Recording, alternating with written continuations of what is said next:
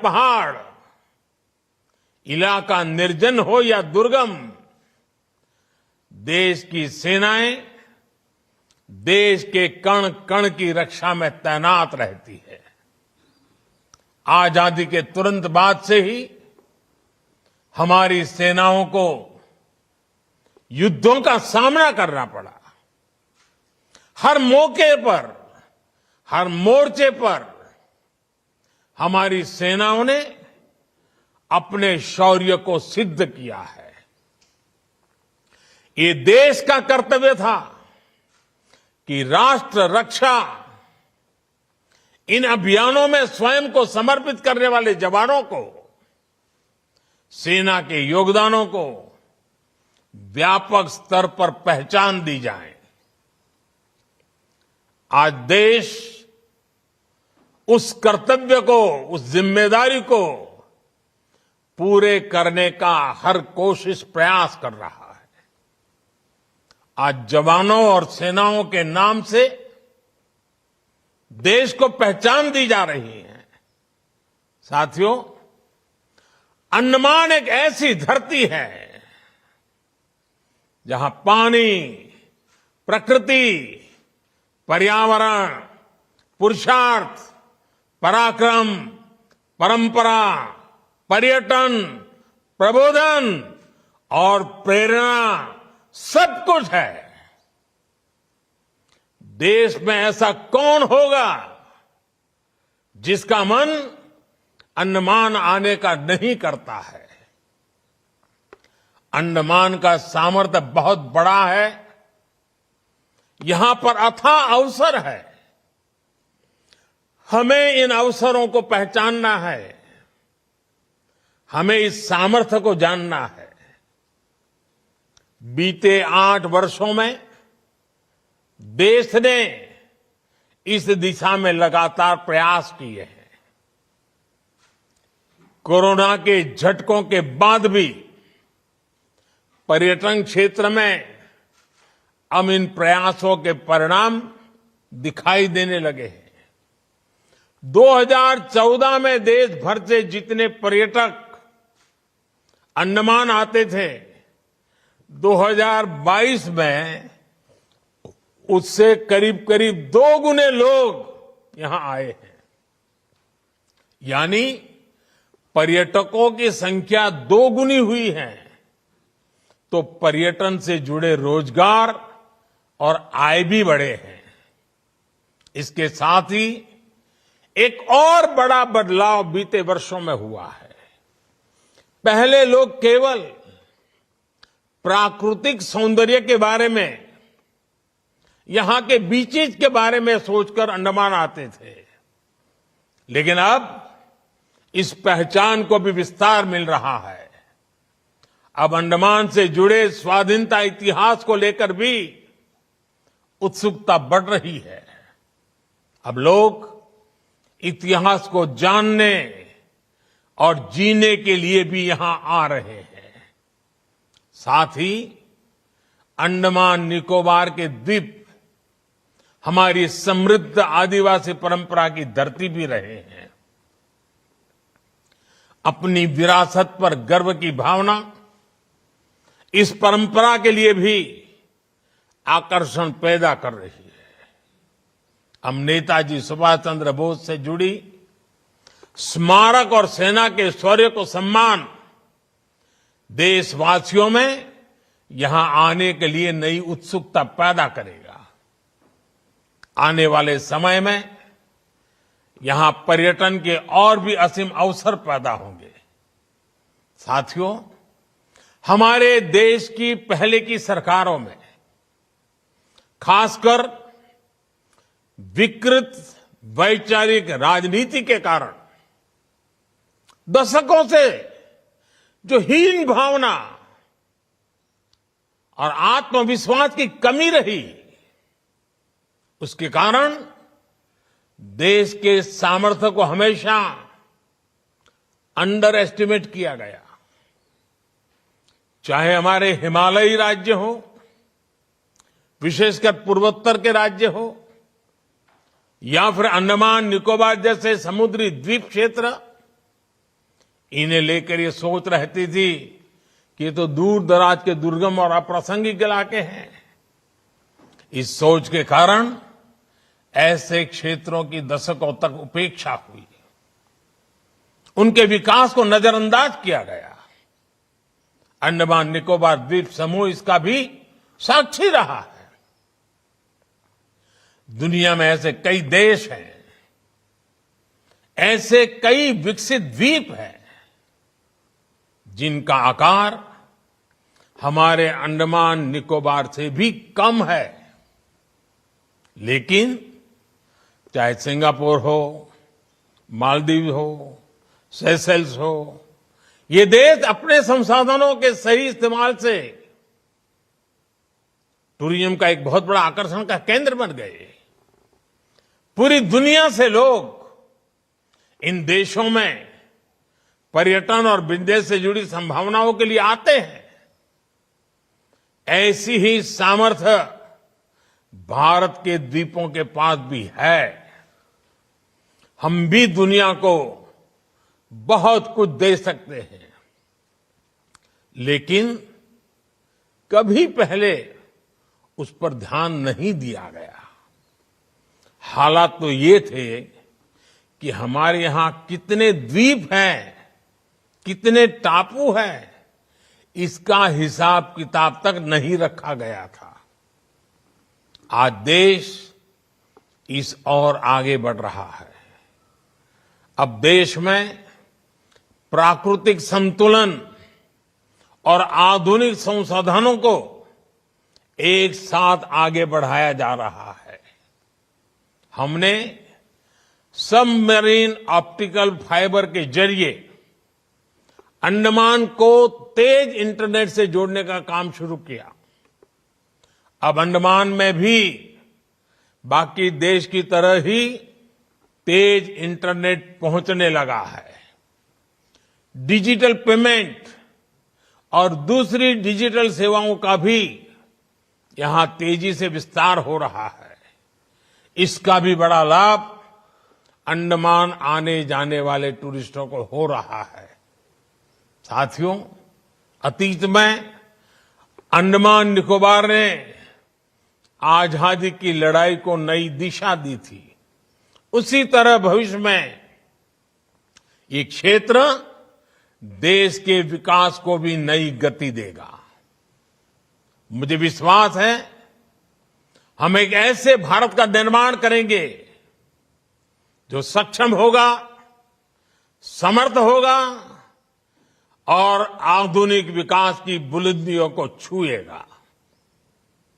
इसी कामना के साथ एक बार फिर नेताजी सुभाष और हमारे सभी वीर जवानों के चरणों में नमन करता हूं। आप सबको पराक्रम दिवस की बहुत बहुत शुभकामनाएं। बहुत बहुत धन्यवाद।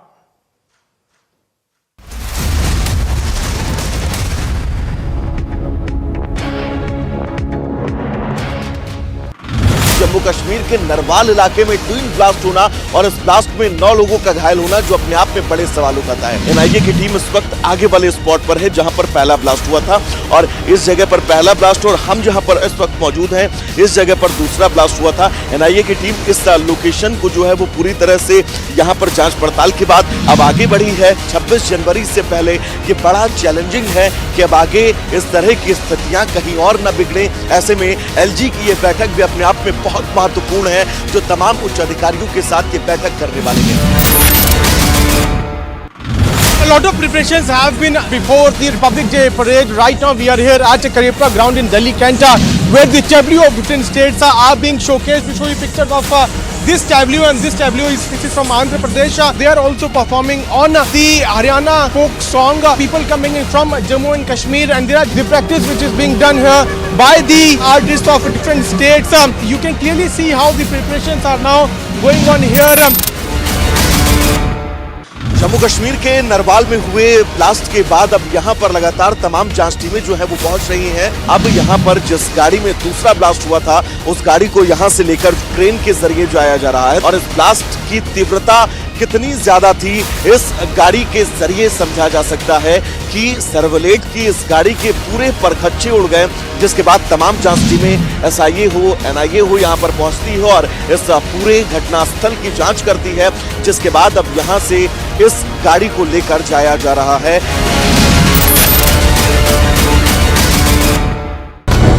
When the Prime Minister said we should have growth, we should have development, we should have globalization with less debt, he has had the legitimacy to talk about it. There is a performance.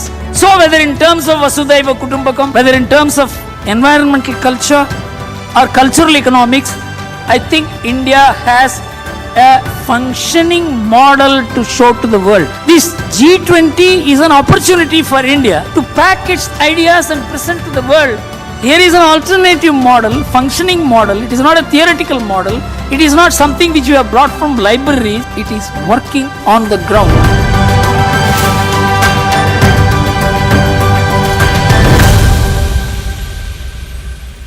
For we cannot weep in joy and pride when Sakshi Malik, Bajrang Punia, Vinesh Phogat, Sangeeta Phogat and many others fight and give their sweat and sacrifice to win us medals, to make us proud. We can't now therefore look away when these national icons are reduced before our very eyes to fighting a lonely battle against sexual exploitation.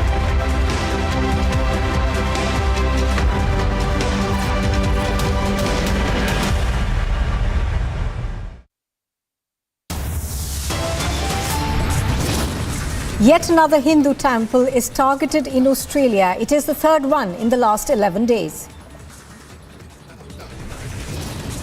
Congress insults Veer Savarkar once again, compares the freedom icon to Hitler this time.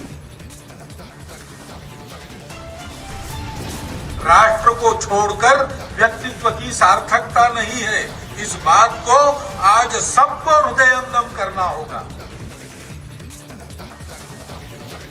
India pays tribute to Netaji Subhash Chandra Bose on his 126th birth anniversary, marks Parakram Divas. India honours its bravest, names 21 Andaman and Nicobar Islands after Paramveer Chakra awardees.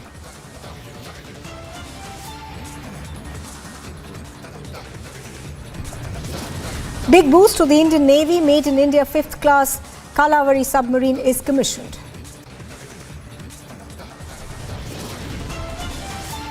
Patriotic fervour in the nation as India counts down to mega Republic Day celebrations.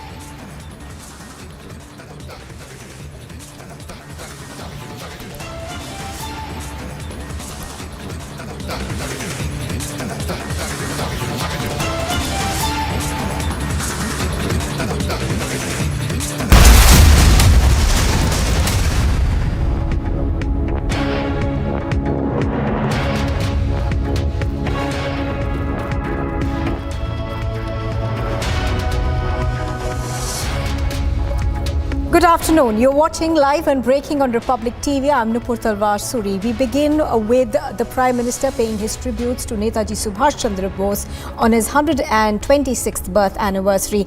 Also then paying tributes to other freedom fighters. Do remember that about 21 islands in Andaman and Nicobar have been named after Paramveer Chakra awardees.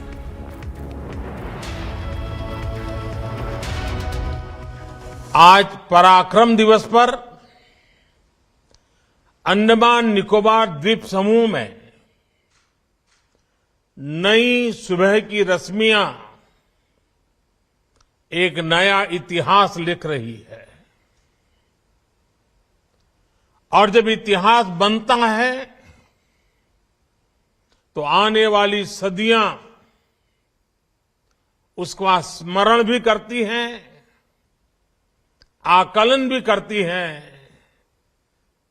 मूल्यांकन भी करती हैं और अविरत प्रेरणा पाती रहती हैं।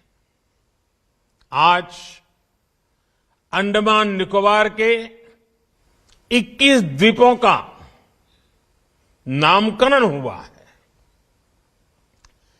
इन 21 द्वीपों को अब परमवीर चक्र विजेताओं के नाम से जाना जाएगा। जिस द्वीप पर नेताजी सुभाष चंद्र बोस रहे थे, वहां उनके जीवन और योगदानों को समर्पित एक प्रेरणा स्थली, एक स्मारक का भी आज शिलान्यास हुआ है। आज के इस दिन को आजादी के अमृत काल के एक महत्वपूर्ण अध्याय के रूप में आने वाली पीढ़ियां याद करेगी। नेताजी का ये स्मारक शहीदों और वीर जवानों के नाम पर ये द्वीप हमारे युवाओं के लिए, आने वाली पीढ़ियों के लिए एक चिरंतर प्रेरणा का स्थल बनेंगे। मैं अंडमान निकोबार द्वीप समूह के लोगों को और सभी देशवासियों को इसके लिए बहुत बहुत बधाई देता हूं।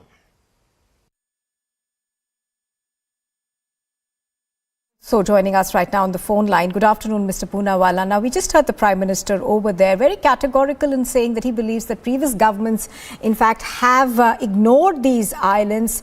Also going on to say, that their due hasn't, the due that was to be given to freedom fighters also has not been done so in previous government tenures.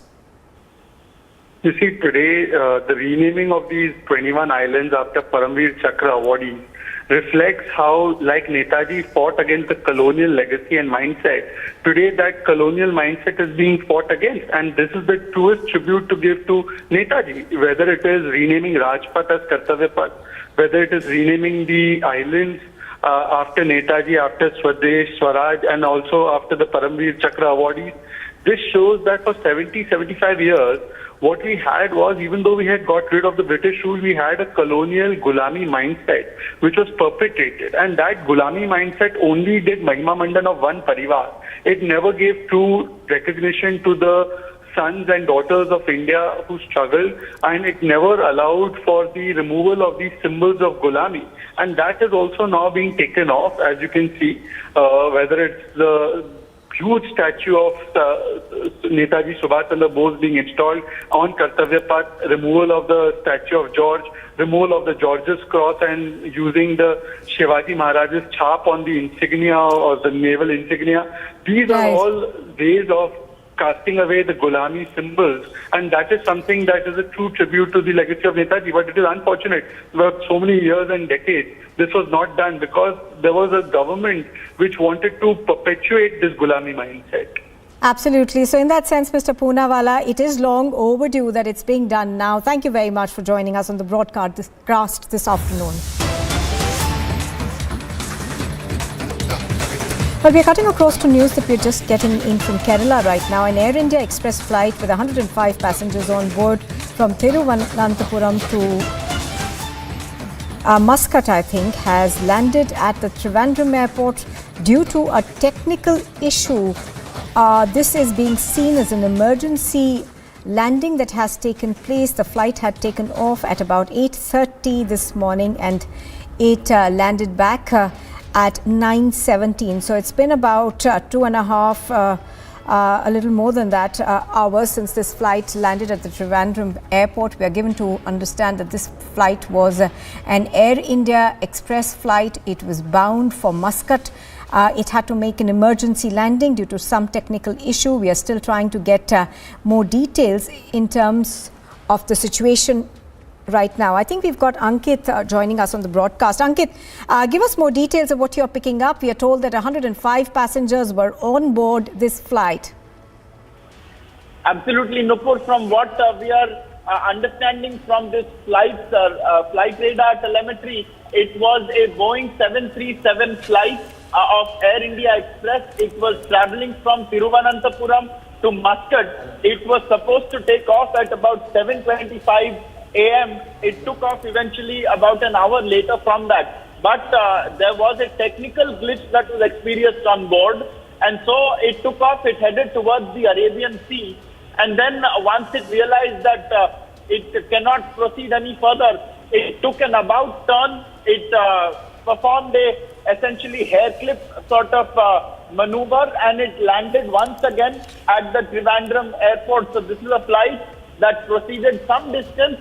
It traveled almost a couple of 100 kilometers from Kerala into the Arabian Sea, but it didn't quite make it to Muscat or anywhere even close to that. Upon encountering this technical snag, it appears to have taken an about turn and come straight back. We also have the radar information for you, and we'll just put that up on the screens as well. And in that, you'll be able to take a look at exactly what flight path this plane had taken. Once again, it was bound for Muscat.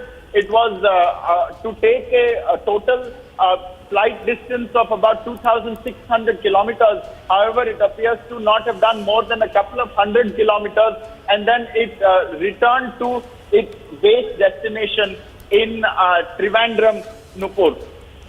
All right, so what we are given to understand right now is that the flight did land safely. It was an emergency landing that took place at Thiruvananthapuram, and all 105 passengers were safe. But this is what happened, and obviously the DGCA would have taken note of it. This appears to be a technical glitch. And Ankit, just coming back to you on this one. So any statement coming in from the DGCA on what could have gone wrong? Has an inquiry been ordered? Do not quite know, Nupur, what was the precise glitch that this aircraft encountered. However, if I can show you once again, you have this flight path on your screens, and so there you go. It takes off. It takes off from here. This is Thiruvananthapuram. It travels in this direction towards Muscat.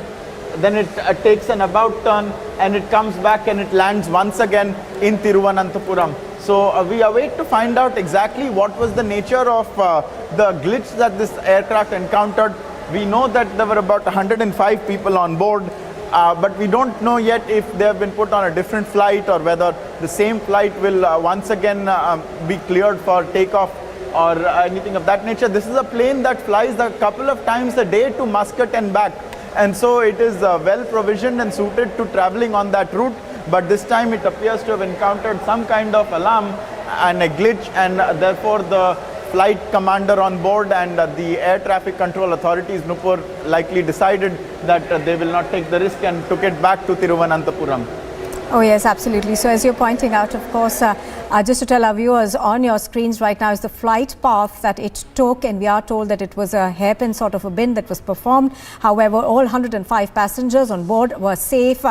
We are still awaiting details to come in from the airline, whether these passengers have been accommodated on another flight or the procedure thereafter. Ankit, thank you for joining us.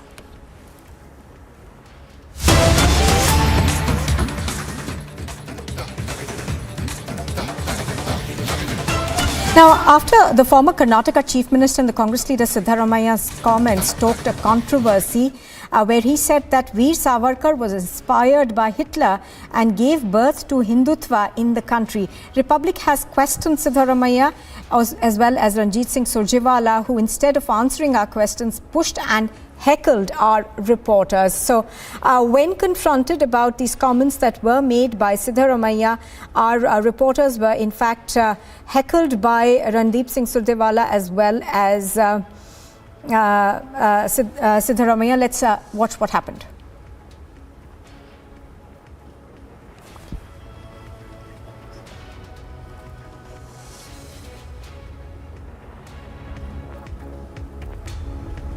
Is it also an indirect dig at Hindutva stating that, that Hindutva also drew inspiration from...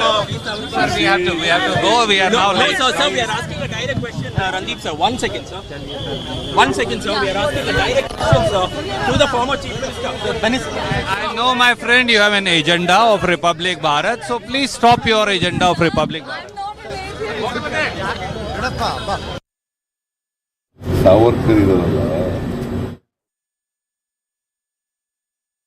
Sir, we have to go. We are now late. No, sir, we are asking a direct direct question, Randeep sir. 1 second, sir. 1 second, sir. We are asking a direct question, sir, to the former Chief Minister. I know, my friend, you have an agenda of Republic Bharat, so please stop your agenda of Republic Bharat. Is it also an indirect dig at Hindutva stating that, that Hindutva also drew inspiration from... We have to go. We are now late. No, sir, we are asking a direct question, Randeep sir. 1 second, sir. 1 second, sir. We are asking a direct question, sir, to the former Chief Minister. I know, my friend, you have an agenda of Republic Bharat, so please stop your agenda of Republic Bharat. Prajwal is joining us live from Bengaluru right now. Prajwal, give us an overall sense of what really happened. Now, this was a comment that Siddaramaiah had made earlier in the day, and thereafter, of course, reactions were pouring in from various other political parties to what was seen essentially as grave criticism of Veer Savarkar. Absolutely, Nupur. Now, the Congress needs to understand that time and again they have gone on and, insulted a freedom fighter, Veer Damodar Savarkar. And this is not the first such instance where Siddaramaiah drew parallels between Savarkar and that of Hitler. He also stated that Hindutva itself was inspired by Veer Damodar Savarkar as well. So, this is something which shouldn't have happened. So, at this point of time, when we try to question Siddaramaiah, the former Chief Minister, he did stop. He did stop to answer, but at that point of time, the Congress state in charge, Randeep Singh Surjewala, who is noticing this, stated that such questions should not be asked, and he pushed away the mic, he covered our logo, and then he pushed us away and instructed Siddaramaiah to get inside the bus that they were traveling in. And then again, he had the audacity to come back and report that we know what the media network's agenda is. So we will have to question Surjewala as well as all the Congress leaders, not only in Karnataka, but also across the country, stating that why are they repeatedly going on and putting a black mark on Veer Damodar Savarkar, despite the fact that Savarkar's contribution to the country has already been recorded. It has been mentioned numerous times as well. But drawing a parallel with Hitler is altogether a new low for the Karnataka Congress now, because they seem to be hitting below the belt, giving out loose remarks against freedom fighters as well. And they also go on to defend that too. And this is something which is very shocking as well. And they have also compared the rule, and they have gone on to state that, that the BJP rule here in Karnataka will collapse like that of Hitler, Mussolini as well as Franco too. But all said and done, when we asked them about Savarkar, they absolutely had nothing to say. And at that point of time, Surjewala intervened and he pushed away a mic and he pushed us as well. Right. Hold your thoughts for a minute, Prajwal. I'll come back to you. But let's listen into reactions that we're getting right now from the BJP.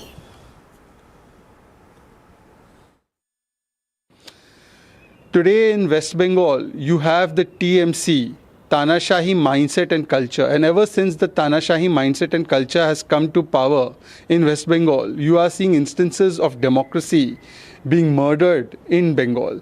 You have seen the manner in which if an artist sings Rang De Mohe Gerua, his shows are cancelled. You have seen how nationalists are tortured in Bengal, how their programs are cancelled, how they have to face violence. All right, let's go back to Prajwal on the ground now. Prajwal, of course, this comment of his has drawn a lot of ire, and we are given to understand that sharp reactions are coming out not just from the BJP but from other political outfits as well. Absolutely, Nupur. This has been the reality where the opposition parties, the parties which oppose the Congress are going on and lashing out at Siddaramaiah as well as the Congress party for making such loose comments as well. And meanwhile, the state BJP in Karnataka is also questioning the Congress's double standards, because this was the very same Congress party which used the poster, which used the images of Veer Damodar Savarkar during the Bharat Jodo Yatra as well. And when again questioned, they stated that it was a mistake and this is the work of some miscreants as well. But it was clearly mentioned that this was done by the Shantinagar MLA, Mr. N.A. Harris, where they had put on a poster of Veer Damodar Savarkar as well. So when the BJP is questioning the double standards too, they are mum on it. But then the leader of the opposition in Karnataka, Siddaramaiah, goes on unabatedly insulting Veer Damodar Savarkar now and again, and also speaking about his contribution, his sacrifice for the country in a very demeaning manner as well, which doesn't befit that of a politician. Absolutely. Do you feel that, Prajwal, some of these comments that are made by Siddaramaiah as well as other political leaders in the Congress party in Karnataka are little thought of, and the consequences are not even sort of thought of before they say all these things? Do you think that politically, at some level, they will have to pay a price for this? Absolutely, because if not today in the upcoming assembly elections, the Karnataka Congress will have to heavily pay a price for it. And all these statements that had been made by Siddaramaiah, the leader of the opposition, was done yesterday in Udupi as well. And then he also went on to take a dig at Hindutva as well, calling that this is a place which has become a Hindu laboratory for the BJP to go on, try and test its formula as well. And this is something which shouldn't be done as to. So we will have to look and watch out as to what the people will have to say in this regard, Nupur. Prajwal, stay with us. I'm afraid I'll have to interrupt you on that one, but let me go across to Malvika Avinash from the BJP. Good afternoon, Malvika Avinash. You've just heard, I don't know if you've heard that comment that came in from Siddaramaiah, but essentially, he appears to draw a parallel between the freedom icon Veer Savarkar and Hitler, going on to say that, people like Franco as well as others essentially have been thrown out by their people at some point in time. See, there are two parts to this. One is Siddaramaiah is extremely fearful of his defeat in the forthcoming election. And therefore, for someone who knows he is going to be defeated and he has no constituency even to stand from, he has been hunting for a constituency for the last 3 months. Finally, he has come to Kolar. He has orphaned his Chamundeshwari, now Badami also, and he has come to Kolar. So here is a man who is staring defeat in his face. So what does a desperate man do? That is one side to it. The other is that by now, the people of Karnataka are aware of how anti-Hindu Siddaramaiah is, and how his position has always been for the sake of polarizing votes of a certain community. And therefore, when all of this comes together, the person gets desperate and starts to speak a lot of things that don't make sense. Right, Malvika Avinash, appreciate you speaking to us on Republic TV. Thank you for joining us. So there you have it, the BJP over there criticizing Siddaramaiah's comment that came out against Veer Savarkar, also calling it perhaps a bit of a publicity tactic. Prajwal has been reporting from Bengaluru on this. Prajwal, thank you to you as well. He's of course been bringing us all those reactions from the BJP as well as other political outfits. आज हमारे देश का जीवन हमारा जीवन है। जिनके त्याग तपस्या पर खड़ा है, उनको कृतज्ञता पूर्वक स्मरण करना, हमको अपने जीवन को शुद्ध मानवतापूर्ण जीवन बनाना है, तो ऐसा शुद्ध मानवतापूर्ण जीवन जिन्होंने जिया उनका स्मरण करना और हम सबको मिलकर अपने देश को दुनिया में एक स्थान दिलाना है। तो ऐसा स्थान दिलाने के लिए जिन्होंने अपने जीवन का समर्पण किया, देश गौरव।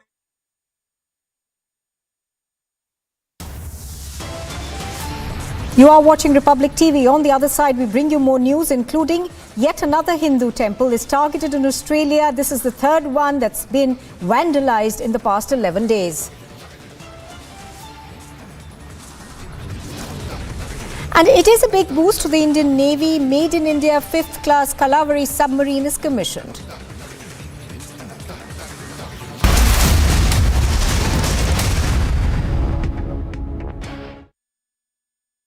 When timeless European design meets cutting-edge technology, it's QO. QO, European Bath Lounges. QS and THE, the world's foremost university rankings organizations, have ranked Amity amongst the top 3% universities globally, making it among the very few Indian universities to be included in both rankings. Yet another top ranking for Amity University.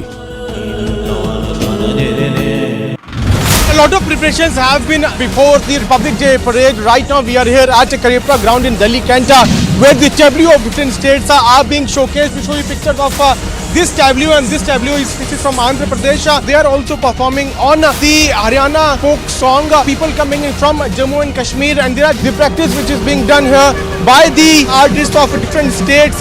You can clearly see how the preparations are now going on here. Jammu Kashmir के नरवाल में हुए blast के बाद अब यहाँ पर लगातार तमाम जांच टीमें जो है वो पहुंच रही हैं। अब यहाँ पर जिस गाड़ी में दूसरा ब्लास्ट हुआ था उस गाड़ी को यहाँ से लेकर क्रेन के जरिए जो आया जा रहा है, और इस ब्लास्ट की तीव्रता कितनी ज्यादा थी इस गाड़ी के जरिए समझा जा सकता है कि सर्वलेट की इस गाड़ी के पूरे परखच्चे उड़ गए, जिसके बाद तमाम जांच टीमें SIA हो NIA हो यहाँ पर पहुंचती है और इस पूरे घटनास्थल की जांच करती है, जिसके बाद अब यहाँ से इस गाड़ी को लेकर जाया जा रहा है।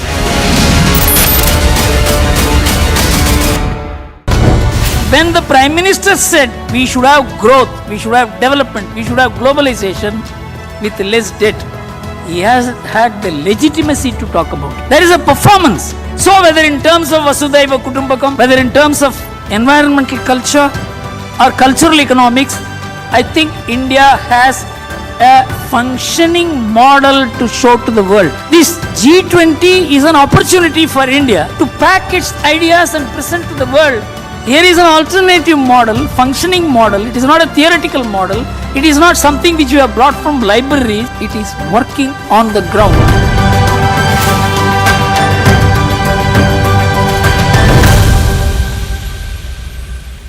For we cannot weep in joy and pride when Sakshi Malik Bajrang. Is it time to apologise to the world, sir? To give refunds back to the countries that poured all their money into your vaccine that doesn't work, your ineffective vaccine? Are you not ashamed of what you've done in the last couple of years? Do you have any apologies to the public, sir? Are you proud of it? You've made millions on the...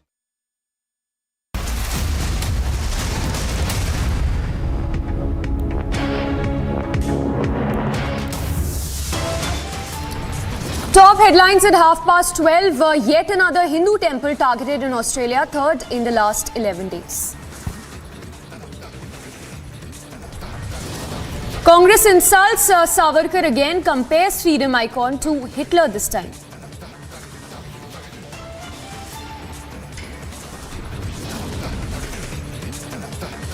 व्यक्तित्व की सार्थकता नहीं है, इस बात को आज सबको हृदयंगम करना होगा। India pays tribute to Netaji on 126th birth anniversary, marks Parakram Divas.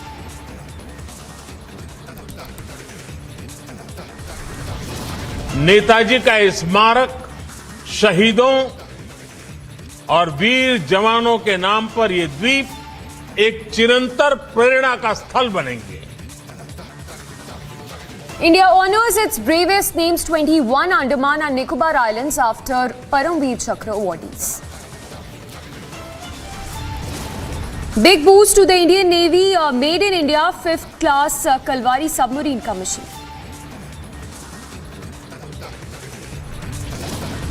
Patriotic fervour in the national capital as India's countdown to Mega Republic Day celebrations begin.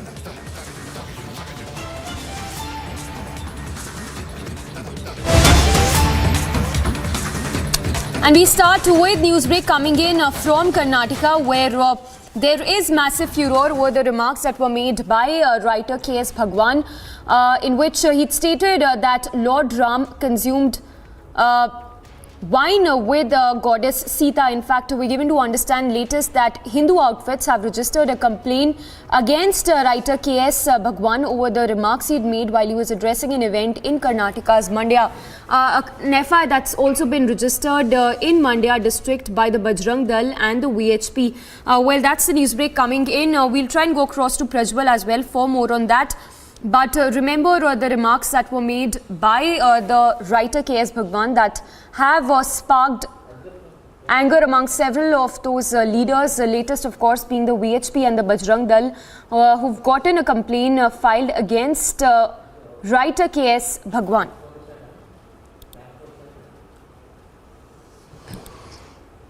Samiksha, so this one coming in from Srirangapatna, where now members of the Vishwa Hindu Parishad as well as the Bajrang Dal have gone on to lodge a complaint with the cops stating that action will have to be taken against KS Bhagwan because he's already out on conditional bail, and there was already a case which was filed against him in 2019 for hurting the sentiments of Hindus with his book as well, and he had made these similar statements in this particular regard. And also in 2015 as well, he had also gone on to mention that he would burn some pages of the Bhagavad Gita as well, and therefore now he was booked on that case as well. So cumulative of all these cases put together, the Karnataka High Court had gone on to grant him bail, but it was a conditional bail now. So the pro-Hindu organizations are going on staging a protest, and they lodged a complaint stating that KS Bhagwan will immediately have to be arrested and strict action will have to be taken against him, because he's not only hurting the sentiments of Hindus, but he's also trying to disturb the law and order and trying to incite hatred between two communities who are living peacefully together. And apart from that, now his derogatory statements about Lord Ram is not something which is very new, Samiksha. Earlier too, he had gone on to quote Ramayana, and he mainly mentioned about Uttarakhanda, which was not written by Valmiki, but according to Professor K.S. Bhagwan, he goes on and states that even Uttarakhanda, which is the last part of the Ramayana, is also written by Valmiki, and in that particular chapter it goes on to mention that Lord Ram also insisted Sita to go on and drink intoxicants, wine and liquor as well, but that has been taken off completely, and even history is against that. But what is Professor K.S. Bhagwan's ire against Lord Ram is something that needs to be understood, because now and again he's gone on to hurt the sentiments of Hindus not once, twice, but he seems to be a repeat offender, but there has to be some sort of concrete action which has to be taken. So therefore, pro-Hindu organizations are demanding that he should be put behind bars. Yes, Prajwal, it's been more than 48 hours that he's made these statements. Any apology, anything that has come in from him as of yet? And also talk to us about those people, who really attended this event in Mandya. Were they not enraged on hearing these kind of the kind of remarks that have come in from writer K.S. Bhagwan? Samiksha, now in terms of the action that has been taken, the cops have not taken a suo motu cognizance. Only after a complaint has been lodged can the cops go ahead and take action. But also, if you're looking about this public convention which K.S. Bhagwan had attended to and had spoken, there was also a lot of ire against him. And as soon as his speech was about to end, people have started calling out slogans against Professor K.S. Bhagwan, and he was immediately rushed away from the spot as well. So this is something which has to be understood. And also he has been provided security by the state government of Karnataka too, because he has been under the radar of the pro-Hindu organizations for a very long period of time, and therefore now pro-Hindu organizations also had stated that they will go on and gerav K.S. Bhagwan at his residence in Mysuru as well. But so far now the pro-Hindu organizations have just only given a deadline for the cops to take action, otherwise they will go on to gerav him, and they will also protest in front of the state government of Karnataka, stating that he should be put behind bars as well, because this is not the first time, as I was earlier stating. He has gone on to make these statements many times, but what sort of action will be taken against K.S. Bhagwan, and will he again get away? That needs to be seen now. All right, Prajwal, thank you for the moment. So Prajwal getting us the latest on the noted writer K.S. Bhagwan, who sparked a controversy with the kind of remarks he'd made earlier while he was delivering a speech at an event in Mandya. A complaint, of course, has been filed against him. Remains to be seen the action that comes in from the cops. But also important to note here that the writer is currently out on a conditional bail that's been granted to him by the court. All right, two more news coming in. This one from Pakistan, where a major power breakdown has hit the country, leaving major cities including Lahore and Islamabad without electricity due to a fault in transmission lines. Now, Pakistan this month, remember, announced a new energy conservation plan as its fragile economy continues to struggle with major challenges, including the country's foreign exchange reserves that have dwindled to alarmingly low levels. So that's the latest coming in from Pakistan, where a major outage has been reported in several of those cities of Pakistan, which includes Islamabad, Lahore. Also remember, earlier in October last year, Pakistan experienced similar power breakdown that deprived large swathes of the country, including provincial capitals Karachi and Lahore, of electricity for more than 12 hours. So a similar situation unfolding in Pakistan in several of those cities. And this, of course, amid the economic crisis that the country is grappling with. In fact, a statement that has also been put out by the Energy Minister of Pakistan, who's attributed the power outage to the fault in transmission. We do not yet know the main cause for the power outage, but what we are given to understand that this is a result of fault in transmission lines in several of those cities in Pakistan. So not something new that is happening in Pakistan. A similar instance has happened in the past. In fact, just last year in October itself, Pakistan experienced a major power breakdown that deprived large swathes of the country, which included provincial capitals such as Karachi and Lahore, of electricity for more than 12 hours. We have Suyesha joining us live from the Delhi newsroom. Suyesha, if you can give us some perspective, the kind of situation being seen in Pakistan, where on one hand there is definitely a major economic crisis. On the other hand, we see these power outage, which Pakistan has attributed to fault in transmission lines.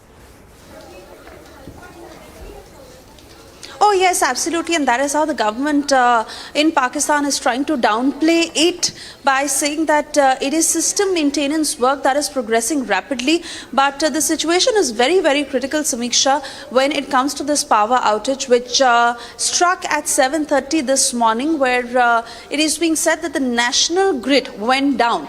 But remember, this is not just Islamabad, Lahore, but even Karachi, Quetta and other critical parts in the country of Pakistan which are affected, and there is no information so far to how long this will last. In fact, businesses are affected, and you would remember how Pakistan Prime Minister Shehbaz Sharif had ordered earlier that federal departments must cut down their electric energy consumption by 30%. So this is really how there has been a problem as far as lack of power is concerned in Pakistan, and they were foreseeing it, but now it has come to the point where the national grid is down, and nearly 220 million people, Samiksha, in Pakistan are now out of electricity. There are, like I said, businesses are getting affected, apart from how people are living in their homes, and then again no clarity, and this is again an escalation of how Pakistan has been trying to deal with the lack of food, the lack of power supply, and this has now hit rock bottom, where we see 220 million people in key cities of Pakistan where there is no electricity and no clarity also to how long this outage will last. Well, absolutely, Suyesha. And first we had the food crisis, fuel crisis, and now it's power crisis. If you can take us through the kind of statements that have been coming in from the Pakistan government, because clearly, like you mentioned, they seem to be downplaying the whole issue that the country is grappling with for past couple of months. See, Samiksha, one thing is very clear, that the government is certainly aware of how it is a situation that is down and out, and they are really trying to camouflage it by saying that they have it under control, but it is far from what the reality on the surface is. And it is very, very clear to when it comes to the lack of food and how people are suffering, how prices are skyrocketing when it comes to basics of wheat and flour. And then again, there is the fuel crisis and now the power crisis that is continuing. This time again, the government is trying to make it look like all is okay and they have it under control, and that it is system maintenance work that is progressing very rapidly. That is the one statement that has been issued, and you must focus on the use of words. But it is not as simple as it looks on the face of it, because no clarity to how long this will last, how many cities will continue to remain affected, and even on the food crisis, it's not like it is getting better, or it is not like those particular areas have been looked into. So dilly-dally statements that are coming in from Islamabad, where they are not really admitting to how bad the situation is, but fact of the matter, and it is really for everyone to see to how critical it is. Well, absolutely, Suesha. Thank you for the moment. So, remains to be seen whether China, the all-weather friend of Pakistan, would come to the rescue of Pakistan or not. But yes, definitely a grim situation there in Pakistan as it tries to weather the storm.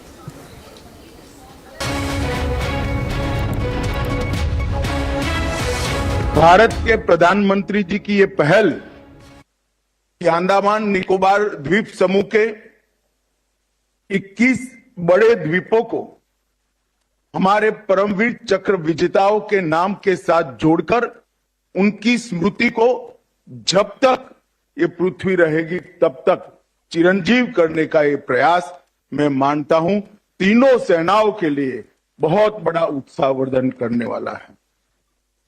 आज पराक्रम दिन है, नेताजी की 123वीं जयंती है। इस कार्यक्रम के साथ साथ जहां पर नेताजी रहे थे वो सुभाष द्वीप पर आज उनका स्मारक बनाने का भी निर्णय किया गया है।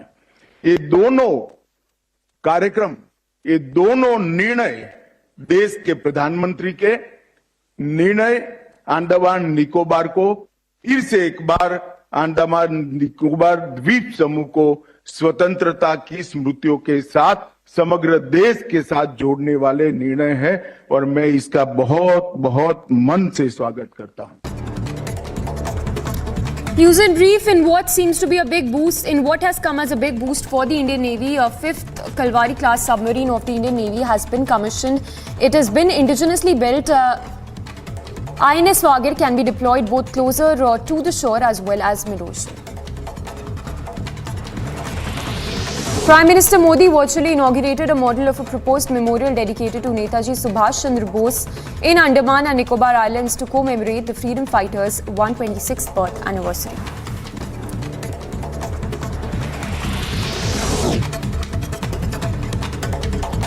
In a shocking incident, a third Hindu temple was vandalized within 15 days with Hindu hate and pro-Khalistan graffiti in Melbourne's Albert Park. The ISKCON temple, also known as Hare Krishna Temple, is a well-known center of the Bhakti Yoga movement in Melbourne. The temple management found the walls of the revered temple vandalized with hate graffiti.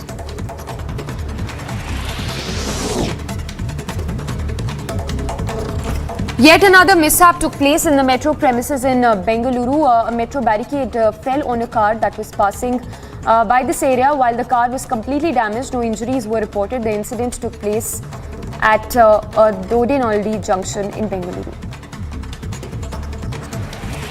A verbal brawl took a violent turn in a bar in Bengaluru after a customer was thrashed with sticks and rods by attendants. The incident took place in the Manjunath Nagar area of Bengaluru. The victim alleged that the cops initially refused to file a complaint, citing it was only a bar brawl.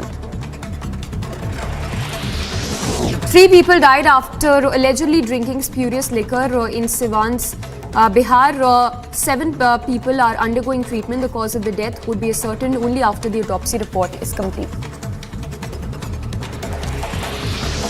After meeting Annamalai at BJP's state headquarters in Chennai, OPS, speaking to Republic, said that the meeting was regarding the discussion on the by-election, further adding that they had given the undue support to BJP and that all decisions would be collectively taken. As India celebrates the 126th birth anniversary of Netaji Subhash Chandra Bose, Union Sports Minister Anurag Thakur said that the British were afraid of Netaji, further adding that any freedom fighter took birth in India and that many freedom fighters took birth in India and that if our land could be free from the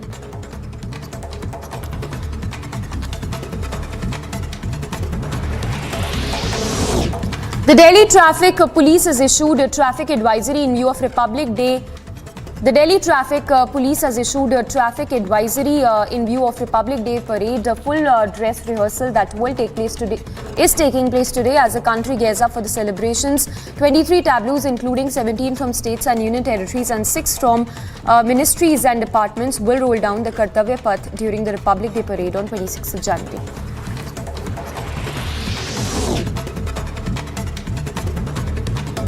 Air Intel unit of Customs Department seized 1,978 grams of gold worth 85 lakh rupees from a passenger at Kochi airport. The passenger has been identified as Abdul, who is a native of Malappuram.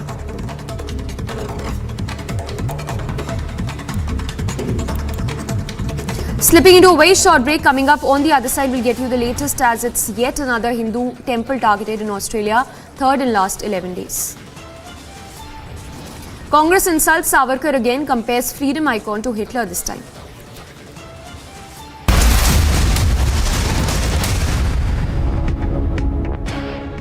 When timeless European design meets cutting-edge technology, it's QO. QO, European bath lounges. Jammu Kashmir के नरवाल इलाके में twin blast होना और इस blast में 9 लोगों का घायल होना जो अपने आप में बड़े सवाल उठाता है। एनआईए की टीम इस वक्त आगे वाले स्पॉट पर है जहां पर पहला ब्लास्ट हुआ था और इस जगह पर पहला ब्लास्ट और हम जहां पर इस वक्त मौजूद हैं इस जगह पर दूसरा ब्लास्ट हुआ था। एनआईए की टीम इस लोकेशन को जो है वो पूरी तरह से यहां पर जांच पड़ताल के बाद अब आगे बढ़ी है। 26 जनवरी से पहले ये बड़ा चैलेंजिंग है कि अब आगे इस तरह की स्थितियां कहीं और न बिगड़े। ऐसे में एलजी की ये बैठक भी अपने आप में बहुत महत्वपूर्ण है जो तमाम उच्च अधिकारियों के साथ ये बैठक करने वाली है। A lot of preparations have been before the Republic Day parade. Right now we are here at Karepra ground in Delhi, Kanta, where the tableau of different states are being showcased. We show you pictures of this tableau, and this tableau is from Andhra Pradesh. They are also performing on the Haryana folk song. People coming in from Jammu and Kashmir, and there are the practice which is being done here by the artists of different states. You can clearly see how the preparations are now going on here. Jammu Kashmir के नरवाल में हुए blast के बाद अब यहाँ पर लगातार तमाम जांच टीमें जो है वो पहुंच रही हैं। अब यहाँ पर जिस गाड़ी में दूसरा ब्लास्ट हुआ था उस गाड़ी को यहाँ से लेकर क्रेन के जरिए जाया जा रहा है और इस ब्लास्ट की तीव्रता कितनी ज्यादा थी इस गाड़ी के जरिए समझा जा सकता है कि सर्वलेट की इस गाड़ी के पूरे परखच्चे उड़ गए, जिसके बाद तमाम जांच टीमें एसआईए हो एनआईए हो यहाँ पर पहुंचती है और इस पूरे घटनास्थल की जांच करती है, जिसके बाद अब यहाँ से इस गाड़ी को लेकर जाया जा रहा है।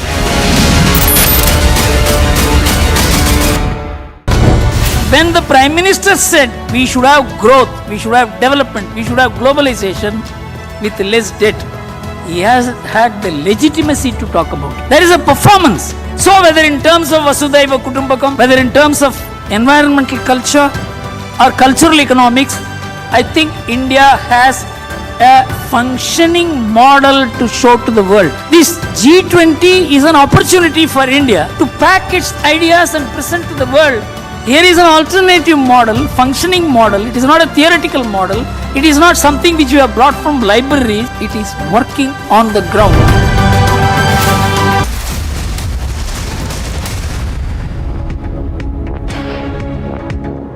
Welcome back. Now, in some good news, the President of India, Draupadi Murmu, would be presenting the Pradhan Mantri Rashtriya Bal Puraskar for this year. Remember, this year, 11 exceptional children have been selected for the prestigious award. We have Harsha reporting live, getting us all those details. Harsha, if you can take us through, some of the details about those children who would be awarded by the President of the country. Exactly, Samiksha. Now we are showing you the children who have excelled in the field of bravery, courage, injustice and social service, art and innovation. These are all children who will be given the Pradhan Mantri Rashtriya Bal Puraskar 2023, which is conferred by the President, and they will also be meeting Prime Minister Narendra Modi. These are all the children who have come from the different parts of the country. Some are from Karnataka, from Maharashtra, from Punjab, Bihar, and these children are representing because they have done something excellent in the field of bravery, innovation, art and culture. We'll straight talk to these children. आप कहाँ से हैं? आपका नाम? महाराष्ट्र। मेरा नाम आयुष गणेश तापकीर है। तो आयुष, एक बात जानना चाहेंगे, आपने वो क्या काम किया है जिसके चलते आपको बाल पुरस्कार मिल रहा है? कौन से सन में किया, इस बार आपको चूज किया गया है, क्या कार्य किया आपने? मैंने तालाब में 3 बच्चे डूब रहे थे, उनकी जान बचाई थी। तब मैं 2021 में हुआ था। मेरे को ये award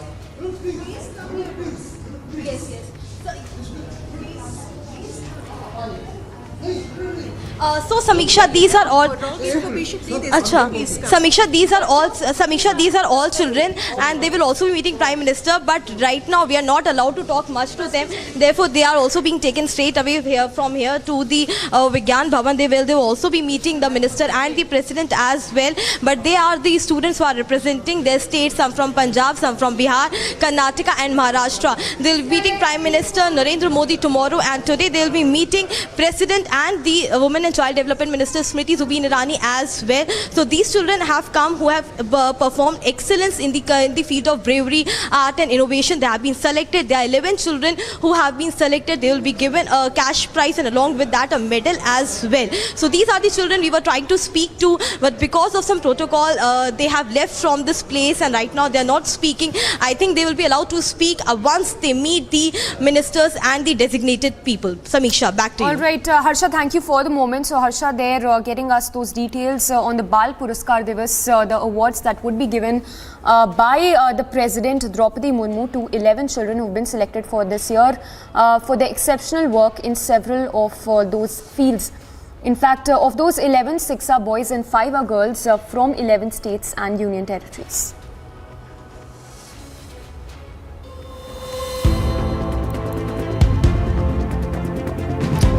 A very short break. On the other side, we'll get you live coverage and the latest as the countdown for the Republic Day has begun. Protection system. Motto of the regiment. के लिए देवी और सच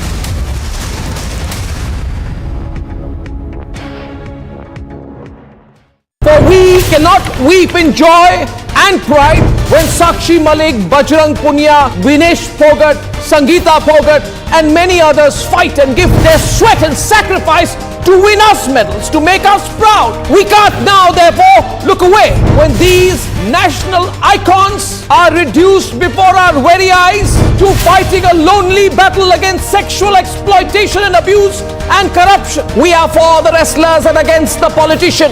The in-flight pervert who urinated on a senior female co-passenger cannot play victim. The airline that refused to act cannot wash its hands off with delayed and very cursory action. It is only the Republic Media Network's non-stop campaign which has ensured that this pervert is terminated from his job.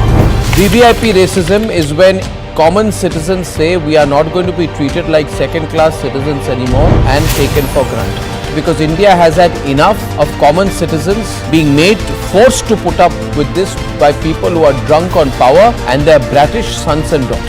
When there is one rule for the common man and one rule for VVIPs and their brats and Netas' children, that is VVIP racism, and it doesn't matter to me whether Congress is in power or BJP is in power.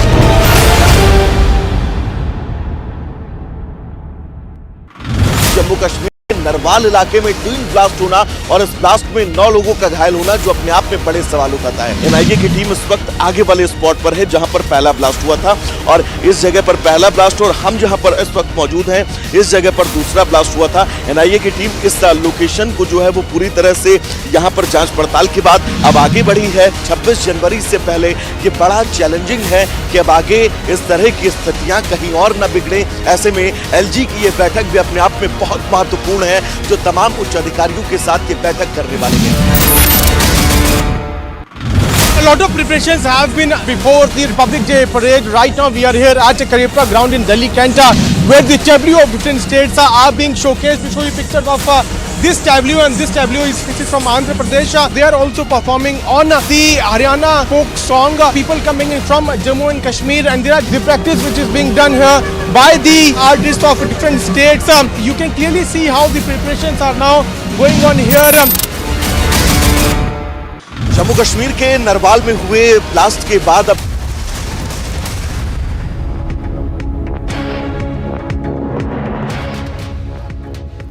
साथियों, आज 21वीं सदी का ये समय देख रहा है कि कैसे जिन नेताजी सुभाष को आजादी के बाद भुला देने का प्रयास हुआ, आज देश उन्हीं नेताजी को पल पल याद कर रहा है।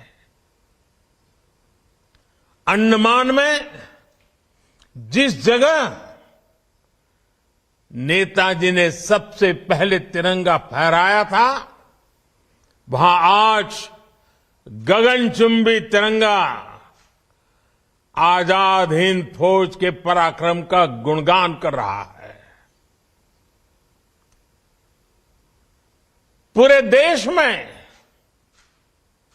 और देश के कोने कोने से जब लोग यहां आते हैं तो समंदर किनारे लहराते तिरंगों को देखकर उनके दिलों में देशभक्ति का रोमांच भर जाता है।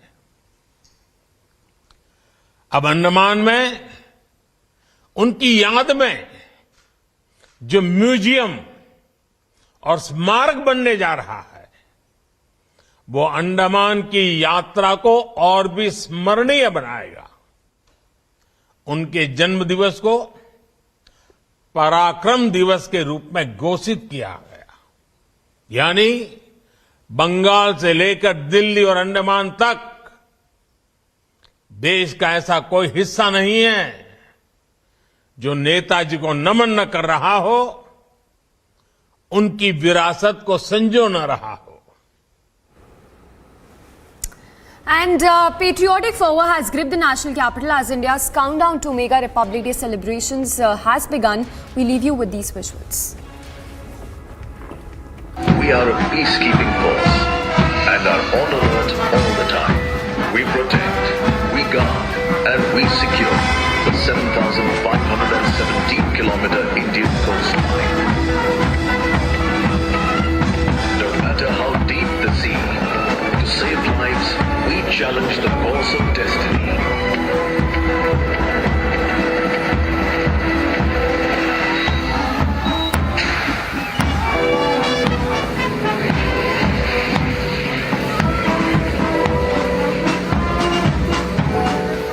There are days we heal wounds and wipe away tears.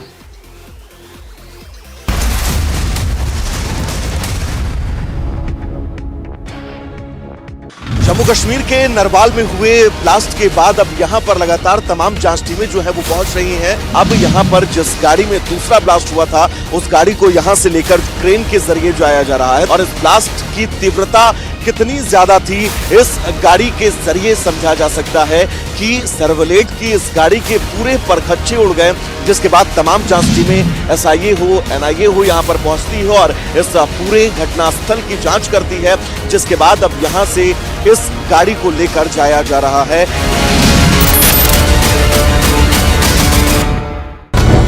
When the Prime Minister said we should have growth, we should have development, we should have globalization with less debt, he has had the legitimacy to talk about it. There is a performance. So whether in terms of Vasudhaiva Kutumbakam, whether in terms of environmental culture or cultural economics, I think India has a functioning model to show to the world. This G20 is an opportunity for India to pack its ideas and present to the world.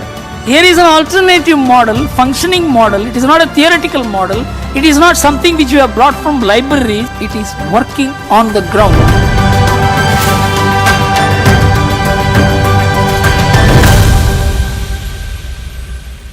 For we cannot weep in joy and pride when Sakshi Malik, Bajrang Punia, Vinesh Phogat, Sangeeta Phogat and many others fight and give their sweat and sacrifice to win us medals, to make us proud. We can't now therefore look away when these national icons are reduced before our very eyes to fighting a lonely battle against sexual exploitation and abuse and corruption. We are for the wrestlers and against the politician.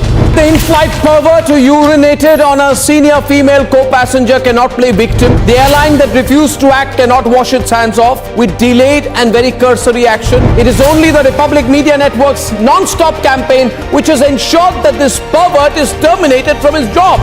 VVIP racism is when common citizens say we are not going to be treated like second-class citizens anymore and taken for granted.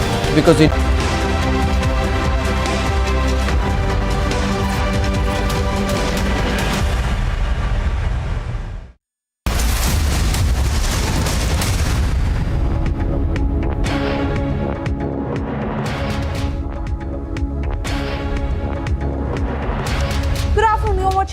breaking at 1 p.m. I'm Suesha Sawant. Let's begin with the top headlines we're tracking at this hour.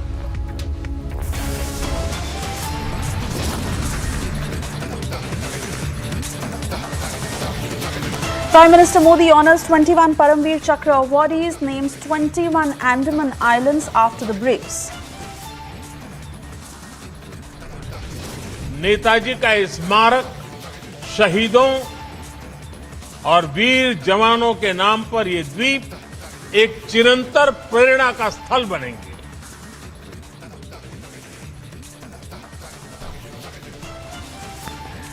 Prime Minister pays tribute to Netaji Subhash Chandra Bose, calls out past governments for not preserving Netaji's legacy.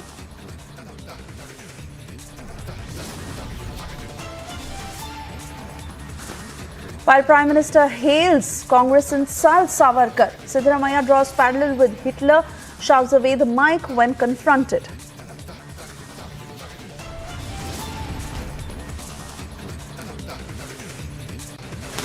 Third temple targeted in 11 days in Australia's Melbourne. Temple walls desecrated in Melbourne.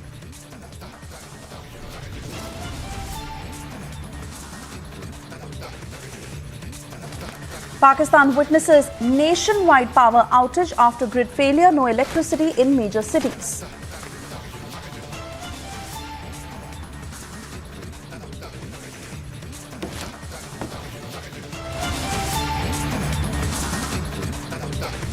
And the top story we're tracking at this hour, in a shocking incident, a third Hindu temple that has been vandalized within 15 days with Hindu hate and pro-Khalistan graffiti. This is in Melbourne's Albert Park. The ISKCON temple, also known as the Hare Rama Hare Krishna temple, is a well-known center of Bhakti Yoga movement in Melbourne. In the early hours of Monday morning, when the temple management found that the walls of the revered temple were vandalized with graffiti. Those pictures on your screens, as this is the third attack that has been seen in Australia itself in 11 days. January 12th, January 17th and now January 23rd. We've seen similar such attacks in Canada, in Leicester, now in Australia. The third such attack in 11 days. On your screens are those pictures of the pro-Khalistan graffiti that was chalked out on these walls. And this is the Hare Rama Hare Krishna temple in Melbourne.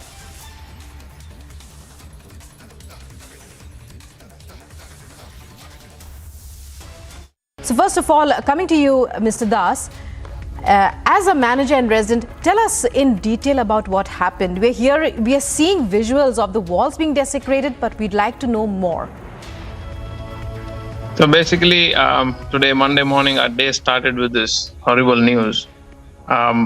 4:15, I was informed by another priest who came half an hour before me to begin the worship of the day, and he saw these horrible messages right at the entrance of our temple, and it was very scary for him because he's the first person and someone who is alone at the temple in those early hours. He was very fearful, shocked to the core that what's inside now, because he's coming from outside. I live within the temple campus, but he was coming from outside, and there was quite a bit of fear, that what he's going to experience within the property. But luckily, the damage was only to the walls outside. Nothing, no internal damages were done by these. Hard to say who these people are, but from the look of it. So those are the voices coming in from the temple management. This remembers the third attack in 11 days and the rise of Hindu phobia that we see. This is the third attack in Australia after what we witnessed in Canada and Leicester. The temple gate and walls were completely vandalized, and you see pro-Khalistan graffiti that has been chalked all out.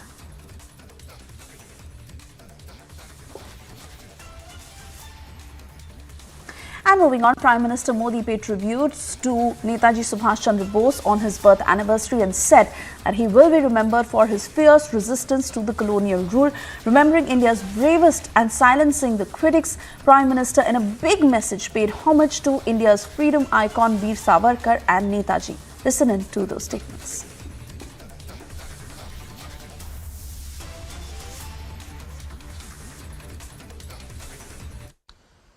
आज पराक्रम दिवस पर अंडमान निकोबार द्वीप समूह में नई सुबह की रश्मियां एक नया इतिहास लिख रही है। और जब इतिहास बनता है तो आने वाली सदियां उसका स्मरण भी करती हैं, आकलन भी करती हैं, मूल्यांकन भी करती हैं और अविरत प्रेरणा पाती रहती हैं। आज अंडमान निकोबार के 21 द्वीपों का नामकरण हुआ है।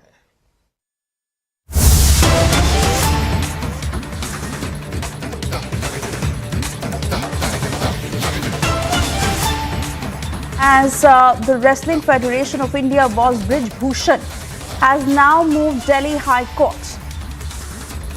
Republic getting you further details as he has termed it illegal naxalism.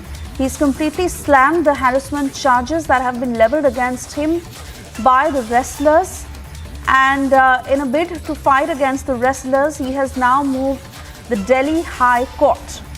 We'll try and put out the exact details of Brij Bhushan filing that petition in the High Court, and let's bring in Swapnil Kothari, who's with me on the phone line. Swapnil, we'll try and put out details of what Brij Bhushan is claiming, but he's completely slammed the harassment charges. He's now moved to the Delhi High Court, and he has used some very strong words calling it illegal naxalism. Illegal what? Naxalism. He's fighting against all the wrestlers who leveled all those charges against him that include Vinesh Fogart, Bajrang Punia, Sakshi Malik, Sangeeta Fogart, Sonam Malik and Anshu Malik. And he has now completely slammed those charges, and he's moved to the Delhi High Court. Right. So I think he must have moved the Delhi High Court for defamation and for a cease and desist order, in the sense that they refrain from posting any or making any such comments, because that's the only plausible thing.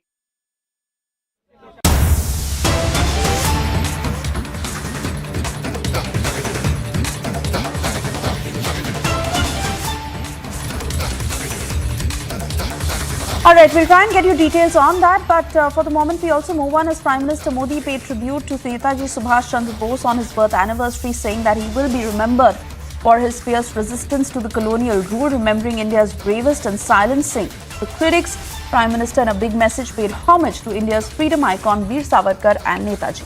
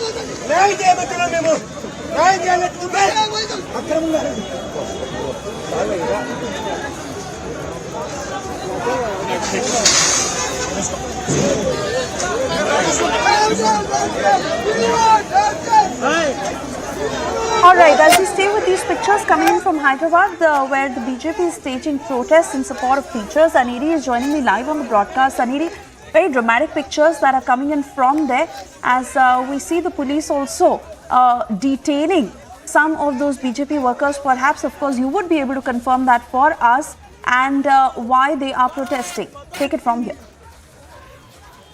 So what we are seeing right now is the BJYM staging protest against the state government over the police recruitment process, and also at the same time we have been seeing how there has been a face-off between the political parties here in the state of Telangana, let it be the BJP versus the PRS, and also as there was a call which was given by the BJYM to stage protest, they had decided that they would be going from the BJP party office towards the Pragati Bhavan, that's the CM's camp office.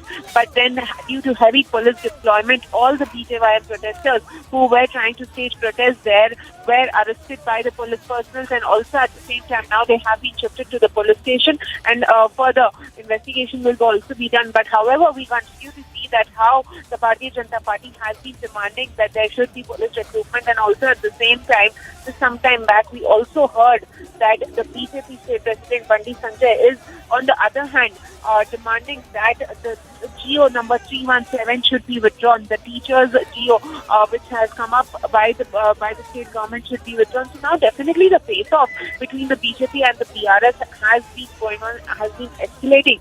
And this comes ahead of the state assembly elections, because Telangana will be seeing state assembly elections in this year end. Oh yes, absolutely. But these are some very dramatic protests that the BJP is staging in Hyderabad. Continue talking to us, because this has been an ongoing issue, Aneri. And what really is the position of the government on this? Detail that for us. Well, Suesha, what we are seeing is the protest which has been called by the BJYM in connection with the police recruitment process, because recently we had seen that they had also moved this issue, and now we also see that the BJP party has been demanding the state government to come up with a proper guidelines, and also at the same time to come up with a recruitment process also for the police personnel, the recruitment of the constables also. So now we have been seeing how there has been a political face-off between the BJP and the BRS, because recently also we had seen that how the BRS leaders who had held a mega public meeting, how they had hit it out at the Bharatiya Janata Party, at the central government. But now, when we talk about the current scenario in the state of Telangana, definitely the face-off has been escalating time and again, let it be on any sort of issue. Now, the BJYM protest, which was called, they had planned to move towards the Pragati Bhavan, but then heavy police deployment there as well.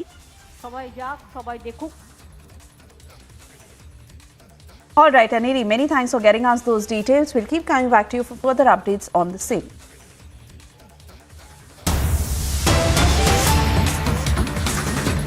Meanwhile, TMC forward bloc clashed on the issue of who will garland Netaji's statue.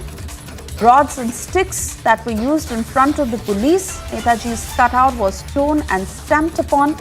Many have been injured.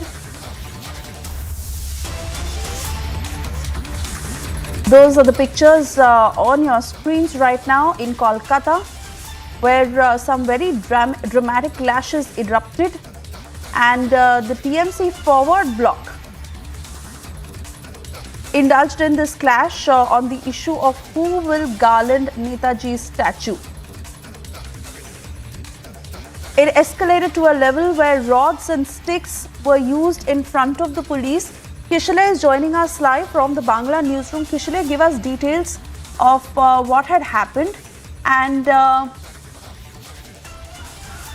of course the fight over who will garland Netaji, really with a political intention is what it is looking like. Well, exactly. The visuals which are coming are quite shocking. This is from Islampur in Murshidabad. And we see that the Trinamool Congress workers, TMC workers, are clashing with the forward bloc workers over the issue that who will be garlanding the statue of Netaji first. And they are not only using sticks, but they are also using the cutout of Netaji in order to beat each other. And while doing that, one of the cutouts get torn and goes under the feet and gets stampeded. So the big question is whether this is how a respect to Netaji can be given on his birth anniversary, on his 126th birth anniversary. Netaji's cutouts being used for fighting with each other in such a clash, and then those cutouts are torn away, torn apart, and then stamped by the clashing workers. The police is also present there. In one of the places is the police who is tearing up the cutout of Netaji. So the issue is whether who will be garlanding the statue of Netaji, which goes on to this situation where the cutouts of Netaji are itself used in order to beat each other in that particular clash. Samiksha. Kishale, this is Suesha from the Delhi studio. Give us more details, because we've seen how political mileage is actually what is the whole intent of parties here than actually respecting Netaji and keeping up his legacy. And this is exactly what it is looking like on the front of the TMC. Such dramatic pictures, so much so that Netaji and that cutout that was really insulted. But the TMC, any answers coming in? Well, Suesha, no, we don't have any answers as of yet, but we remember yesterday night's incident as well. In Barakpur, in one of the areas near Kolkata, there was a similar incident where there were faction feud of two TMC sections, two TMC factions of who will be garlanding Netaji. So it's correct what you are saying, that this is about politics. This is about photo opportunities, photo ops, where which party will be garlanding Netaji's statue on his birth anniversary comes before the fact that Netaji should not be respected just by garlanding, but also should be respected in terms of his cutouts in pamphlets and wherever he is and his presence is. But that is clearly not followed. In order to gain political mileage and in order to gain political opportunities of photo framing of photo opportunities, these two political parties in Islampur, in Murshidabad, they are clashing with each other. The party workers are clashing with each other in order to get the first opportunity to garland that particular statue of Netaji Subhash Chandra Bose on his birth anniversary. And that conspired into this situation, worsening of the situation where they are using the cutouts of Netaji Subhash Chandra Bose himself in order to fight with each other, beat each other, and doing that, the whole cutout of Netaji Subhash Chandra Bose, the greatest hero of this country, gets torn apart and then is stamped by different TMC and forward bloc workers. So the larger question is whether actually this is about showing respect to Netaji, what's happening, or it's about what you have rightly asked about political opportunities and photo opportunities to first go and garland and show that we are the one who are doing this particular function and respecting Netaji. Also, the Panchayat elections are nearby, so photo opportunities are very important for political parties at these times. Suesha. Oh yes, absolutely. It is unfortunate, Kishale, that in these political one-upmanship, the whole larger aim of respecting the leader and paying homage just gets lost in translation. We'll keep a close eye on the developments for the moment. Thank you for joining us.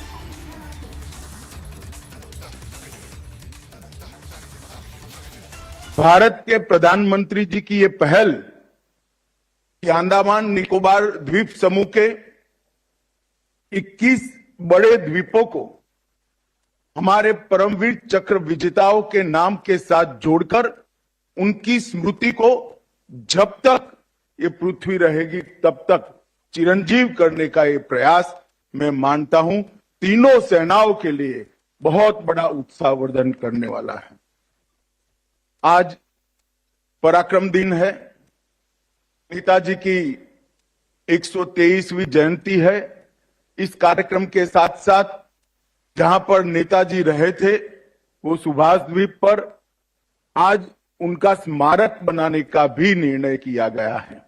ये दोनों कार्यक्रम, ये दोनों निर्णय देश के प्रधानमंत्री के निर्णय अंडमान निकोबार को फिर से एक बार अंडमान निकोबार द्वीप समूह को स्वतंत्रता की स्मृतियों के साथ समग्र देश के साथ जोड़ने वाले निर्णय है और मैं इसका बहुत बहुत मन से स्वागत करता हूं।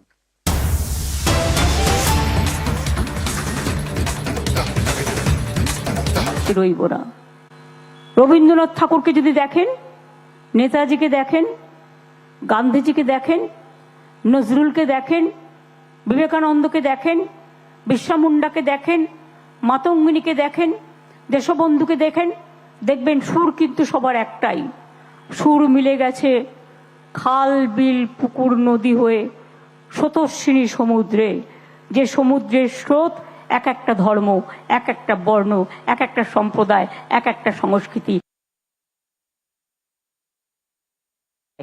কিন্তু হাজারটা ফুল নিয়ে যখন একটা মালা তৈরি হয়, মনে রাখবেন তখন মনে থাকে না ওটা হিন্দুর ঘরের ফুল, না ওটা মুসলমানের ঘরের ফুল, ওটা শিখের ঘরের ফুল, না ওটা ইসাইয়ের ঘরের ফুল, নাকি ওটা When we see a flower, we cannot understand whether it's a Hindu flower, it's a Muslim flower or a Christian flower.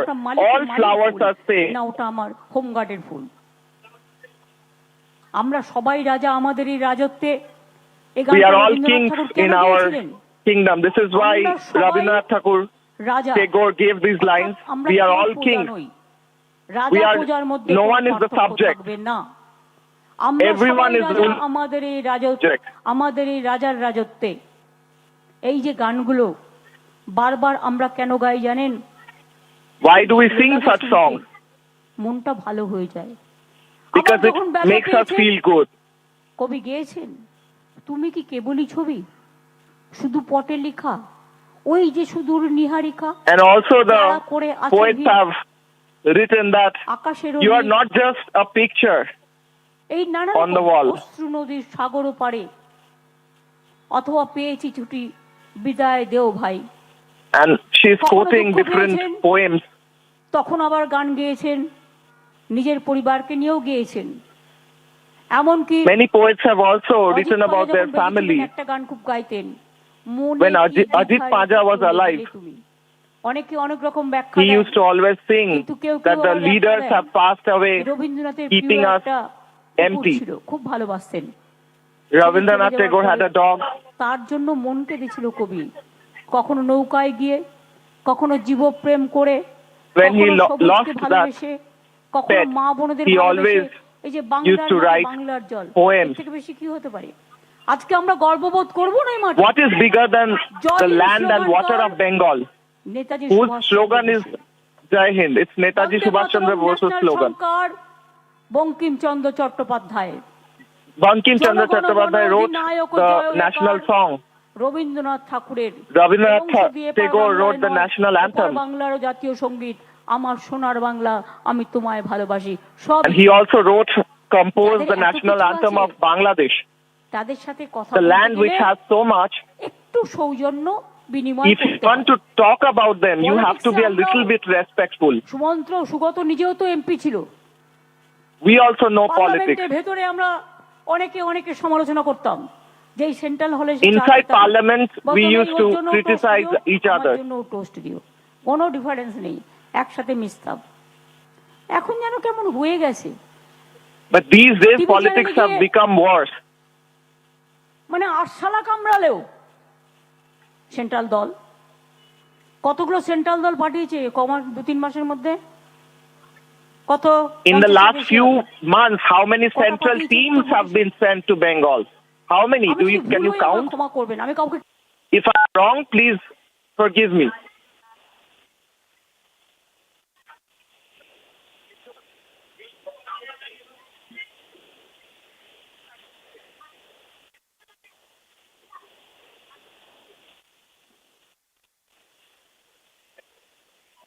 Andaman and Nicobar Islands.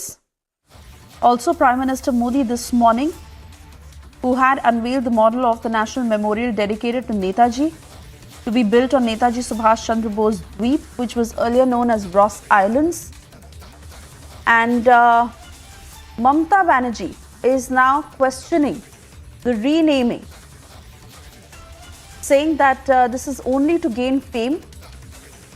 And she is questioning the intent of the BJP. saying that this was done for a purpose, but now BJP is doing this for popularity. So you largely see a big political fight that has now broken out over Netaji's legacy. Just a short while ago, we saw those pictures coming in from Kolkata where TMC workers had indulged in a clash with the police only over who will garland Netaji's poster. And you see how a stampede broke out, so much so that Netaji's cutout was torn, and there were footprints all over that cutout. And now Mamata Banerjee, in this political fight where Prime Minister had honoured the Paramveer Chakra awardees and named those 21 unnamed islands in Andaman and Nicobar, Mamata Banerjee questioning it. Let's listen into what Prime Minister had said this morning. आज पराक्रम दिवस पर अंडमान निकोबार द्वीप समूह में नई सुबह की रश्मि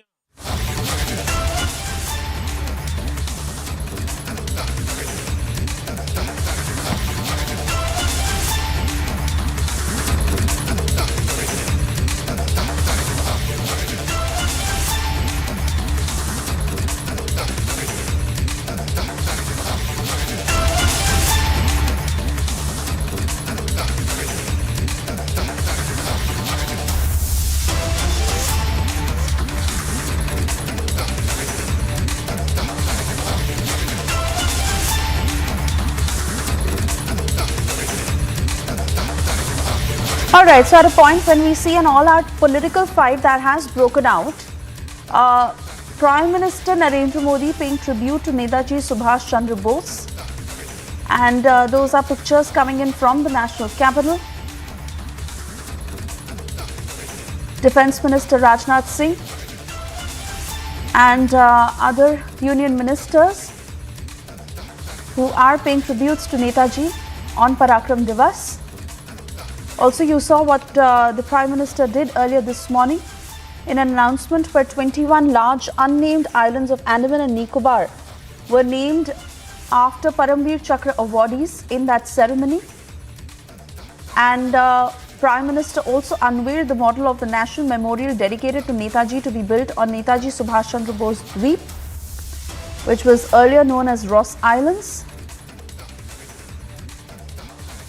Prime Minister putting out the message of naming those 21 islands, including that of Ek Bharat Shresht Bharat. And in that very important message, Prime Minister paying tribute to the greatest freedom icon, Netaji Subhash Chandra Bose.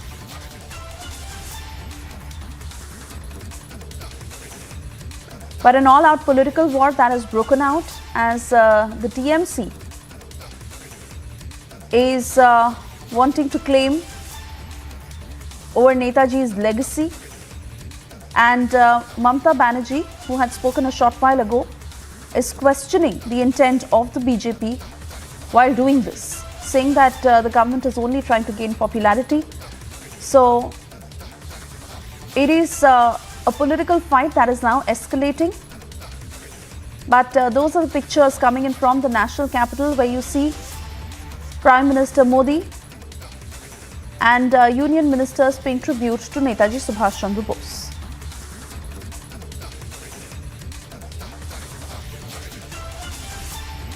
We slip into a very short commercial break. On the other side, we'll also get you those pictures of a third temple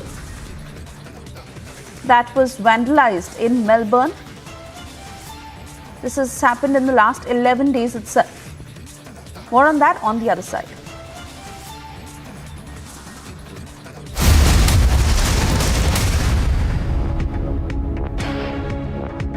QS and THE, the world's foremost university rankings organizations, have ranked Amity amongst the top 3% universities globally, making it among the very few Indian universities to be included in both rankings. Yet another top ranking for Amity University.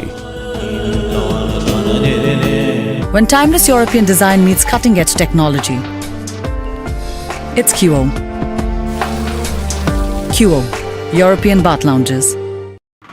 Jammu Kashmir के नरवाल इलाके में twin blast होना और इस blast में 9 लोगों का घायल होना जो अपने आप में बड़े सवाल उठाता है। एनआईए की टीम इस वक्त आगे वाले स्पॉट पर है जहां पर पहला ब्लास्ट हुआ था और इस जगह पर पहला ब्लास्ट और हम जहां पर इस वक्त मौजूद हैं इस जगह पर दूसरा ब्लास्ट हुआ था। एनआईए की टीम इस लोकेशन को जो है वो पूरी तरह से यहां पर जांच पड़ताल के बाद अब आगे बढ़ी है। 26 जनवरी से पहले ये बड़ा चैलेंजिंग है कि अब आगे इस तरह की स्थितियां कहीं और न बिगड़े। ऐसे में एलजी की ये बैठक भी अपने आप में बहुत महत्वपूर्ण है जो तमाम उच्च अधिकारियों के साथ ये बैठक करने वाली है।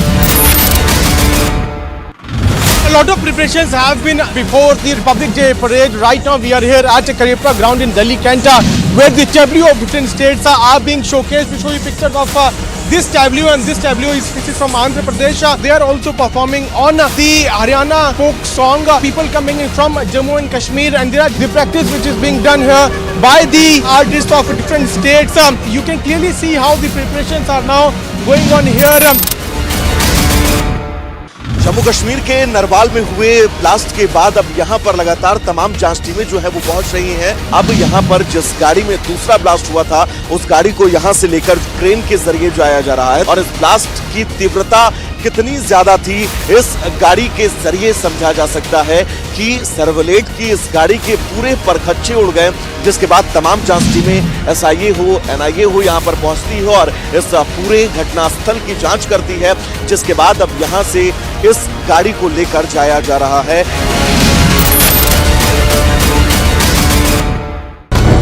When the Prime Minister said we should have growth, we should have development, we should have globalization with less debt, he has had the legitimacy to talk about it. There is a performance.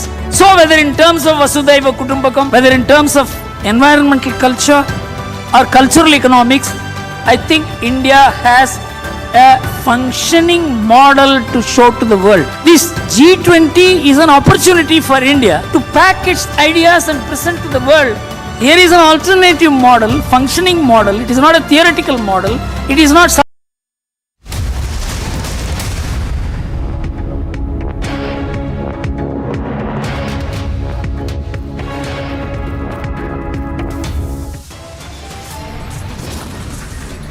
The top headlines at 1:30. Prime Minister Modi honors 21 Paramveer Chakra awardees, names 21 Andaman Islands after the briefs. Netaji का स्मारक शहीदों और वीर जवानों के नाम पर ये द्वीप एक चिरंतर प्रेरणा का स्थल बनेंगे।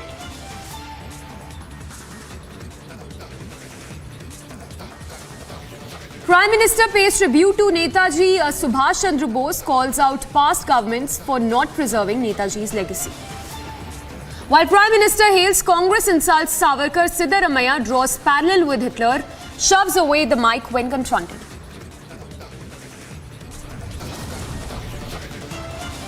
Yet another Hindu temple targeted in Australia's Melbourne, third in the last 11 days.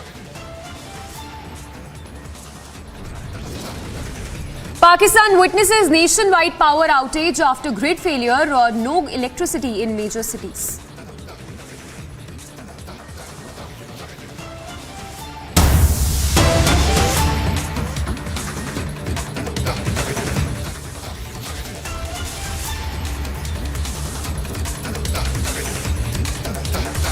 All right, we start with the latest coming in on the Wrestling Federation of India versus the wrestlers. We are now given to understand that a petition has been moved in the Delhi High Court against the wrestlers who've been staging a protest against the WFI chief Brij Bhushan Sharan Singh, levelling serious charges of the wrestlers, of course, having leveled those charges of sexual harassment against the WFI chief and coaches of the federation.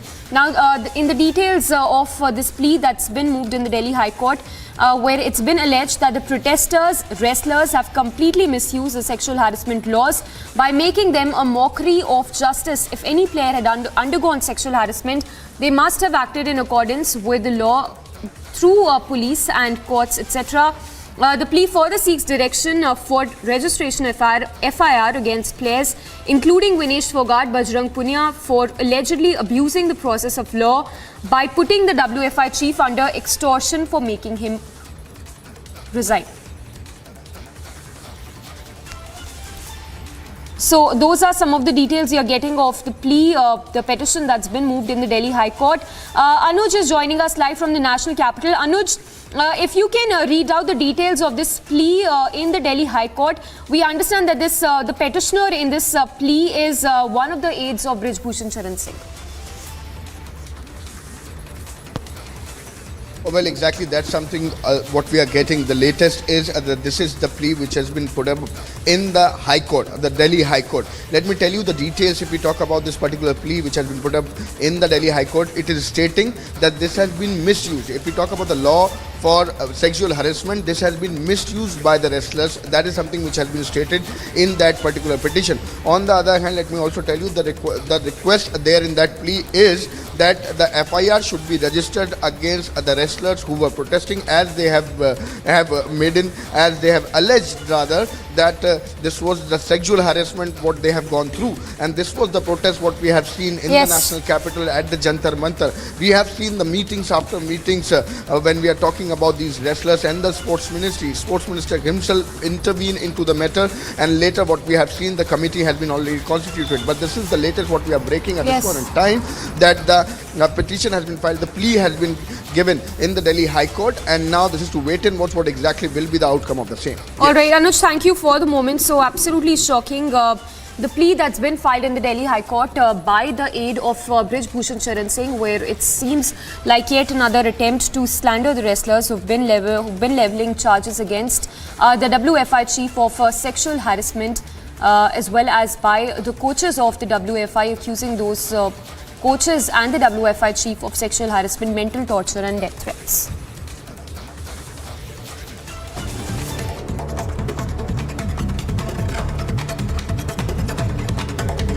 News in brief from across the country as Prime Minister unveiled a model of proposed memorial dedicated to Netaji Subhash Chandra Bose in Andaman and Nicobar Islands. He said that an attempt was being made to suppress Netaji's contribution towards freedom struggle, but entire nation is remembering him today.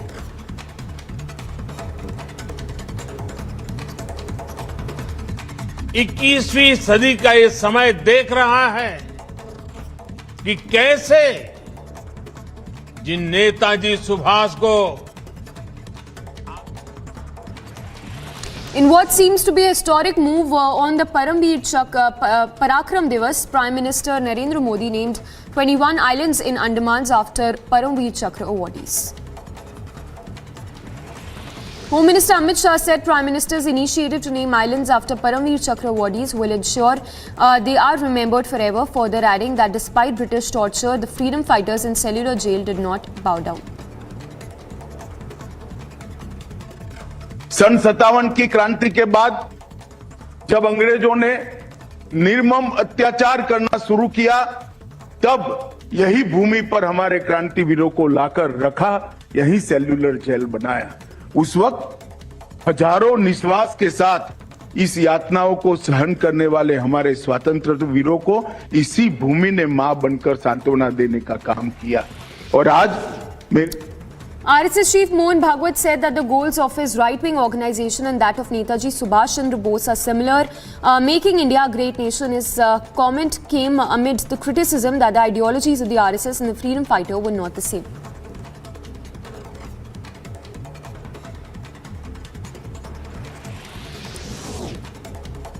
Former Karnataka Chief Minister and Congress leader Siddaramaia's comments have stoked controversy yet again. The Congress leader said Savarkar was inspired by Hitler and gave birth to Hindutva in the country.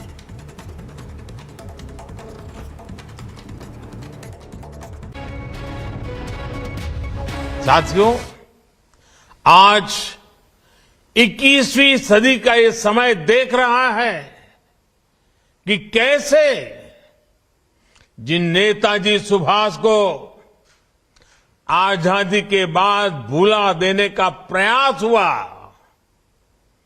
आज देश उन्हीं नेताजी को पल पल याद कर रहा है।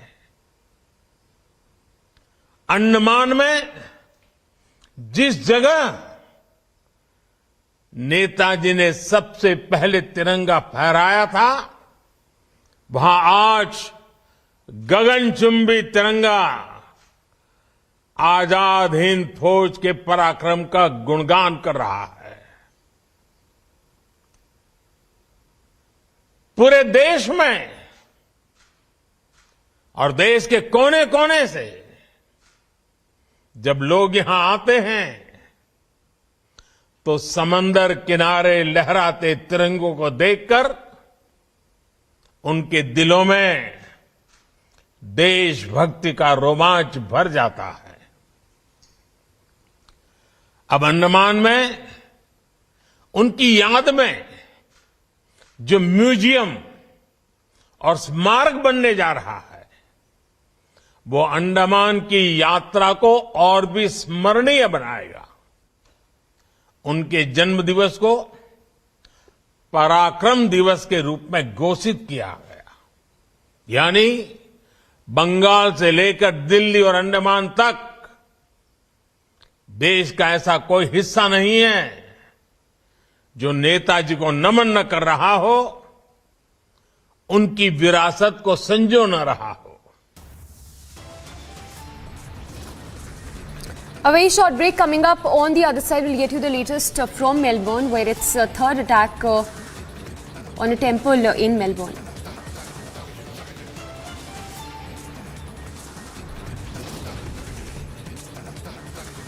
And nationwide outage in Pakistan. All the details coming up on the other side.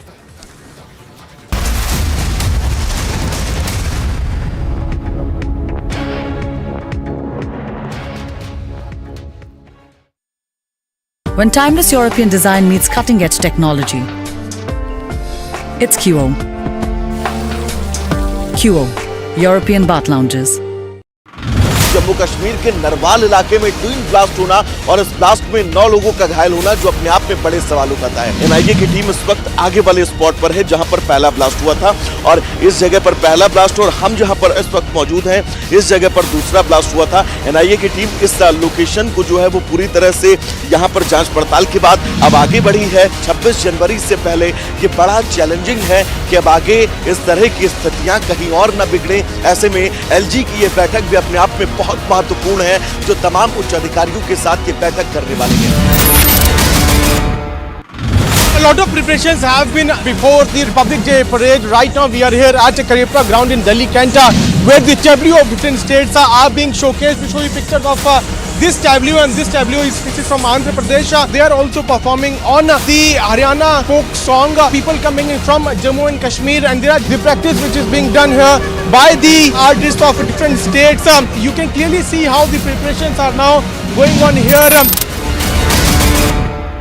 Jammu Kashmir के नरवाल में हुए ब्लास्ट के बाद अब यहाँ पर लगातार तमाम जांच टीमें जो है वो पहुंच रही हैं। अब यहाँ पर जिस गाड़ी में दूसरा ब्लास्ट हुआ था उस गाड़ी को यहाँ से लेकर क्रेन के जरिए जाया जा रहा है और इस ब्लास्ट की तीव्रता कितनी ज्यादा थी इस गाड़ी के जरिए समझा जा सकता है कि सर्वलेट की इस गाड़ी के पूरे परखच्चे उड़ गए, जिसके बाद तमाम जांच टीमें एसआईए हो एनआईए हो यहाँ पर पहुंचती है और इस पूरे घटनास्थल की जांच करती है, जिसके बाद अब यहाँ से इस गाड़ी को लेकर जाया जा रहा है।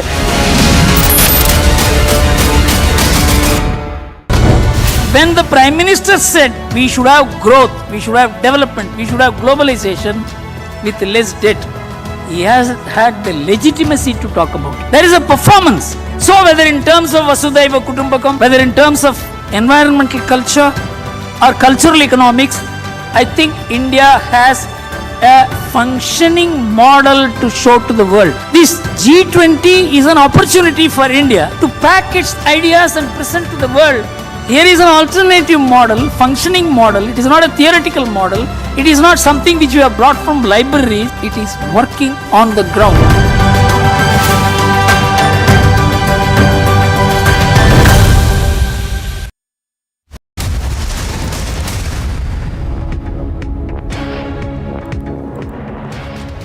Now, Prime Minister Modi paid tributes to Netaji Subhash Chandra Bose on his birth anniversary and said he will be remembered for his fierce resistance to the colonial rule, remembering India's bravest and even silencing the critics.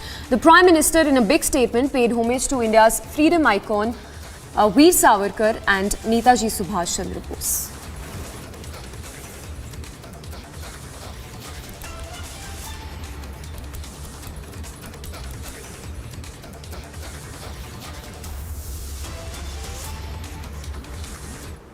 आज पराक्रम दिवस पर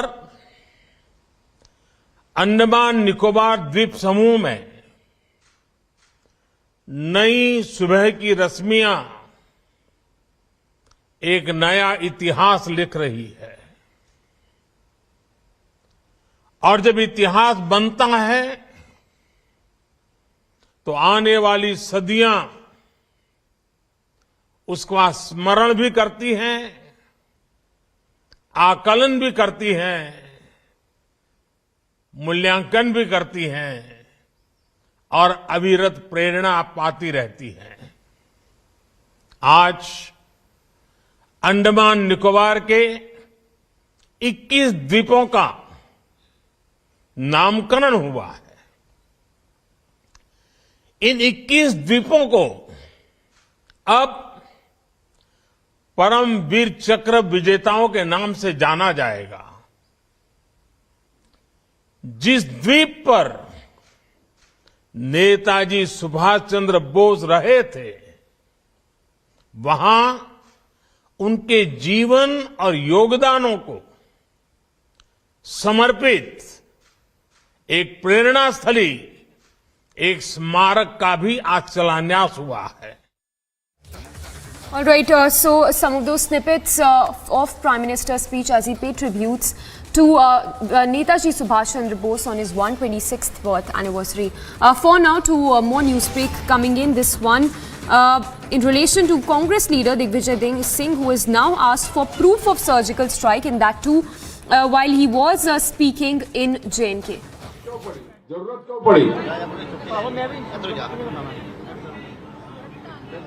हमारे विरोधी कहते हैं कि भारत टूटा क्यों, कब है जो आप भारत जोड़ रहे हैं। श्रीमान, आपके बयानों से, आपने अपनी हुकूमत से और आपने अपनी And as ridiculous and astounding it could get, the Congress leader there who's questioning the surgical strike, and that too while he was speaking in JNK, it's Digvijay Singh now who's asked for a proof of surgical strike. So Vadra Congress there questioning our forces yet again and demanding a proof on the surgical strikes that were carried out. And remember, it's not the first time that the Congress leaders, the opposition leaders have questioned, in fact raised doubts on the surgical strikes that were carried out. This time it's Digvijay Singh who's asked for proof of surgical strikes, and this time while he was speaking in JNK. So Congress there questioning the surgical strikes that were carried out in JNK. We'll try and play out that soundbite of Digvijay Singh yet again. But Congress leader there who's questioning our forces, our Jawans, raising aspersions, casting aspersions on the surgical strikes carried out and demanding a proof from the centre, from the Jawans.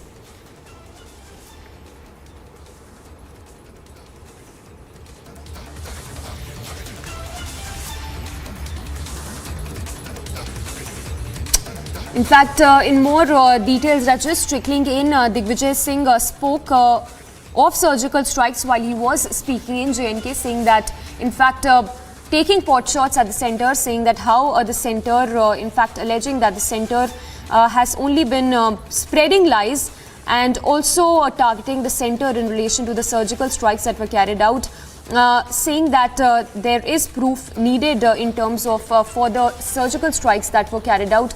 Of course, not the first time that the opposition has questioned our forces, the central government, on the surgical strikes that were carried out, in which our forces, our Jawans, gave a befitting reply to the enemy soldiers, and Vadra Congress there at it again, demanding surgical strike proof, questioning and saying that there needs to be ample proof to show how there was surgical strike carried out.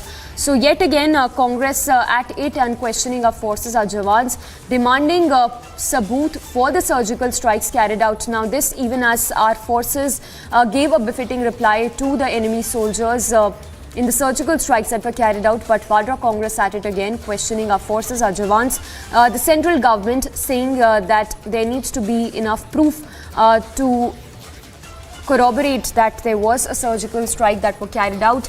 And this of course comes this while he was addressing a rally in JNK. All right, we'll try and get reactions as well, but absolutely shocking. Yet another incident when the opposition has cast aspersions on the surgical strikes that were carried out. Not the first time, of course, that the Congress, the Vadra Congress is heard questioning our Jawans, our forces on the surgical strikes that were carried out, asking for sabut on the surgical strikes that were carried out, saying that there is proof needed on the surgical strikes that were carried out.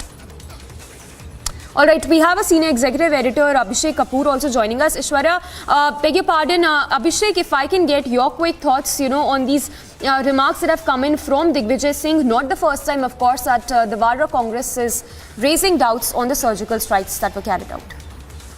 But the least that can be said is it's very unfortunate, Abhishek, that this is happening. Digvijay Singh at it again. He's the repeat offender. The actual offender for today, between the 26-11, we have seen how he stopped the case. He is not even,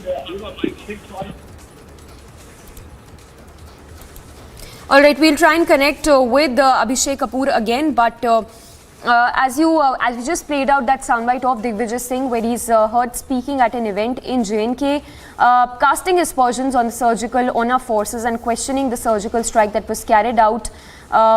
So their opposition at it again, of course, not the first time that the Congress, the Sabut gang asking for proof on the surgical strikes that were carried out by our soldiers on the enemy soldiers. So once again there, the Congress questioning this, of course, in relation to the surgical strikes that were carried out in 2016. Abhishek is back with us. Abhishek, take it away. How do you read into these remarks that have come in from yet another Congress leader questioning our forces? Well, let's go through what he has said, Samiksha. Digvijay Singh, as I said, the repeat offender, habitual offender, incorrigible at it since 26-11. He's the first one who gave that saffron terror thesis, really. And he's the one who sort of tried to give a spin even to 26-11, despite the fact that the evidence was live of Pakistani handlers really guiding, directing those 10 Pakistani terrorists in Mumbai on that ill-fated day. But Digvijay Singh, what he's saying is, now just for the benefit of viewers, the way you have given the powers to those who have increased the gap between the rich and the poor after abrogation of Article 370, terror activities in the valley have increased. Government don't want to solve these issues. And then he goes on to say that terrorism on the rise since abrogation of Article 370, not just in the valley but outside in areas like Jammu. And the government wants terrorism alive because they want Hindu-Muslim divide and want films like Kashmir Files to be made and publicized. Then he goes on to say those who are not a resident of Jammu are given contracts. One person's income increased 8 times.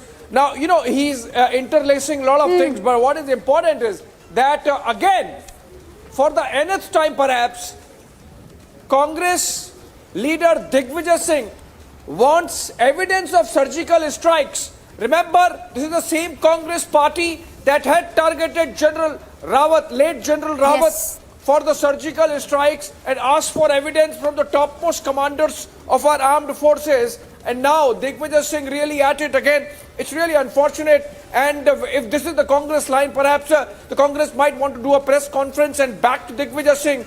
If not, then they would want perhaps to ask Digvijay Singh to apologize. Remember, he's also questioning, by the way, Samiksha, the mandate of the people, because he goes on to say, because you voted like this, this is what is happening. Essentially questioning the mandate.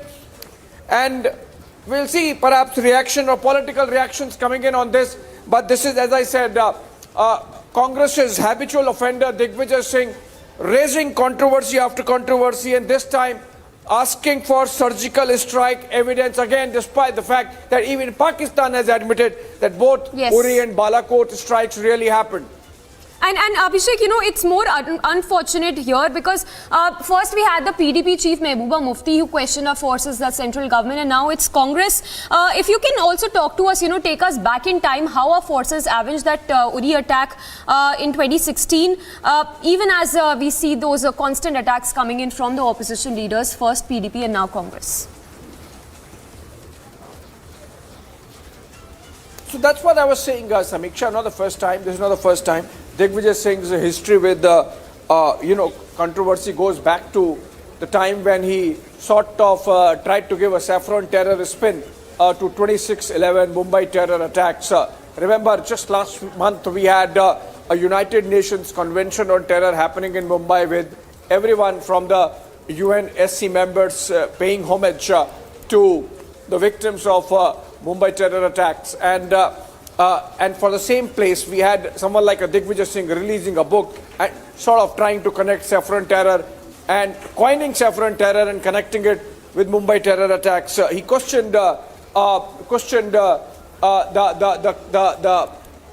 killing of certain police officers, including Hemant Karkare, for example, by those Pakistani terrorists, and tried to connect it with whatever cases were going on within the country. So I think in that sense, Digvijay Singh just shoots from the hip, does not care what are going to be the consequences of this. What consequences for the morale of the armed forces, for example, Samiksha? I'm told we are joined by Manjinder Singh Sirsa of the BJP. Mr. Sirsa, not the first time, Digvijay Singh.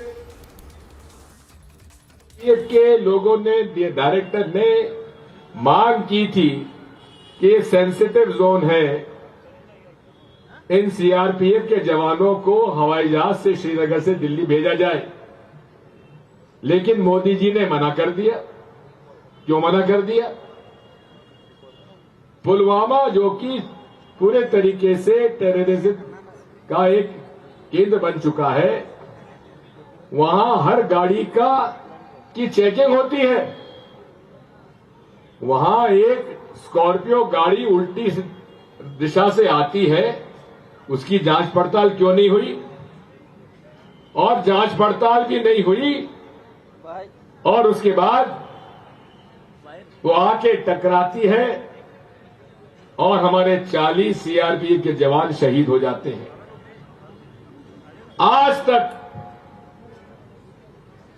उस घटना की जानकारी न संसद में उन्होंने पेश की, न जनता के सामने रखी। सर्जिकल स्ट्राइक की बात करते हैं कि हमने इतने लोग मार गिराए, लेकिन प्रमाण कुछ नहीं, केवल झूठ का पुलिंदा से ये राज कर रहे हैं। मैं आपसे कहना चाहता हूं, ये देश सबका है। आज हमसे कहते हैं हिंदुओं एक हो जाओ, हिंदू एक हो जाओ, हिंदू धर्म खतरे में है। अरे जनाब, 500 साल के मुस्लिम हुकूमत में हिंदू धर्म खत्म नहीं हुआ, तो अब कैसे हो जाएगा? 100-150 साल का ब्रिटिश ईसाइयों का।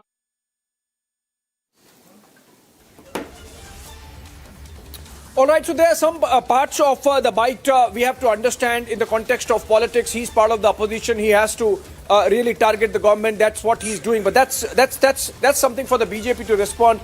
If Manjinder Singh is there, I can take that question to him. But the problem is in taking political potshots at the government, he is making a mistake of again questioning the Indian armed forces and the surgical strikes. He's politicizing an issue where we have seen bipartisan support when it comes to dealing with terror. For example, there is a continuity on how we have to deal with Pakistan, except for that the present dispensation has been a little more tough in terms of not talking to the Pakistanis.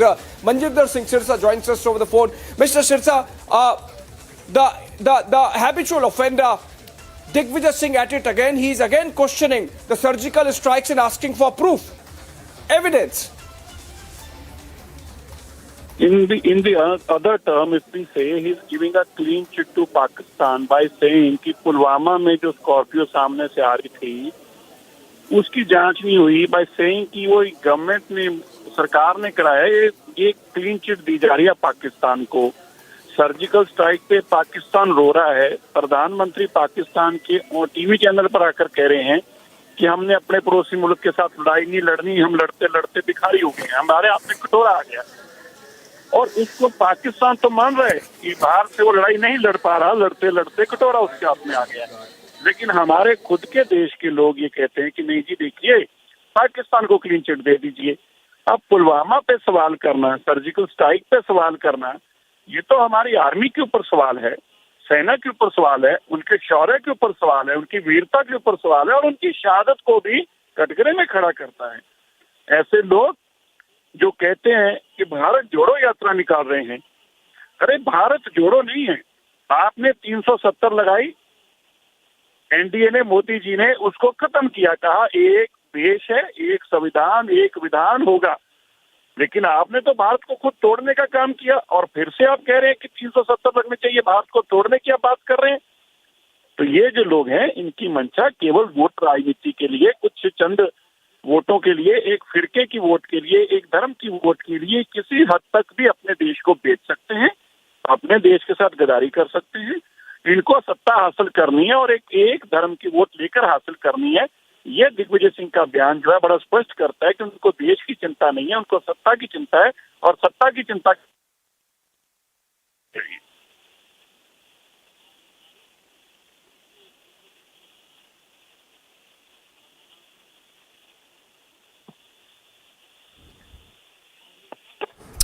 All right, thank you for speaking to us. So, BJP's Manjinder Singh Sirsa also saying that such kind of remarks reflect the mindset of the opposition.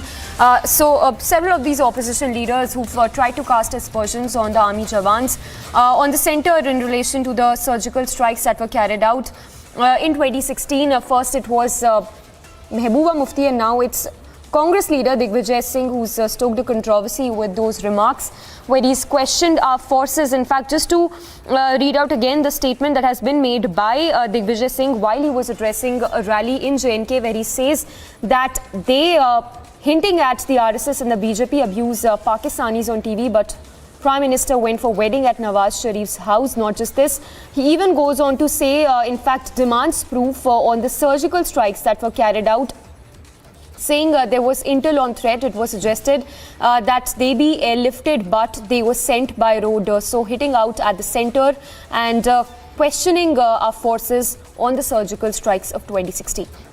All right, we have BJP's Amit Malviya also joining us. If I can get your quick response to these statements that have come in from Congress leader Digvijay Singh, who's now questioned the forces, the centre on the surgical strikes that were carried out following the Gupkar gang line, of course. No, this is nothing but demeaning our armed forces, questioning their valor and the surgical strikes they undertook, not just on one but two occasions, under leadership of Prime Minister Modi. Let's not forget that these announcements were made by the top-ranking officials of the Indian Army. Yet the opposition continues to question them. They have, over a period of time, undermined our armed forces, have questioned decisions on national security, and they continue to do so. I mean, if you take example of the United States, for example, when they took out Osama bin Laden, it was the political leadership that announced, but nobody in their country questioned the political leadership for making that statement. Here you have a situation where the army made these announcements. Their officials came out and said that they had conducted a strike, yet the opposition continued to question them. So it clearly shows that they want to weaken the country and undermine our armed forces, and it's quite clear. Well, absolutely. Thank you for speaking to us. So, Amit Malviya of the BJP saying that the opposition, they're trying to lower the morale of our forces. We have Major General Rajan Kochar, defense expert, also joining us. Sir, if you have heard those remarks that have been made by Digvijay Singh while he was addressing a rally in JNK, where he's questioned the centre, of course, but tried to weaken the morale of the forces, do you think, can he really weaken the morale of the forces? Because this would definitely, you know, this definitely implies that he's trying to question the centre, but also trying to question the valour of our forces as put by Amit Malviya of the BJP.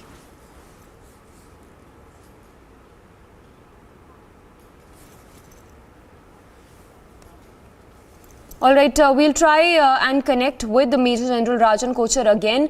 But just to read out again the statements that have been made by Digvijay Singh while he was addressing a rally in JNK, where he's questioned, questioned the centre for one, but he's also blamed the, seems like he's blaming the centre for the terror attacks that have happened over the past few years, and questioning the valour of our Jawans as well. In fact, not just this, he's questioned and demanded the force, demanded proof on the surgical strikes that were carried out in 2016, where our forces avenged the Uri terror attack. Now, even as there has been ample proof of the surgical strikes that were carried out, where our forces avenged the terror attacks, the Congress there at it again, questioning the valour of our forces, questioning the heroic acts of our forces, especially hitting out at the centre and the forces on the surgical strikes.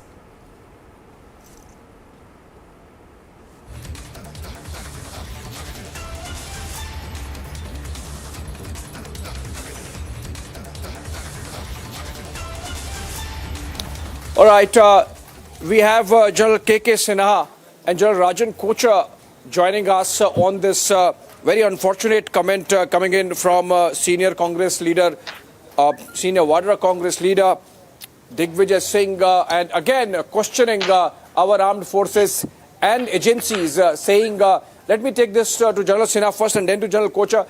To you, General Sinha, is this really right to again and again and again and again, and on such an important occasion, in fact, when we are marking Parakram Divas, Valor Day, in honor of Netaji Subhash Chandra Bose, to be questioning the armed forces and the agencies and say that where is the proof of surgical strikes? Good afternoon, Abhishek. You have asked a very, very important question on the timing. Today is the Parakram Divas. 21 islands has been named, of the valor, honoring the PVC, the highest gallantry award. At one side, the nation is seeing this, and the other side, a negative force, is now questioning the same valor, Parakram, of the people who carried out the 2 surgical strike, not one, September 2016, followed by February 2019. And the vibration of that was heard in Pakistan Parliament, where the people were saying that in debating that when it happened, the people were shit scared. They were shivering. This is the, discourse is coming from that side, and our own people, our own, supposed to be a veteran politician, now questioning the armed forces. They can do anything within the political domain. But if they do it with this, because they are targeting security forces, it is a sinister design. I do not say, and it is happening that, see the timing, when the Pakistan is having all the problems.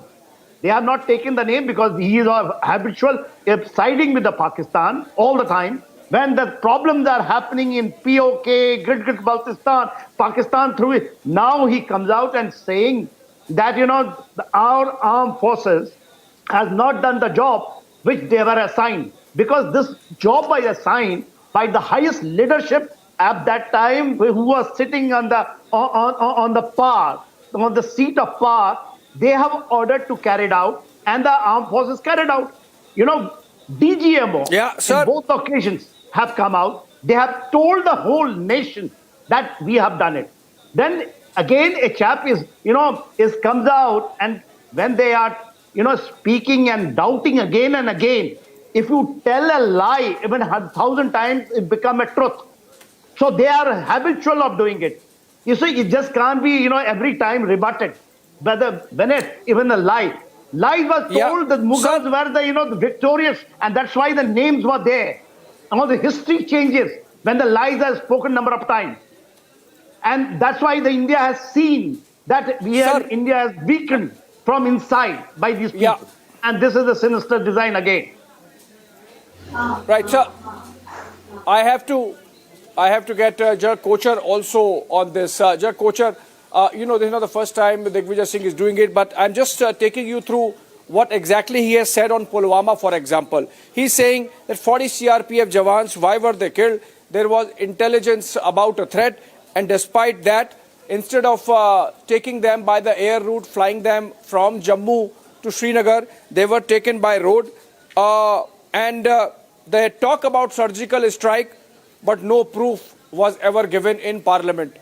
You think, sir, that there is something wrong with Digvijay Singh, or you think that ultimately the government also perhaps needs to really counter this in a manner that a full stop is put, because you can't have 10 times in last 5 years the army's courage, the Jawans' courage being questioned in this manner just for narrow political objectives. General Kocha. Yes, first of all, Digvijay Singh, due respect to him, he is a maverick leader of the Congress party, and this is not the first time we have heard such irresponsible statements being made by him. So we as a nation and we as a media, I don't think we must give much importance to this man, because what is his source of information? He has absolutely no idea. Even he does not know what a surgical strike would entail. And when we had the DGMO in his press conference giving out all the details of the surgical strike, and he was addressing the nation. He was not addressing any political party or the government. He was addressing the nation, and he was informing the nation. He was telling that we have carried out a strike, and this has been the gains of the strike. And after that, even if you go back some time, you would recollect even Imran Khan has acknowledged it. So in case the Pakistan establishment has acknowledged all these actions of the Indian army, I don't think a politician like Digvijay Singh has any right to rake up these issues, because it's like an old record, playing again and again, as you rightly said, a thing which has happened 5-7 years back.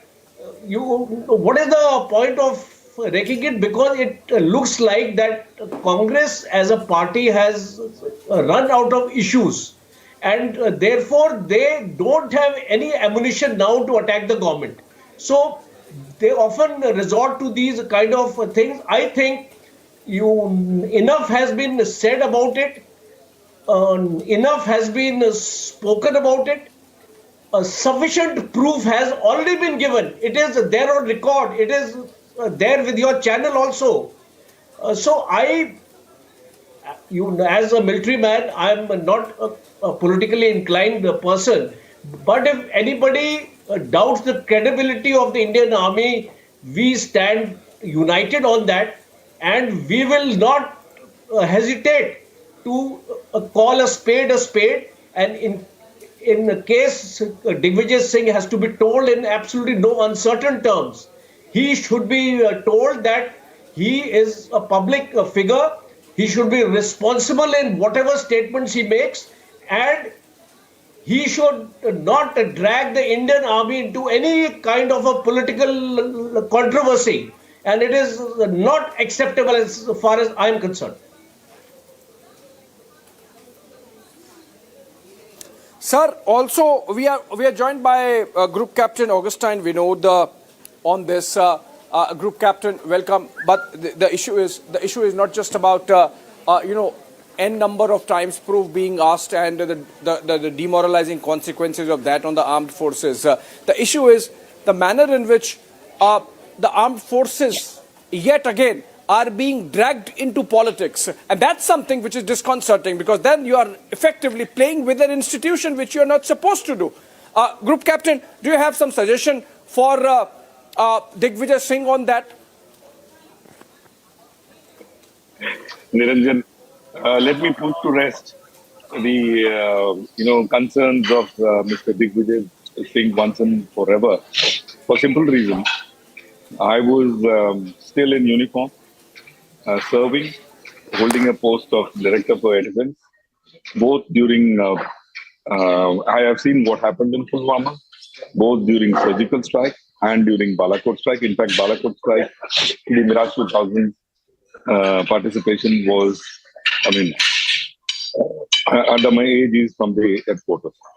So if I'm saying that Digvijay Singh is lying through his teeth for political gains, there begins and ends the matter. And like General said, we don't have political leanings.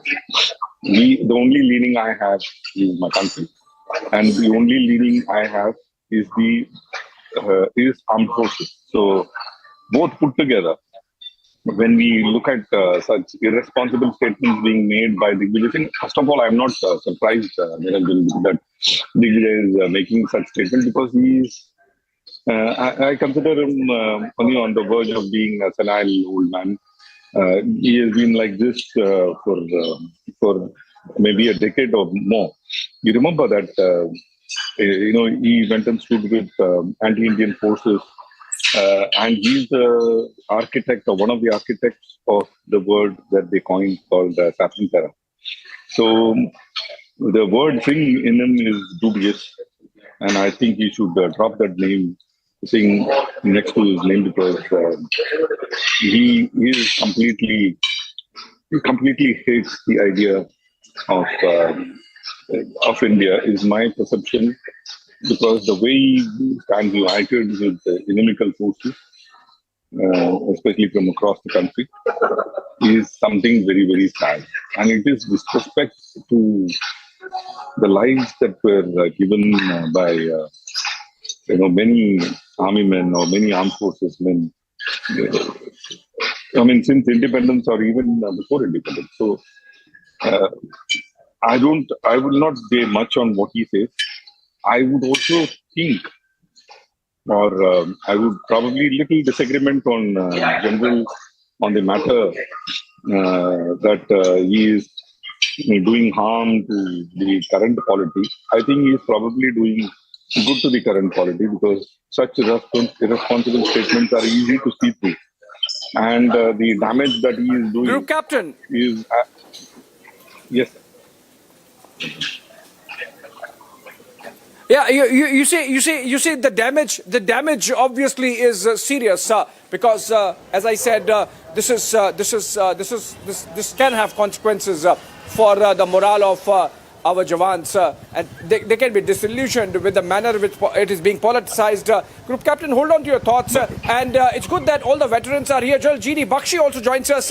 Very good afternoon, sir. Digvijay Singh at it again, really insulting the valor of our armed forces by questioning that surgical strikes ever happened, because he says if they happened, there should be proof given in Parliament.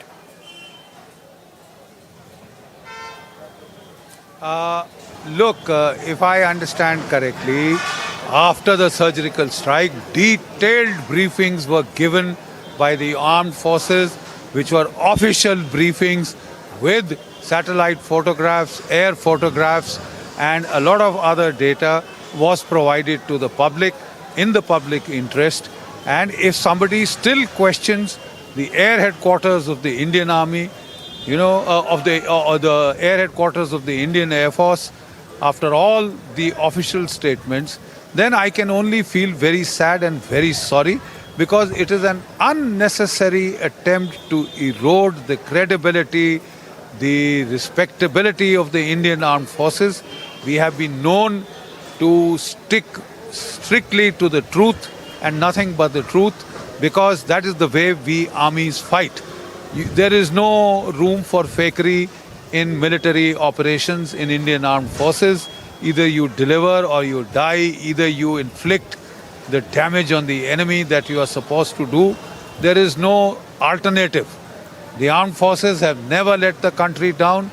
They have always delivered from 1947 onwards. And in fact, the Indian armed forces have been fighting in the First World War, Second World War, and every conflict known in the last 150 to 200 years. And now, as an independent entity after 47, we have participated in 4 high-intensity, short-duration conflicts. We have participated in low-intensity conflicts in Jammu and Kashmir, in Nagaland, Manipur, Mizoram, and Assam, and a number of other states. We are still at it, and I'm sorry, the credibility of the armed forces has never been questioned in the way it is being sought to be eroded now. It is unacceptable. It is unethical. Sir, also, Sir, also, if I could go back to General Sinha, the fact of the matter is that we are going to have on January 26, during the parade, Galwan ke Balwan contingent, we are going to have the mention of Balakot air strikes. That is indication enough that the entire establishment is proud. The nation is proud of what our soldiers did, what our Air Force did, what our Jawans did, what our officers did. And as General Bakshi really rightly mentioned, that both after the Uri surgical strikes and the Balakot air strikes, there were proper briefing done by not just through media for the nation at large, but I believe, General Sinha, also for the parliament by way of the standing committee and the briefings that they gave, that they take. The chiefs went to the parliament and gave those briefings, gave those details, shared everything about Uri surgical strikes and the Balakot air strike. Despite that, if Digvijay Singh continues to do so, General Sinha, are you, as a veteran, going to reprimand him for that? Absolutely. Not reprimand. It is a very, very strong reprimand. You see, the reprimand is to this individual, not an individual, but the establishment he comes from. He is representing, a mass of people who are trying to, by sinister design. And, if you carry out this type of things, you are not doing only with the armed forces, you are doing against the nation. You see, mind you, when you say today, especially when we are celebrating the Parakram Divas, the bravery, the honor, the sacrifice, and when all these things happening, the sacrifice, if you know, the Veer Chakra was given to, Avinandan. He has taken part into the Balakot surgical strike. Before that, surgical strike in September 2016 after the Uri, with most of them were, actually given some gallantry award or not. So these gallantry awards were not a fake award. Over and above the DGMO and number of times in writing, in a public domain, in the public, in media, every time, it has been, and it is established. Even the Digvijay Singh knows, that it has been done. But what he is doing is, I do not know if you are going for a petty gain or political gain or mileage out of it, but it becomes, and I again repeat it, on cost of reputation. When a lie is also told 100 times, it becomes truth. And these people are, it is good that you actually run. Today, we should have been celebrating the Parakram Divas, the valor of those 21 who laid the supreme sacrifice. A great day. Today is the day to discuss the strategic importance of Andaman Nicobar. Today is the day to, talk about Indian Ocean region.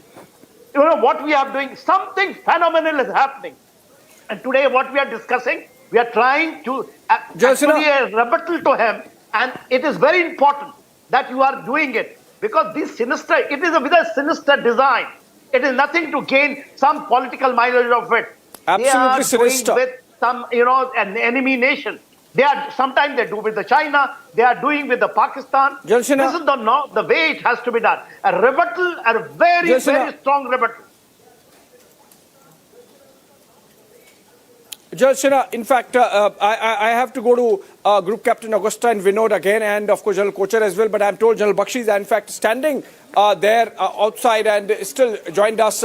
So let me just ask one more quick question to General Bakshi. General Sir, the manner in which the Congress party has really conducted itself, not just questioning surgical strikes, and it's really unfortunate that they do it so often, but then, for example, the spin that Rahul Gandhi gave to the two-front war comment of late General Rawat, the manner in which they have questioned the conduct of government's foreign policy vis-a-vis Pakistan, the manner in which Pakistani Foreign Minister of State Hina Rabbani Khar just a couple of days back from Davos said that it's easier to deal with the Congress party than with Narendra Modi government, gives a picture of a Congress party which is absolutely comfortable politicizing India's defense, security and foreign affairs. General Bakshi. Absolutely. You see, in every mature democracy, there is a bipartisan consensus on issues of national security. We find that consensus not only eroding, but totally absent. And when you speak in sixes and sevens, different voices, at the time of a national crisis, at the time when the nation's armed forces have conducted themselves with great valor, flown 80 kilometers deep inside Pakistan, blasted a terrorist training camp and come unscathed. That is the time you seek to erode national credibility, the credibility of your armed forces, even when you have been given official briefings, including to the select parliamentary committees. Then if you seek to question, I think you are just trying to, engage in an exercise to run down your own country, run down its armed forces and institutions before the world. And that cuts a very sorry spectacle. It makes a very, very pathetic spectacle of people for gaining political brownie points, trying to attack their armed forces, trying to attack their national institutions. This is not done. Please desist and refrain. That is all that I can say as a veteran who has fought many wars.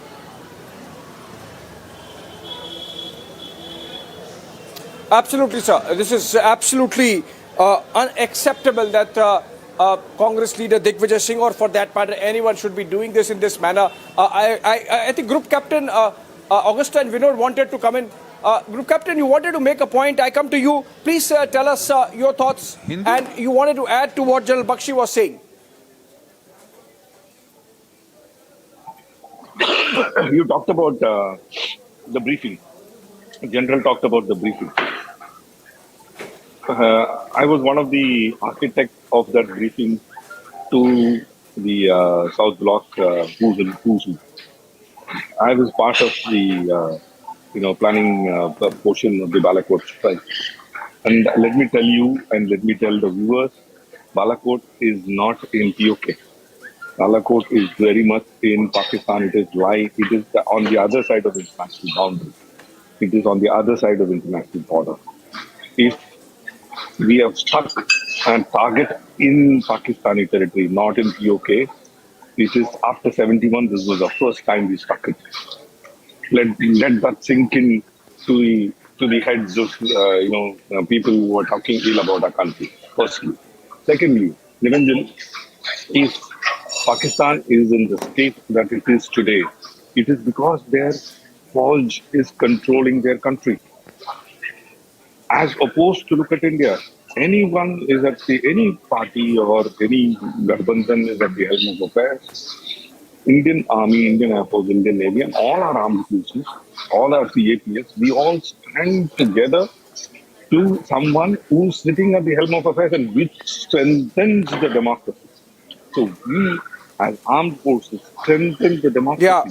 We don't weaken the democracy like the way Pakistanis do.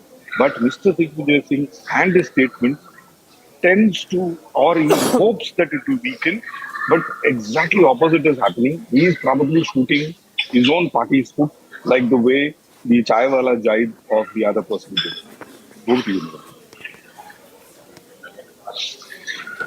Absolutely, absolutely. What more evidence does Digvijay Singh really want? There have been parliamentary briefings, there is public briefing through the media, and Group Captain Augustine Vinod, who was part of those preparatory meetings that led to those briefings. If he is saying that these things happened, really, it's really unfortunate that nobody in the Congress sees the absolutely sinister manipulation that Digvijay seems to be at it now. On that note, I thank all my honorable guests, veterans, Group Captain Augustine Vinod, General Rajan Kocha, General K.K. Sinha, and we of course had General Bakshi, who has left because he was standing outside. Thank you so much. We'll keep this story in the newsreel for the day, just to make sure that the Congress party understands it's a mistake really to demoralize our armed forces repeatedly in this manner. A short break on that note.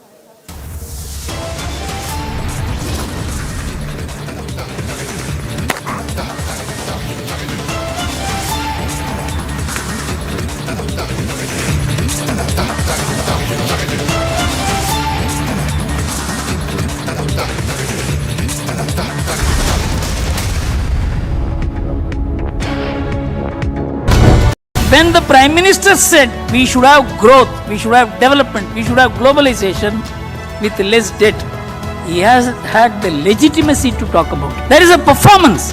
So whether in terms of Vasudhaiva Kutumbakam, whether in terms of environmental culture or cultural economics, I think India has a functioning model to show to the world. This G20 is an opportunity for India to pack its ideas and present to the world. Here is an alternative model, functioning model. It is not a theoretical model.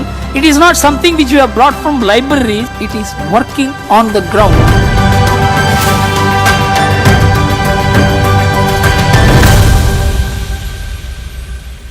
For we cannot weep in joy and pride when Sakshi Malik, Bajrang Punia, Vinesh Phogat, Sangeeta Phogat and many others fight and give their sweat and sacrifice to win us medals, to make us proud. We can't now therefore look away when these national icons are reduced before our very eyes to fighting a lonely battle against sexual exploitation and abuse and corruption. We are for the wrestlers and against the politician.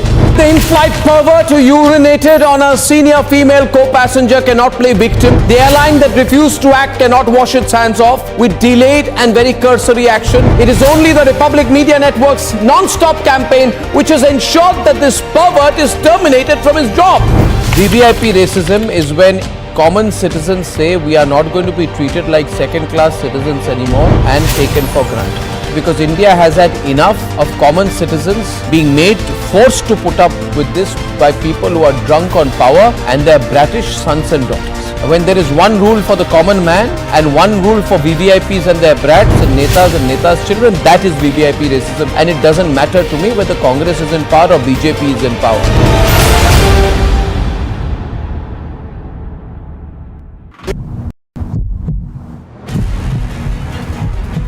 Ramaya sir, Savarkar drew inspiration. Is it also an indirect dig at Hindutva also drew inspiration from we have to go. We are now late. No, sir, we are asking a direct question to the former Chief Minister. Randeep sir, 1 second, sir.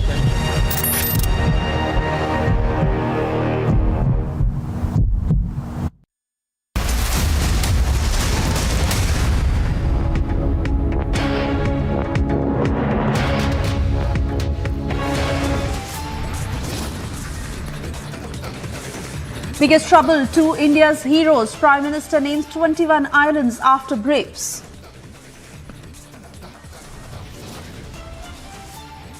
Befitting tribute to India's brave icons, but Mamata Banerjee questions government's intent.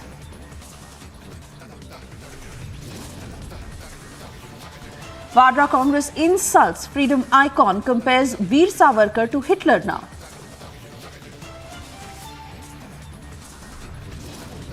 उस घटना की जानकारी न संसद में उन्होंने पेश की, न जनता के सामने रखी।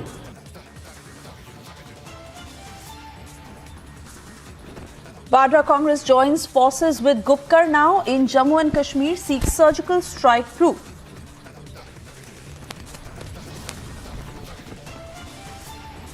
Yet another Hindu temple targeted in Australia's Melbourne, third in the last 11 days.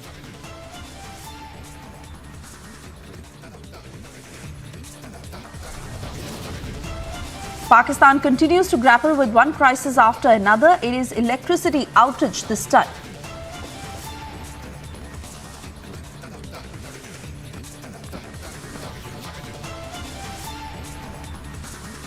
Good afternoon. This is live and breaking at 2:30. I'm Suesha Sawant, and yes, the Congress has done it again.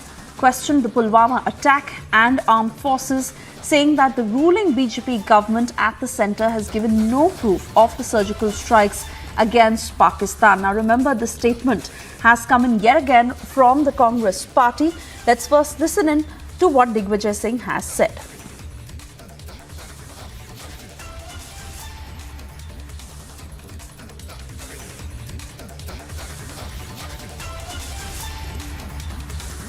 Pulwama की घटना हुई, 40 से ज्यादा हमारे CRPF के लोग मारे गए। क्यों मारे गए?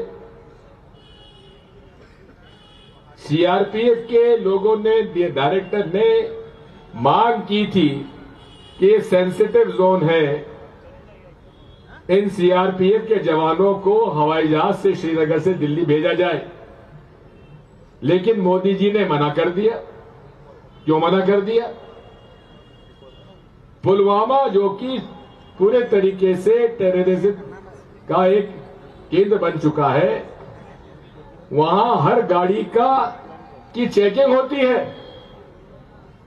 वहां एक स्कॉर्पियो गाड़ी उल्टी दिशा से आती है, उसकी जांच पड़ताल क्यों नहीं हुई? और जांच पड़ताल भी नहीं हुई और उसके बाद वो आके टकराती है और हमारे 40 सीआरपीएफ के जवान शहीद हो जाते हैं। आज तक उस घटना की जानकारी न संसद में उन्होंने पेश की, न जनता के सामने रखी। सर्जिकल स्ट्राइक की बात करते हैं कि हमने इतने लोग मार गिराए, लेकिन प्रमाण कुछ नहीं, केवल झूठ का पुलिंदा से ये राज कर रहे हैं।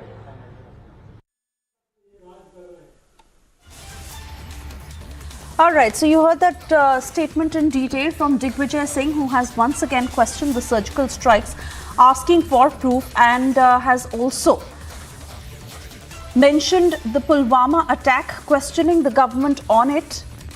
This has been a repeat when it comes to the Congress, questioning the surgical strikes and the valor of our forces. The Vadra Congress this time taking the Gupkar line and echoing exactly what was spoken, where Digvijay has gone on to raise the Pulwama strike and blamed the reigning government over why no answers were given in the parliament on the same. He's questioned why intel inputs were not taken seriously, and once again bringing to the fore the Pulwama attack. So this is the Vadra Congress blaming the government. They had questioned the surgical strikes earlier on, not having faith in our forces, questioning the valor of our forces. And remember, this has been done by several top leaders of the Congress party. And Digvijay Singh now once again stoking controversy, saying that there is no proof on the surgical strike. He's asking for proof on the surgical strike, and this certainly has angered the forces once again, as we are trying to get you voices of defense experts and army veterans who are angered by this repeat pattern of the Congress party when it comes to questioning the valor of our forces, the surgical strikes time and again, and this time Digvijay Singh having raised the Pulwama attack. Listen. Pulwama की घटना हुई, 40 से ज्यादा हमारे CRPF के लोग मारे गए। क्यों मारे गए? सीआरपीएफ के लोगों ने, डायरेक्टर ने मांग की थी कि ये सेंसिटिव जोन है, इन सीआरपीएफ के जवानों को हवाई जहाज से श्रीनगर से दिल्ली भेजा जाए, लेकिन मोदी जी ने मना कर दिया। क्यों मना कर दिया? पुलवामा जो कि पूरे तरीके से टेररिज्म का एक केंद्र बन चुका है, वहां हर गाड़ी की चेकिंग होती है। वहां एक स्कॉर्पियो गाड़ी उल्टी दिशा से आती है, उसकी जांच पड़ताल क्यों नहीं हुई? और जांच पड़ताल भी नहीं हुई और उसके बाद वो आके टकराती है और हमारे 40 सीआरपीएफ के जवान शहीद हो जाते हैं। आज तक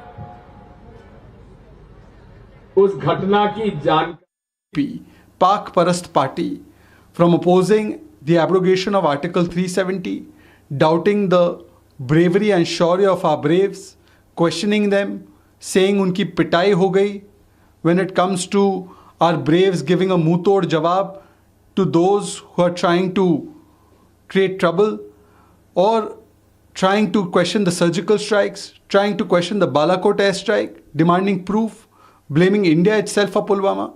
Digvijay Singh in the past too has tried to shift the blame of Pakistan-sponsored terrorism onto India. He had said 26/11 was done by Indians, by groups in India, and tried to give a clean chit to Pakistan. Adhir Ranjan Chaudhary and Randeep Surjewala also tried to blame Pulwama on India. This is the same Congress party that tried to blame Samjhauta blast onto India and gave Pakistan a clean chit. Therefore, INC is no longer Indian National Congress, it has become PPP, Pak Parast Party. क्या करना है sir आपका? आज जब पूरा देश पराक्रम दिवस को मना रहा है,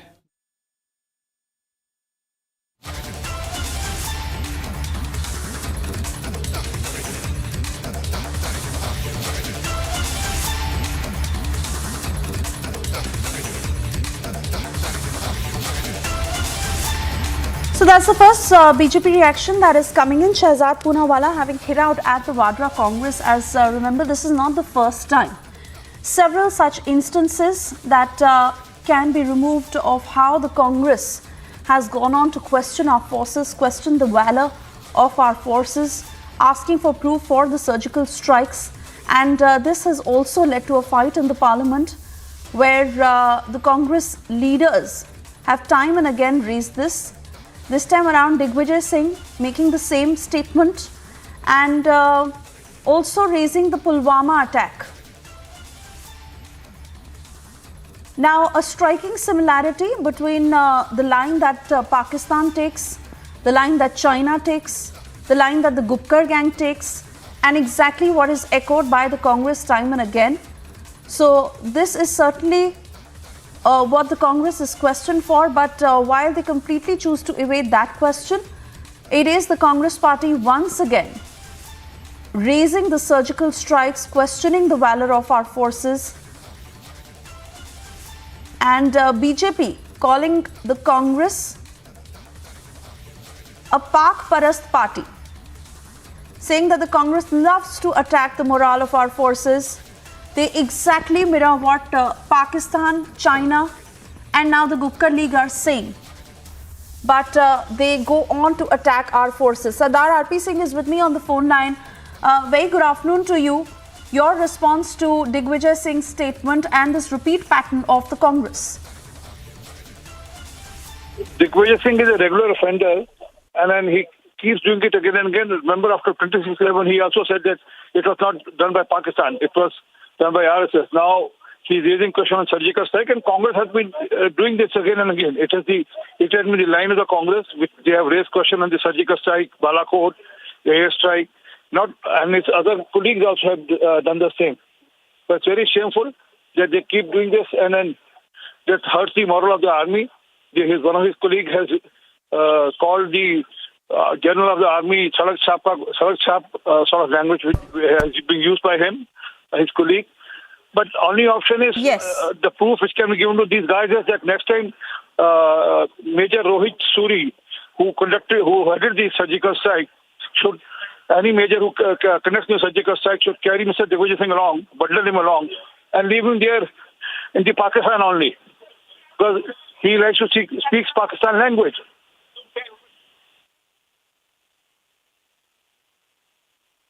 And this is what the Congress has been doing time and again, where we see Digvijay Singh, Sandeep Dikshit, in fact, so many of those instances and statements that have been made by the Congress party, where they question our forces, they question the valor of our forces, once again asking for proof for the surgical strikes, questioning Rafale, stoking a controversy when it comes to the LAC position, mirroring exactly what China or Pakistan or in this case even the Gupkar gang is saying, and questioning the intent of the government.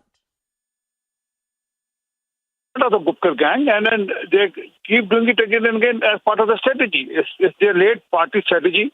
They have to raise question on all Indian institutions, including the army.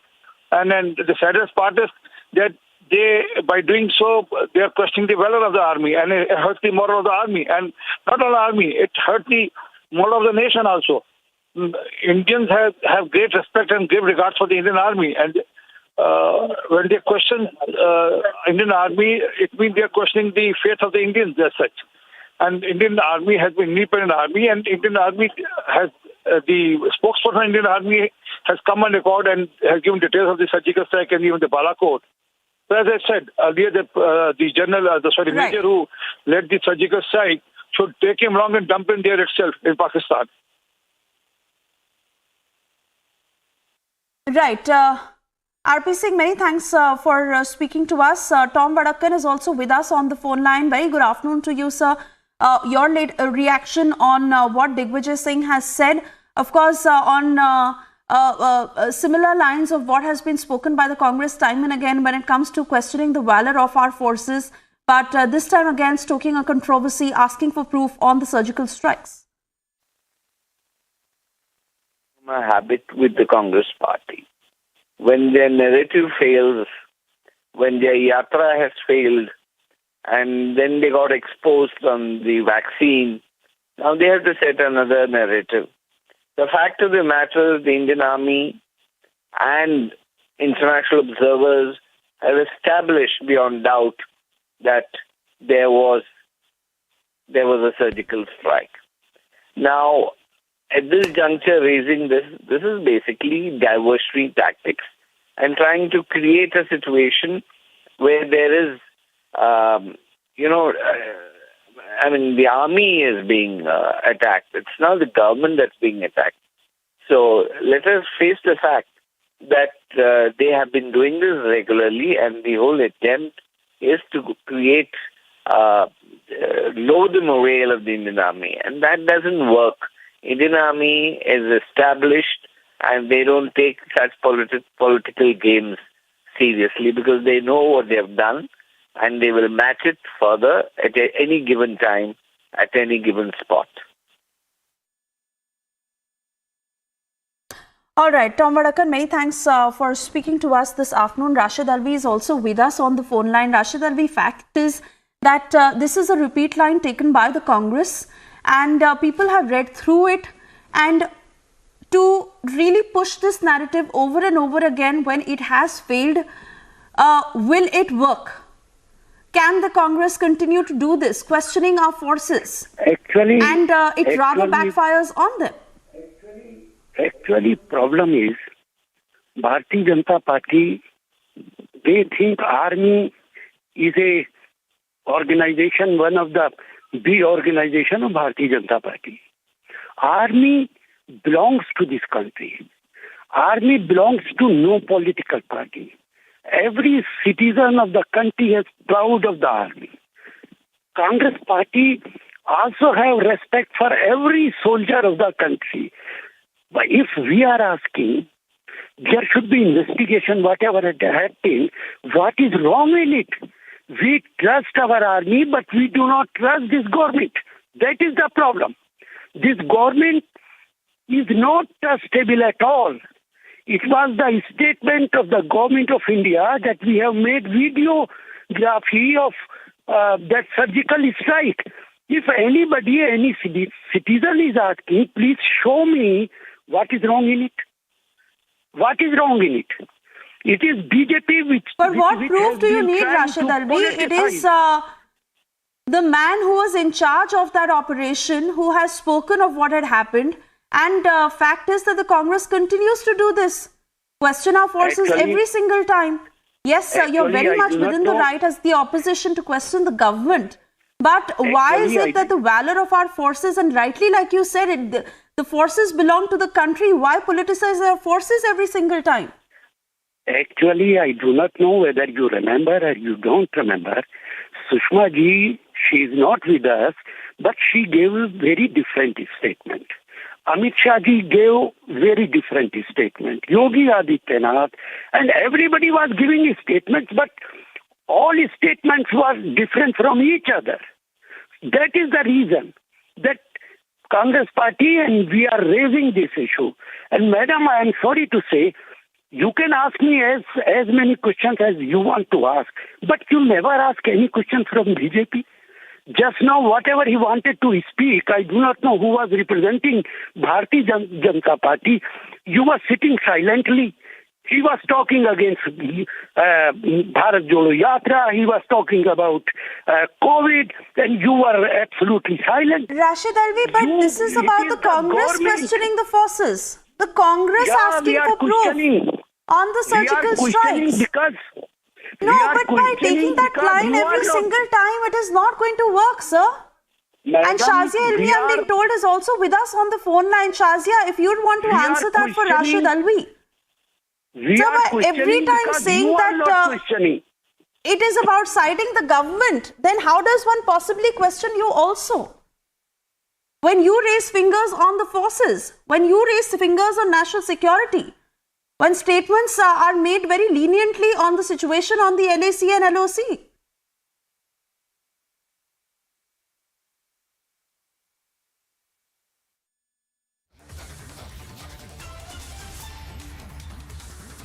All right, Rashid Alvi not with us on the phone line right now, but those are the voices coming in from the BJP and the Congress as the Congress is demanding proof on the surgical strikes yet again. Statements that have been made from 2016 onwards and they continue. As the BJP puts it, that this is a failed attempt of the Congress when a Bharat Jodo Yatra has not worked, when narratives pushed against the government have not worked. They continue to stick to this line, but Digvijay Singh questioning our forces yet again and the striking similarity of the nature of statements made by the Congress that resemble what a Pakistan and China and the Gupkar League say is something that is staring at the Congress yet again. Listen into what Digvijay Singh has said. Pulwama की घटना हुई, 40 से ज्यादा हमारे CRPF के लोग मारे गए। क्यों मारे गए?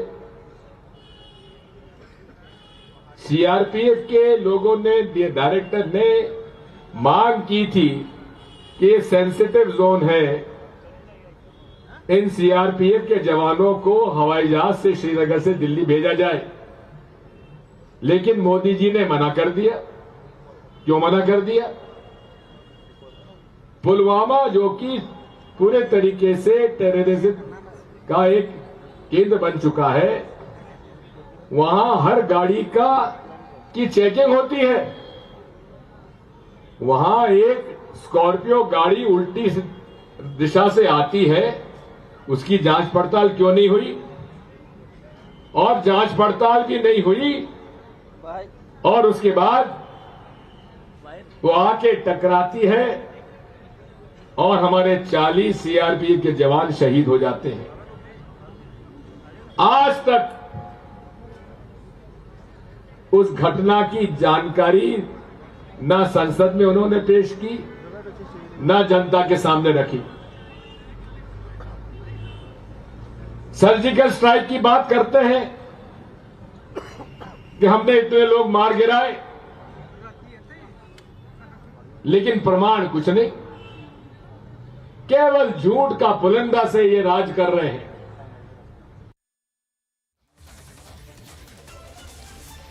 And now we have BJP leader Jaiveer Shergill joining us. Jaiveer, so Congress is at it again.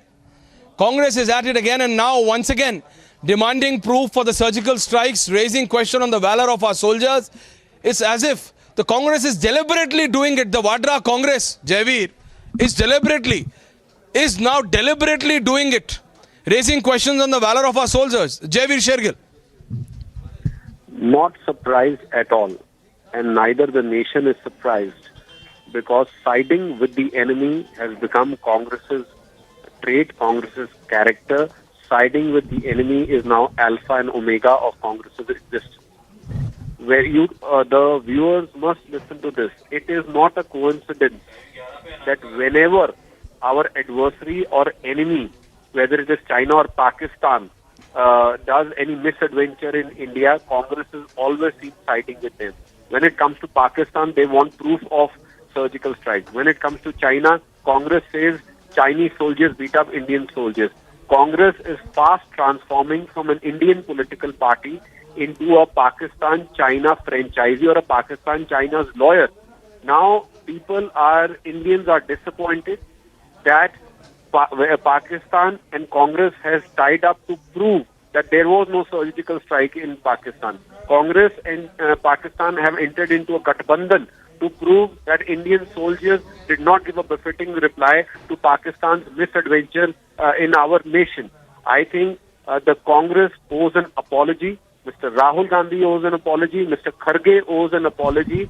And Mr. Digvijay Singh, if Congress wants to Javeer. If Congress wants to prove, this will be the litmus test. If Congress wants to prove that this is not their official stand, then they must expel Mr. Digvijay Singh. Otherwise... But how many times, Javeer Shergill? How many times and how many leaders? Javeer Shergill, you've been in the Congress for a long time to understand this, and now you've left it because of a reason. But I'll just say this, Javeer. How many leaders do you feel, and do you feel that an apology will be enough? This is not for the first time. And how many leaders will do it? How many leaders of theirs will question the valor of our soldiers? Will they ask proof from our soldiers and stand with Pakistan or with China at times? Why? And what an apology. And how many times will the Congress party come out and say that this is not our official stand, when leader after leader, day after day, they do the same thing? They are raising a question on our soldiers, on Indian Army, Javeer. How long? I think you raise a very valid point. I opened by saying not surprised, because now nation and voters know Congress's trait is to side with the enemy. It is not apology. That is the Congress's present existential crisis. Voters punished them in 2014. They did not understand. Voters punished them in 2019. They did not understand. Now voters will again give them a harsher punishment in 2024. And the rate at which Congress is spewing venom against our armed forces, against our country, there will be soon, I think, their national party status will also be lost. No, that's okay. Their national status will be lost, but the people of this country can see through this now, Javeer Shergill. And No, this it is is a happening. fixed match. And this is being deliberately done. It is a fixed match. It is a sinister strategy. The motive must be interrogated, that why Congress is always siding with Pakistan or China when it comes to India. It needs to be investigated. What is the understanding? What is the back channel understanding going on between Pakistan, China and Congress, which ensures that Congress speaks as a spokesperson and lawyer of these two nations which are having an evil or a bad eye on India. It is a matter of thorough and... No, and the timing is such, Javeer, that Rahul Gandhi's so-called Bharat Jodo Yatra is going to start in Jammu and Kashmir, and this statement by Digvijay Singh, the man who used to call himself as the political guru of Rahul Gandhi, it's being timed. It's being timed to the perfection. And Congress party does not understand that what is happening. There is much. I am glad you brought out the Bharat Jodo Yatra in J&K. It is much more than Mr. Digvijay Singh's statement. Bharat Jodo Yatra has now today tied up with Mehbooba Mufti and Mr. Farooq Abdullah, who propagate that Pakistan should be spoken to for Kashmir. So tying up with people, Pakistan supporters, and now siding with Pakistan as far as proof of surgical strike concerned shows that this is a fixed, well thought out strategy to lower the morale of the nation, lower the morale of our forces by absolutely joining hands with people who support Pakistan and now seeking the proof of the right, surgical strike. Thank you. Right, Javeer. So that was BJP leader Javeer Shergill. I'm also joined in by my colleague Abhishek Kapoor. Abhishek, so one after the other, leader after leader, and now it's Digvijay Singh. And BJP is saying that it's a part of a big sinister plan. This connection of the Congress, of this Vadra Congress, and with Pakistan and with China, that every time the Congress party leader seems to be standing with not the Indian forces, but with Pakistan and China. How can this be accepted? So it's a very big question now, which the Congress party really needs to come out and answer.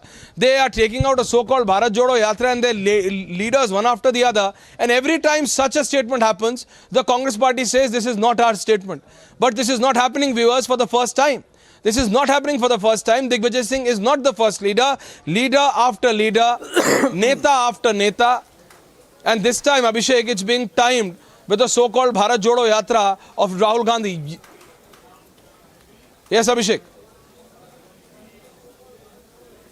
Well, Aishwarya, you rightly mentioned this is not the first time, this is the nth time. And remember, as we were having this conversation when the story broke, briefings have happened.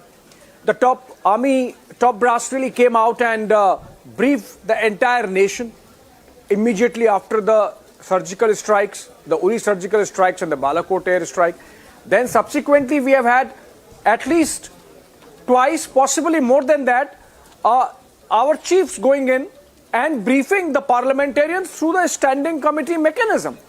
So Digvijay Singh is essentially fooling around, Aishwarya, and it's really unfortunate that his leadership of the party is letting him go away with it, and which makes us believe that this is nothing but politics, and to a level where the Congress party is absolutely comfortable dragging in our armed forces, demoralizing our Jawans, just in aid and objects of its political agenda. And that's something I believe which would be the matter of discussion and debate all through the day, Aishwarya, as it builds up towards in the evening. No, Abhishek, but an anti-army... But this is really something...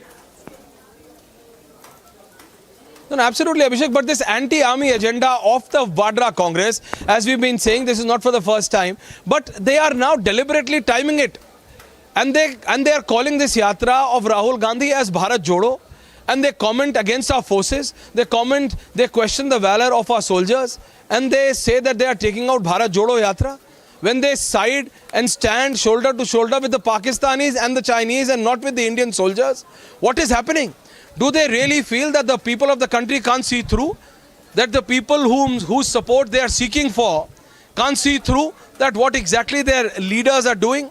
It won't work, Abhishek, this time around, that if Mallikarjun Kharge comes out and says that this is Digvijay Singh's personal comment and not that of the Congress party, because it's not happening for the first time. So this strategy or whatever, a well planned out, chalked out statement being made by Digvijay Singh. Yeah. We have a leader on the phone line as well, Abhishek. We are going to go to him as well. I'm told. We have General J.J. Singh with us. Ashwarya, I'm told we have General J.J. Singh with us. Abhishek, General. Yeah, go ahead, Ashwarya, go ahead. General, can you hear us, General? I can hear you. Yes, say. Give me your question. General, leader after leader of the Congress party, leader after leader, General. This kind of anti-army statements being made, General. Well, I can only say one thing. They must know and read history of Indian Army, and they would know how well we have conducted ourselves in each and every operation, and we have been winners through and through, except for a brief issue as far as the 1962 is concerned, for which the army is not to be responsible. It was the politicians who decided that China and India should be friends and we will not have a war. So that is the only occasion. But I'm very upset at the fact that people are questioning the valor, the bravery, the operational efficiency and the results produced by the Army and the Air Force and the Navy in various operations. Firstly, I would like them to know that they should never trust Pakistan, because Pakistan is a nation where they hid Osama bin Laden near the military academy, and from the president down to the lowest sepoy told lies. So a nation which tells lies, and it is proven more than once, and the credibility is very, very low in the world. I don't think our leaders should fall into the trap of listening to their stories. As far as the surgical strikes are concerned, Pakistan is very capable of cleaning up the act and then take observers and say, "Dekho kuch nahi hua."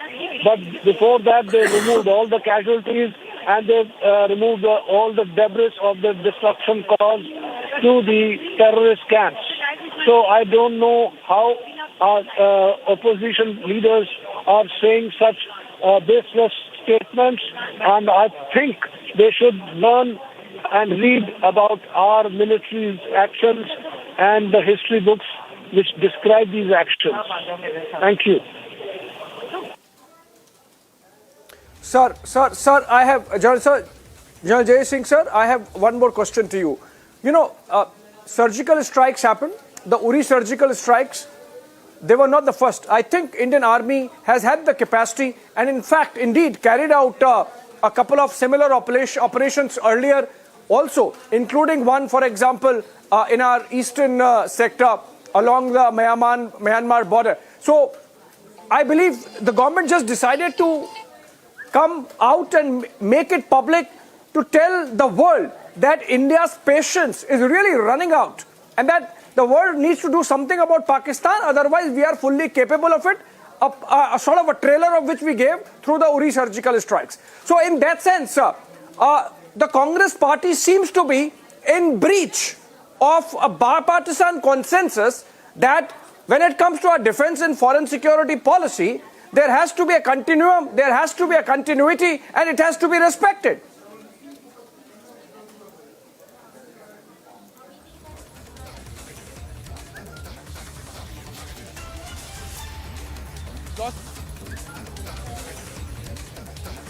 But the irony is that the Congress party, the party which has ruled the country, the party which has been in power for a majority of the time, does not understand that. And leader after leader, Abhishek, that's what we've been stressing upon. And this is not for the first time. We have General G.D. Bakshi also live with us on our sister channel, Republic Bharat. Yeah, we have another phone-in coming in. Abhishek, if you can take that. Yeah, we have Minister Vishwas Sarang, Minister from Madhya Pradesh. Sarang साहब, एक के बाद एक कांग्रेस नेता और दिग्विजय सिंह हमारे सेनाओं के ऊपर और हमारे सैनिकों के शौर्य के ऊपर सवाल उठाते आए हैं। अब एक बार फिर हम देख रहे हैं दिग्विजय सिंह, जो कि अपने आप को राहुल गांधी के पॉलिटिकल गुरु मानते हैं, अब वो सवाल उठा रहे हैं और जम्मू कश्मीर में जाके उठा रहे हैं। सारंग साहब, देखिए, इससे ज्यादा दुर्भाग्यपूर्ण अनफॉर्चुनेट क्या होगा कि कांग्रेस लगातार सेना और सैनिकों पर प्रश्न चिन्ह लगाती है। आप विचार करिए, इस तरह के गैर जिम्मेदाराना और देशद्रोह के बयान उन सैनिकों के परिवार को कितना दुख पहुंचाते होंगे जिनके वीर सैनिक, जिनके घर के चिराग हिंदुस्तान की सीमा की रक्षा के लिए शहीद हो गए, उन क्या बीतती होगी। और देखिए, ये कांग्रेस का एजेंडा है। कांग्रेस हर समय सेना का, सैनिकों का अपमान किया है और दिग्विजय सिंह जैसे नेता ये पाकिस्तान परस्ती की बातें करते हैं। हर समय ये उन फोर्सेस के बयान को रिपीट करते हैं जो हिंदुस्तान की आबो हवा को, हिंदुस्तान की एकता अखंडता को कहीं ना कहीं तार-तार करना चाहती है। दिग्विजय सिंह जी पहले भी आतंकवादियों को समर्थन देने की बात करते आए हैं, पहले भी सेना के खिलाफ बात करते आए हैं, सर्जिकल स्ट्राइक हो, एयर स्ट्राइक हो, हर समय कांग्रेस के नेताओं ने उस पर प्रश्न चिन्ह लगाया है। और ये केवल कांग्रेस नहीं है, कहीं ना कहीं मैं ये मानता हूं कि इसमें अंतर्राष्ट्रीय साजिश है और वो देश जो हिंदुस्तान को कमजोर करना चाहते हैं, उनके एजेंडे पर ये बयान दे रहे हैं। पर सारंग साहब, ये जी okay, so thank you so much Vishwas Sarang. So that was a minister in the Madhya Pradesh government, Niranjan Vishwas Sarang, literally questioning Digvijay Singh and saying that this is not for the first time and it cannot be just termed as individual comments coming from these senior Congress leaders. This seems to be the thought process of the Vadra Congress. Now, I want Aishwarya and Abhishek to both stay with us because I just wanted to show the pictures that we have of both these strikes. On the right of my screen, this is the big screen, the big wall, where you can see the 2016 surgical strike proof. Abhishek and Aishwarya, both of you have been involved in this broadcast when we broke the proof of the surgical strike. Remember in 2017 when the strike proof for the first time, the videos came out. It was Republic TV that put out the videos, something that other channels tried to catch up. It took them hours, perhaps days to catch up and get all the videos. But we had put out the videos of the 2016 surgical strike on Republic when we accessed it, the way this entire operation was carried out when our armed forces caught Pakistani terrorists by surprise. Now, the Indian Army and those involved in this operation, the para forces included, went on record to claim that at least 50 to 80 casualties had taken place, and some of which has been captured on camera. And this is the Balakot strike. In the Balakot strike, Anywhere between 100 to 300 terrorists were killed inside Balakot when one of our planes entered Pakistani territory and struck a Pakistan terrorist camp where over 100 had died. 100 to 300 were killed. The official numbers we'll never know, but over 100 were killed. Details and pictures, satellite images that showed that there was an impact at this particular hideout. And Abhishek, you will remember that. Once again, I'm showing you both the pictures. This is the 2016 surgical strike when India entered Pakistani territory, caught them on the back foot. Lashkar-e-Toiba terrorists were also killed in an operation that involved para forces. And the Balakot strike, we put out the satellite images that showed the impact on the ground. That showed the missile impact. Look at this, missile impact on the building that was struck.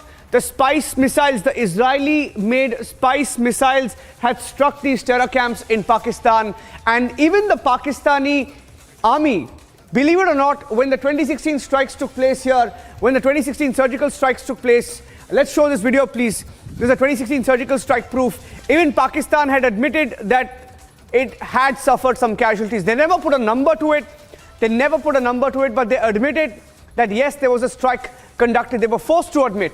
And in the case of the 2019 surgical strike in Balakot, when we conducted the Balakot strike, Pakistan tried to be in denial. They hoarded all the American and the foreign media who tried to, at that point of time, during the Imran Khan government, they tried to peddle a Pakistani narrative, taken only to locations where the Pakistani government and the Pakistani army wanted them. They even went on record to say that. But so many eyewitness accounts from Pakistan have confirmed that these attacks had taken place from inside Pakistan, not India, but inside Pakistan. And let alone the reports and the proof that was put out, our armed forces have gone on record.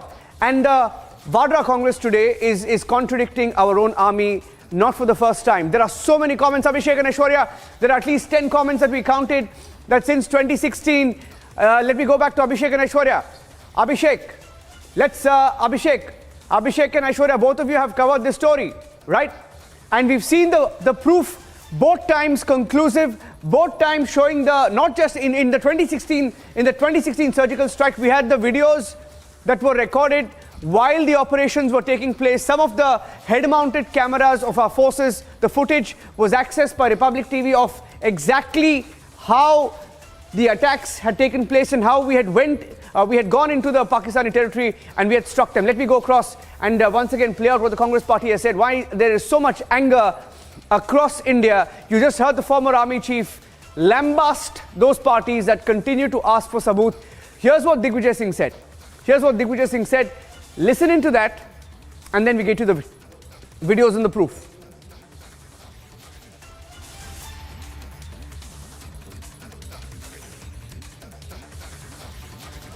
Pulwama की घटना हुई, 40 से ज्यादा हमारे CRPF के लोग मारे गए। क्यों मारे गए? सीआरपीएफ के लोगों ने, डायरेक्टर ने मांग की थी कि ये सेंसिटिव जोन है, इन सीआरपीएफ के जवानों को हवाई जहाज से श्रीनगर से दिल्ली भेजा जाए। लेकिन मोदी जी ने मना कर दिया। क्यों मना कर दिया? पुलवामा जो कि पूरे तरीके से टेररिज्म का एक केंद्र बन चुका है, वहां हर गाड़ी की चेकिंग होती है।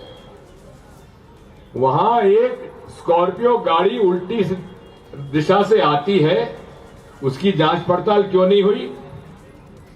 और जांच पड़ताल भी नहीं हुई और उसके बाद वो आके टकराती है और हमारे 40 सीआरपीएफ के जवान शहीद हो जाते हैं। आज तक उस घटना की जानकारी ना संसद में उन्होंने पेश की, ना जनता के सामने रखी। सर्जिकल स्ट्राइक की बात करते हैं कि हमने इतने लोग मार गिराए, लेकिन प्रमाण कुछ नहीं। केवल झूठ का पुलिंदा से ये राज कर रहे हैं। पुलवामा की घटना हुई, 40 से ज्यादा हमारे सीआरपीएफ के लोग मारे गए। क्यों मारे गए? सीआरपीएफ के लोगों ने, डायरेक्टर ने मांग की थी कि ये सेंसिटिव जोन है, इन सीआरपीएफ के जवानों को हवाई जहाज से श्रीनगर से दिल्ली भेजा जाए, लेकिन मोदी जी ने मना कर दिया। क्यों मना कर दिया? पुलवामा जो कि पूरे तरीके से टेररिज्म का एक केंद्र बन चुका है, वहां हर गाड़ी की चेकिंग होती है। वहां एक स्कॉर्पियो गाड़ी उल्टी दिशा से आती है, उसकी जांच पड़ताल क्यों नहीं हुई? और जांच पड़ताल भी नहीं हुई, और उसके बाद वो आके टकराती है और हमारे 40 सीआरपीएफ के जवान शहीद हो जाते हैं। आज तक उस घटना की जानकारी ना संसद में उन्होंने पेश की, ना जनता के सामने रखी। सर्जिकल स्ट्राइक की बात करते हैं कि हमने इतने लोग मार गिराए, लेकिन प्रमाण कुछ नहीं। केवल झूठ का पुलिंदा से ये राज कर रहे हैं। Major General P.K. Sehgal is joining us on the broadcast. Samiksha is also on the broadcast with us. Samiksha, Abhishek, Aishwarya also on the broadcast, so we'll get all our teams in. And Major General P.K. Sehgal, you heard that comment, sir. It's not the first. We're not sure it's going to be the last, but it sounds eerily similar to what Pakistan has been claiming on the surgical strikes. It matches what Pakistan has been claiming. Sorry to say that, but that's the truth. Digvijay Singh's statement is most disgusting and absolutely falsification of facts. Indian Army, post-independence, has emerged as one of the most respectable and regarded army the world over. Its professionalism and competence is accepted by everybody. It is all.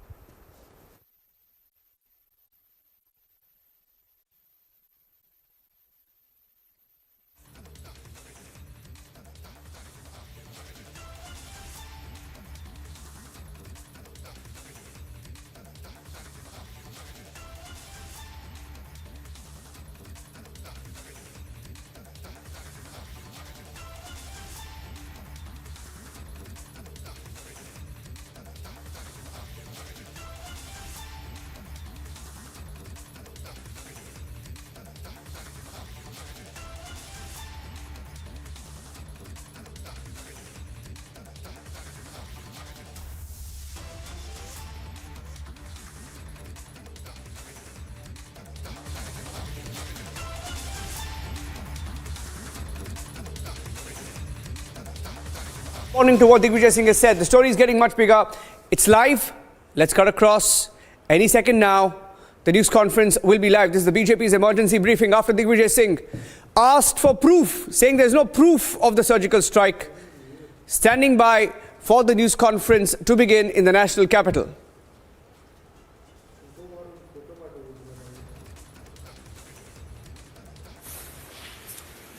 सभी पत्रकार बंधुओं को मेरा नमस्कार।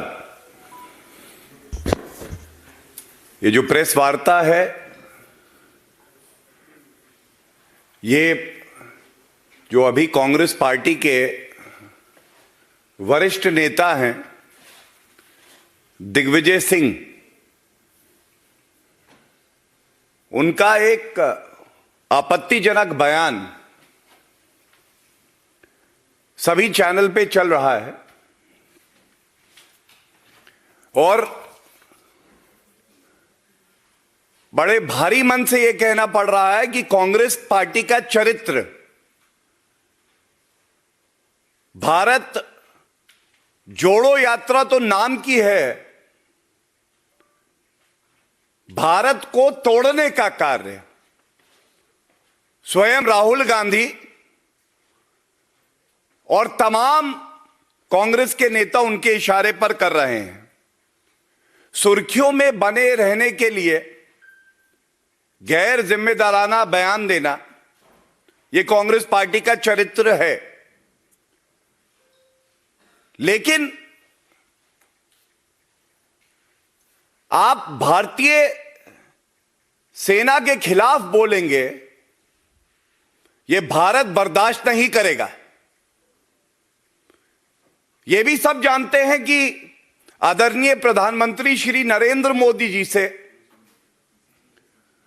राहुल गांधी और Congress party को नफरत है। लेकिन श्री नरेंद्र मोदी जी से नफरत करते करते ऐसा प्रतीत होता है कि राहुल गांधी और दिग्विजय सिंह अब अंधे हो गए हैं। उनको अपनी जिम्मेदारी का एहसास भी अब नहीं है। देश के लिए भक्ति भाव भी जो है वो समाप्त हो गया है। और जिस तरह के बयान दिग्विजय सिंह ने आज दिए और कहा कि सेना surgical strike, Balakot air strike का प्रमाण दे, वो प्रमाण नहीं आया। तो कुछ अहम बातें जो देश के हर नागरिक के दिल की बात है, जो भाव है, वो मैं आपके समक्ष रखूंगा। ऐसा लगता है कि श्री नरेंद्र मोदी जी जो मजबूत नेतृत्व भारत को दे रहे हैं और हमारी वीर सेना जो पूरे विश्व में सबसे ज्यादा वीर है, अपनी वीरता दिखाती है और आतंकी मुल्क को घुस के ठोकती है, तो एक तो दर्द होता है उस पड़ोसी मुल्क को, पाकिस्तान को। और सालों साल से ये जख्म कांग्रेस पार्टी के हृदय में भी अभी भी है। ये दर्द साफ प्रतीत हो रहा है। मैं आज राहुल गांधी, मल्लिकार्जुन खड़गे जी, सोनिया गांधी, इन सबको तथ्यों के आधार पे कुछ याद दिलाता हूं। जब पुलवामा हमला हुआ, हमारे वीर सैनिक तिरंगे के लिए शहीद हुए। एक राजनीतिक दल विपक्ष में है तो क्या हुआ, उसकी एक बड़ी जिम्मेदारी होती है। याद करिए किस तरह से आधे घंटे के अंदर कांग्रेस पार्टी के जो चीफ स्पोक्स पर्सन थे रणदीप सुरजेवाला, आधे घंटे के अंदर उनका क्या बयान आया। उनका पहला बयान आया, this is the result of home grown terrorism. Home grown terrorism. उनके अनुसार, कांग्रेस पार्टी के अनुसार, यह आवश्यक था कि एक आतंकी मुल्क को क्लीन चिट दे दी जाए। यह स्टेज 1 थी। इसके बाद यह विश्वास हर नागरिक का श्री नरेंद्र मोदी जी और वीर सेना पर था। चाहे सर्जिकल स्ट्राइक की बात हो या बालाकोट एयर स्ट्राइक की बात हो, ऐसा करारा जवाब दिया जाएगा इस आतंकी मुल्क को कि वो जान जाएंगे कि भारत की ताकत जब राजनीतिक इच्छा शक्ति हो और उसके साथ हमारी वीर सेना हो,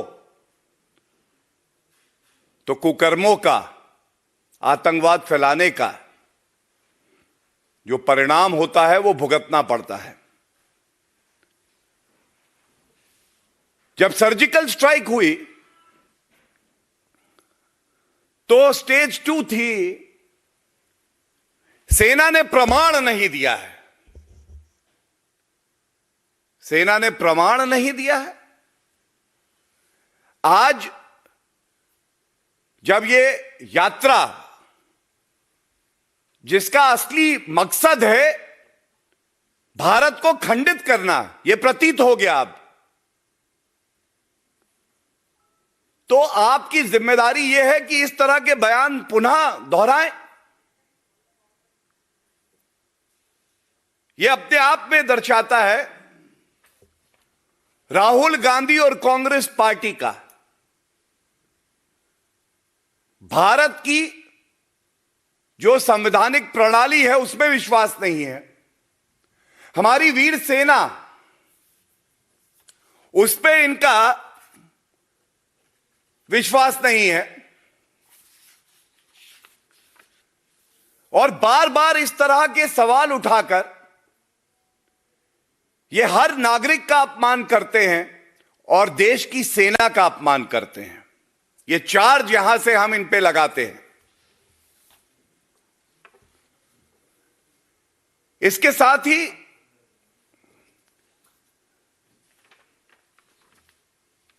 मैं ये भी आपको बता दूं कि केवल सवाल रणदीप सुरजेवाला या राहुल गांधी ने नहीं उठाए, शीर्ष नेतृत्व जब इशारा करता है तो इस तरह के बयान आते हैं। सैम पित्रोदा, उन्होंने पुनः पाकिस्तान को क्लीन चिट देते हुए कहा, पुलवामा हमले के लिए पाकिस्तान को जिम्मेदार नहीं ठहराना चाहिए। क्या कार्रवाई हुई उन पे? इसी कड़ी में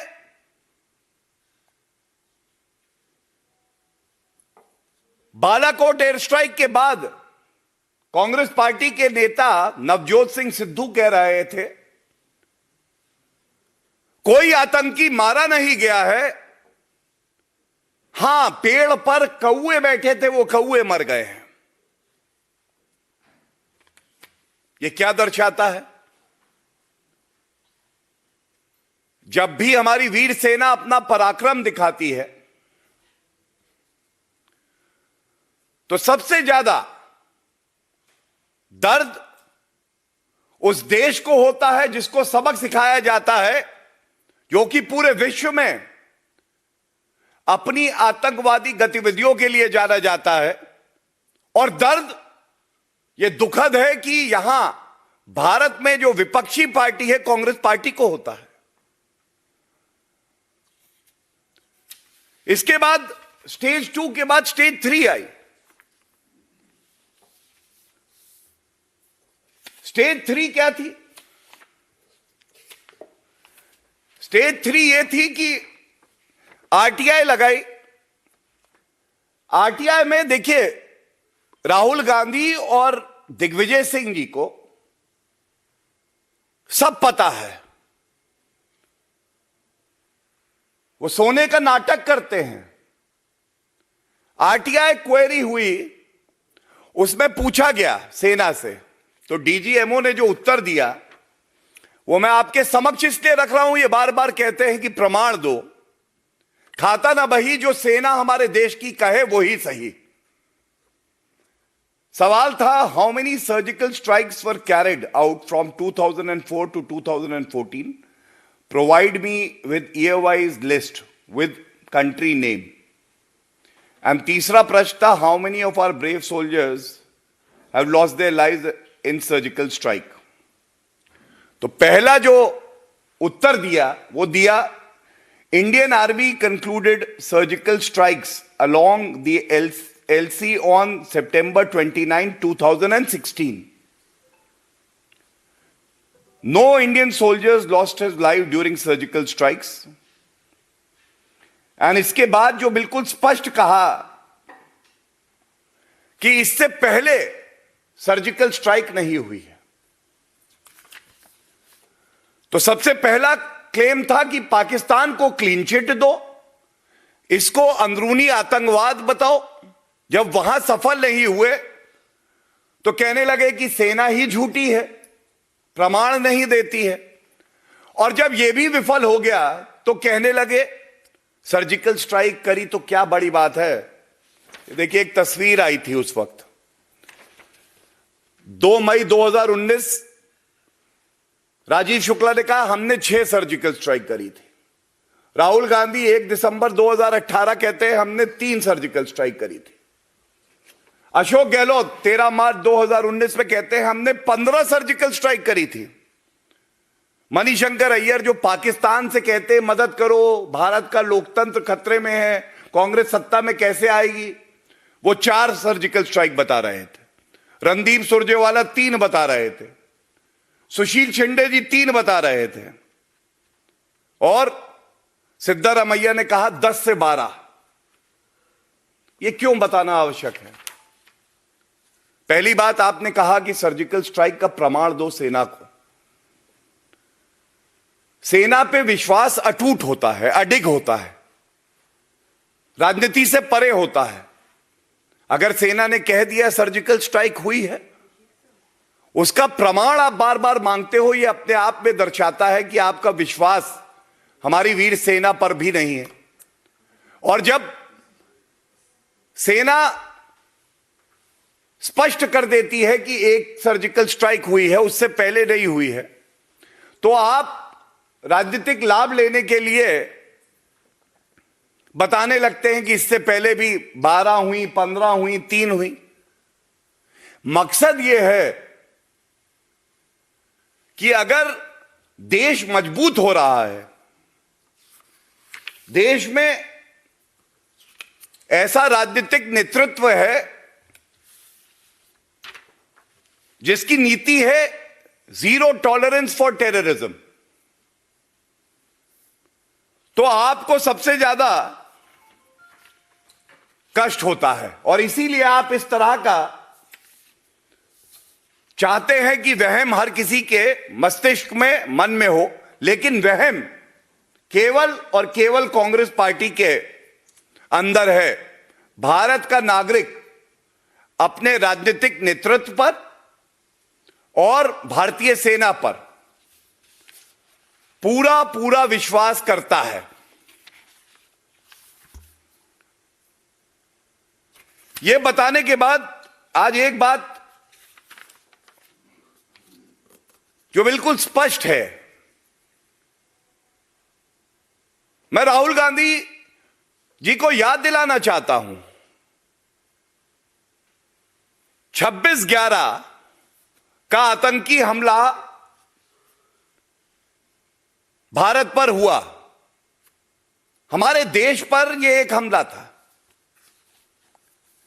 और रिस्पॉन्स में फर्क क्या था, मैं यह बताना चाहूंगा। तत्कालीन air chief marshal Fali Homi Major ji ने तत्कालीन प्रधानमंत्री मनमोहन सिंह जी से कहा, हम आतंकी मुल्क को नेस्त नाबूद कर देंगे, आप हरी झंडी दीजिए। लेकिन सेना के हाथ बांध दिए गए। और यह दुख की बात है कि एक सांसद राहुल गांधी, जो पूर्व में अध्यक्ष रहे हैं, उपाध्यक्ष रहे हैं कांग्रेस पार्टी के, बड़े ही प्रतिष्ठित अखबार ने एक खबर निकाली, 26/11 के हमले के बाद जब पूरा देश एकजुट था, उस वक्त राहुल गांधी नाच गाना कर रहे थे सुबह तक। रिस्पॉन्स 0। इसलिए नहीं कि हमारी सेना तैयार नहीं थी, लेकिन जो हिम्मत होनी चाहिए, जो 56 इंच की छाती होनी चाहिए कि सेना को खुला हाथ दे दो, वो तय करेगी क्या जवाब देंगे। वो भ्रष्टाचारी, निकम्मी और जिनकी नीयत में खोट है, उस कांग्रेस पार्टी की सरकार में वो इच्छा शक्ति नहीं थी। और ये बदला क्या, 18 सितंबर 2016 भारत की अखंडता पर हमला होता है जब आतंकवादी हमला होता है। 28 सितंबर 2016 सर्जिकल स्ट्राइक हुई 10 दिन बाद। पुलवामा का हमला 14 फरवरी 2019। देश की विपक्षी पार्टी हो तो क्या हो, तंज कस रहे थे, कहां है 56 इंच की छाती। 26 फरवरी 2019 बालाकोट एयर स्ट्राइक।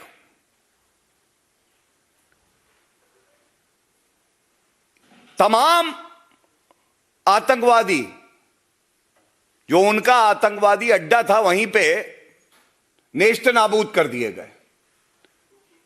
पूरे विश्व में यह समाचार था, लेकिन कांग्रेस पार्टी कह रही थी कि हमारी वीर सेना ने कुछ नहीं किया, जान जोखिम में डाली तो क्या है, केवल कौवे जो पेड़ पे बैठे थे वो मार दिए हैं। आज सवाल यह है कि आप राजनीति करिए, लेकिन देश के प्रधानमंत्री पर, जो कि संवैधानिक पद है और जनता आशीर्वाद देती है, उस पर आपका भरोसा क्यों नहीं है? हमारी वीर सेना, an institution which is most respected in the world, which is the bravest in the world, which is completely apolitical, उस पे आपका विश्वास क्यों नहीं है? तीसरा बड़ा सवाल, आप भारत जोड़ो यात्रा की बात करते हैं और हमारा यह मानना है कि भारत अखंड था, अखंड है, अखंड रहेगा। जो जोड़ा है उसको जोड़ा नहीं जा सकता, लेकिन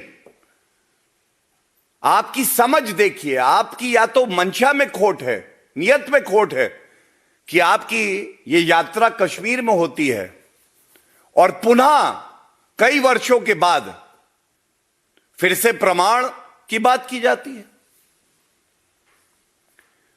इसी के साथ एक बात और उठाई गई, उन्होंने कहा अनुच्छेद 370 जो हटाया है तो बदला क्या? तो सबसे पहले तो मैं ये बताऊंगा, संवैधानिक दृष्टि से अनुच्छेद 370 जब संविधान निर्माताओं ने संविधान में डाला तो पहला शब्द जो था वो टेम्पररी था, अस्थाई। कांग्रेस पार्टी सत्ता में रही, इतनी हिम्मत नहीं हुई आपकी कि उस अनुच्छेद 370 को निष्क्रिय कर दें, संशोधित कर दें, हटा दें। और यह बात हमें गौरवान्वित करती है कि देश को श्री नरेंद्र मोदी जी जैसा यशस्वी प्रधानमंत्री मिला है, जो कि इच्छा शक्ति रखता है और अनुच्छेद 370 को संशोधित करके निष्क्रिय किया, हटाया। और दर्द आपको हो रहा है। लोकतंत्र में जनता के आशीर्वाद से बड़ा कुछ नहीं है, तो यह कहना भी गलत नहीं होगा, चाहे सर्जिकल स्ट्राइक हो, चाहे बालाकोट एयर स्ट्राइक हो। 2019 के लोकसभा चुनाव के परिणाम जब आए तो यह स्पष्ट हो गया कि देश की जनता भारतीय जनता पार्टी के साथ खड़ी है और वीर सेना के साथ खड़ी है। और जो लोग अनर्गल बयान लगा रहे थे, राजनीतिक दृष्टि से आज वो शून्य है, उनका अस्तित्व खतरे में है। एक बात मैं और कह के अपनी बात को समाप्त करूंगा। अनुच्छेद 370 में राहुल गांधी संविधान की शपथ तो ले लिए, लेकिन कभी संविधान खोल के वो पढ़ा नहीं कि ये जो अनुच्छेद है ये टेम्पररी है, बल्कि मुझे ये दिखाते हुए शर्म आती है एक नागरिक के तौर पर, 2019 के चुनाव से पहले उनका मैनिफेस्टो का वो कागज लेके आया। कांग्रेस पार्टी ने अनुच्छेद 370 पर संविधान की जो मूल भावना है उसको परे करके क्या बोला, उन्होंने कहा 26 अक्टूबर 1947 को इंस्ट्रूमेंट ऑफ एक्सेशन पर हस्ताक्षर किए जाने के बाद से कांग्रेस जम्मू कश्मीर के घटनाक्रमों की गवाह रही है।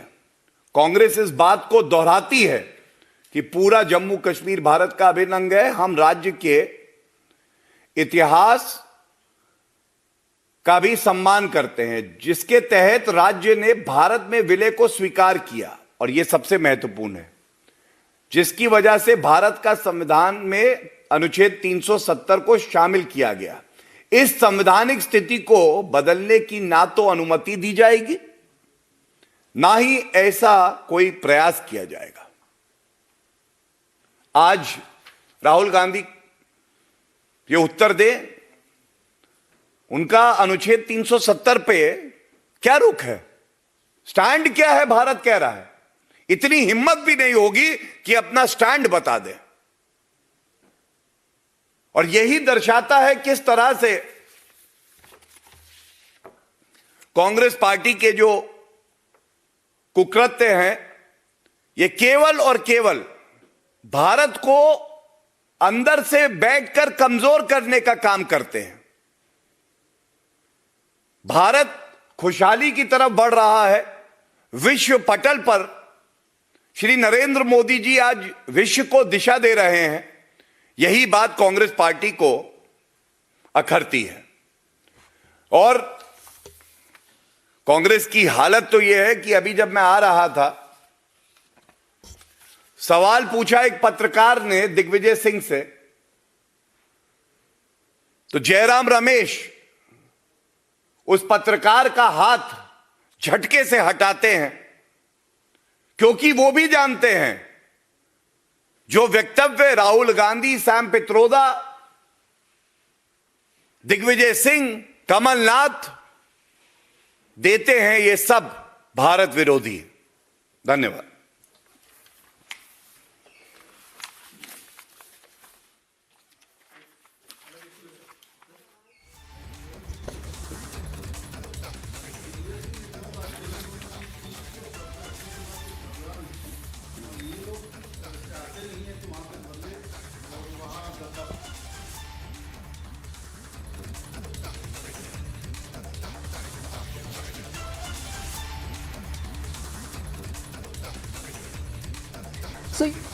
श्री नरेंद्र मोदी जी से नफरत करते करते ये लोग अंधे हो गए। आप इनको संविधान दिखाइए, इनका अपना मैनिफेस्टो दिखाइए, या तथ्य और आंकड़े दीजिए, समझ आते हुए भी ये उसकी अनदेखी कर देंगे। लेकिन क्योंकि आपने प्रश्न किया है और ये मेरी जिम्मेदारी है कि मैं तथ्यों को आपके समक्ष रखूं, तो मैं केवल ये बताना चाहूंगा, दिग्विजय सिंह जी और राहुल गांधी को यह पता होना चाहिए, अनुच्छेद 370 संशोधित होने के बाद जहां 6 लाख टूरिस्ट जाते थे कश्मीर, अक्टूबर 2022 तक का मेरे पास आंकड़ा है, 22 लाख टूरिस्ट गए, 3.5 गुना ज्यादा पहले से। जो टेररिस्ट इंसिडेंट्स होते थे उसमें करीब 30% की कमी आई है। पत्थरबाजी 88% जो है वो कम हुई है, ये जब से अनुच्छेद 370 संशोधित किया गया है। वहां पे 70 साल में 15,000 करोड़ का निवेश आया और 2019 के बाद 3 साल में 56,000 करोड़ का निवेश। कहां 70 साल में 15,000 करोड़ और यहां 3 साल में 56,000 करोड़। और इसके साथ ही बहुत गर्व होता है जब कश्मीर का हमारा भाई, हमारी बहन सेना भर्ती के लिए उसमें हिस्सा लेती है और हमारी वीर सेना में सम्मिलित होके देश की रक्षा करती है। यह एक बड़ा बदलाव है, लेकिन कांग्रेस पार्टी से उम्मीद रखना कि वो इस बड़े बदलाव को देखेंगे, समझेंगे और देश हित में कार्य करेंगे, बहुत ज्यादा की उम्मीद रखना है। धन्यवाद।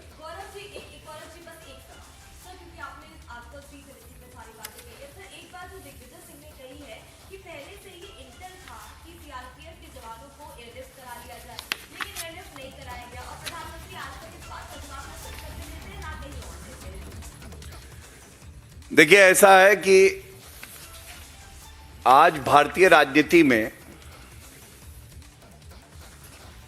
दिग्विजय सिंह जी वो व्यक्ति हैं जो अनर्गल बयान देना, गैर जिम्मेदाराना बयान देना और वो बयान देना जिससे नफरत जहर फैले, उसका प्रतीक बन गए हैं। मैं बहुत ज्यादा उस पर ना कहते हुए, क्योंकि संवेदनशील मामला है, एक बात जरूर कहूंगा। स्ट्रैटेजिक डिसीजंस जो होते हैं उसका निर्णय कौन करता है, और अगर कोई जानकारी है जो देश की सेना हो या राजनीतिक नेतृत्व हो, वो ये सोचता है कि इसको सार्वजनिक करने में देश को दिक्कत आएगी, तो क्या एक राजनीतिक दल की यह जिम्मेदारी नहीं है कि वो अपनी जिम्मेदारी को समझे और इस तरह के अनर्गल बयान ना दे? इसी को हल्की घटिया राजनीति कहते हैं। और दिग्विजय सिंह जी वो हैं अर्धबलीय सैनिक पे जो हाथ उठाते हैं थप्पड़ मारते हैं। ये वो दिग्विजय सिंह हैं जो भारत को तोड़ने के लिए हिंदू आतंकवाद का आविष्कार और प्रचार करते हैं। मैं केवल इतना ही कहूंगा, राष्ट्रीय अध्यक्ष मल्लिकार्जुन खड़गे, उनकी एक बड़ी जिम्मेदारी है, वो आज देश को यह बताएं कि वो भारतीय सेना पर विश्वास रखते हैं या नहीं रखते हैं। और जब कश्मीर में ये भारत तोड़ो यात्रा है, तो इस तरह के बयान देना क्या दर्शाता है? एक तरफ गृह मंत्री श्री अमित शाह जी जब कश्मीर जाते हैं तो वो उन पीड़ित परिवारों से मिलते हैं जिन्होंने अपना कोई खोया है, उनके साथ खड़े दिखाई देते हैं। और दूसरी तरफ ये भारत विरोधी कांग्रेस पार्टी है जिसका चरित्र आज ये है कि वो केवल और केवल भारत को अंदर से नुकसान पहुंचाने का कार्य करती है। धन्यवाद।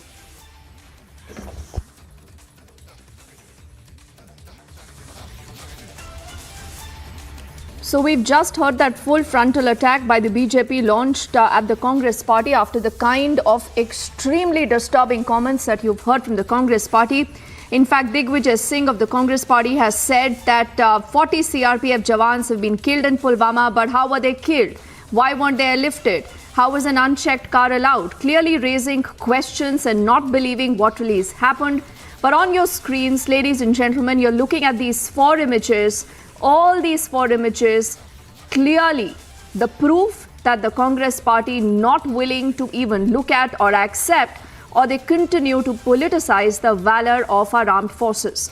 The hashtag we are putting out this afternoon is the Saboot Gang Yatra.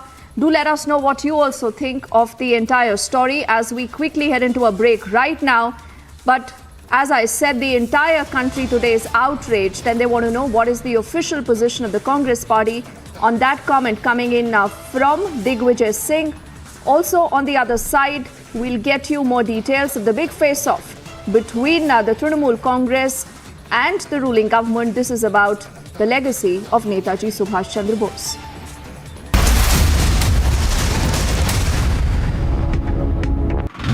A lot of preparations have been before the Republic Day parade. Right now we are here at Karepra ground in Delhi, Kanta, where the tableau of different states are being showcased. We show you pictures of this tableau, and this tableau is from Andhra Pradesh. They are also performing on the Haryana folk song. People coming in from Jammu and Kashmir, and there are the practice which is being done here by the artists of different states. You can clearly see how the preparations are now going on here.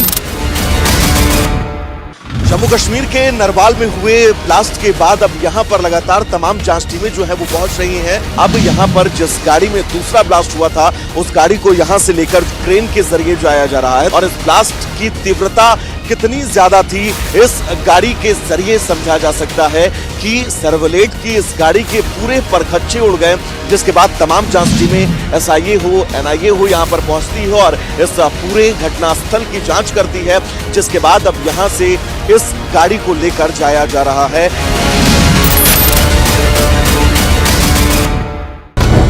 When the Prime Minister said we should have growth, we should have development, we should have globalization with less debt, he has had the legitimacy to talk about it. There is a performance. So whether in terms of Vasudhaiva Kutumbakam, whether in terms of environmental culture or cultural economics, I think India has a functioning model to show to the world. This G20 is an opportunity for India to pack its ideas and present to the world. Here is an alternative model, functioning model. It is not a theoretical model. It is not something which you have brought from libraries. It is working on the ground.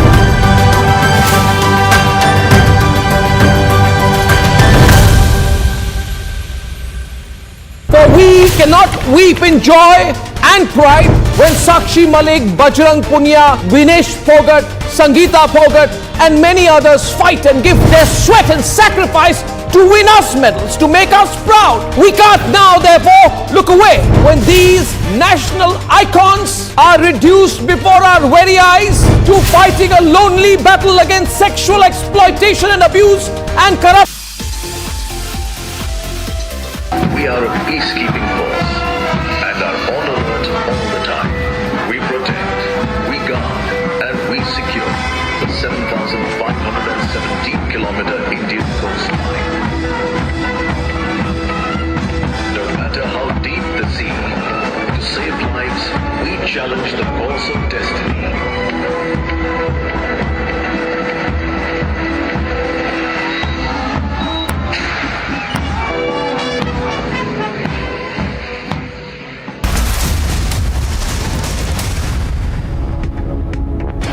When timeless European design meets cutting-edge technology, it's QO. QO, European Bath Lounges. QS and THE, the world's foremost university rankings organizations, have ranked Amity amongst the top 3% universities globally, making it among the very few Indian universities to be included in both rankings. Yet another top ranking for Amity University.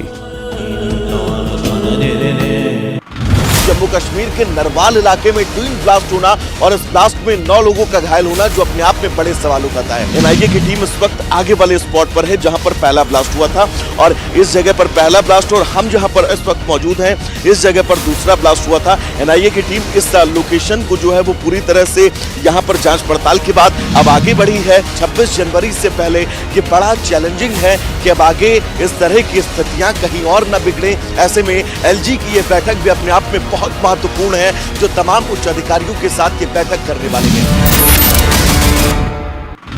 A lot of preparations have been before the Republic Day parade. Right now we are here at Karepra ground in Delhi, Kanta, where the tableau of different states are being showcased. We show you pictures of this tableau, and this tableau is from Andhra Pradesh. They are also performing on the Haryana folk song. People coming in from Jammu and Kashmir, and there are the practice which is being done here by the artists of different states. You can clearly see how the preparations are now going on here. Jammu Kashmir के नरवाल में हुए blast के बाद अब यहाँ पर लगातार तमाम जांच टीमें जो है वो पहुंच रही हैं। अब यहाँ पर जिस गाड़ी में दूसरा ब्लास्ट हुआ था, उस गाड़ी को यहाँ से लेकर क्रेन के जरिए जाया जा रहा है, और इस ब्लास्ट की तीव्रता कितनी ज्यादा थी इस गाड़ी के जरिए समझा जा सकता है कि सर्वलेट की इस गाड़ी के पूरे परखच्चे उड़ गए, जिसके बाद तमाम जांच टीमें SIA हो NIA हो यहां पर पहुंचती है और इस पूरे घटनास्थल की जांच करती है, जिसके बाद अब यहां से इस गाड़ी को लेकर जाया जा रहा है।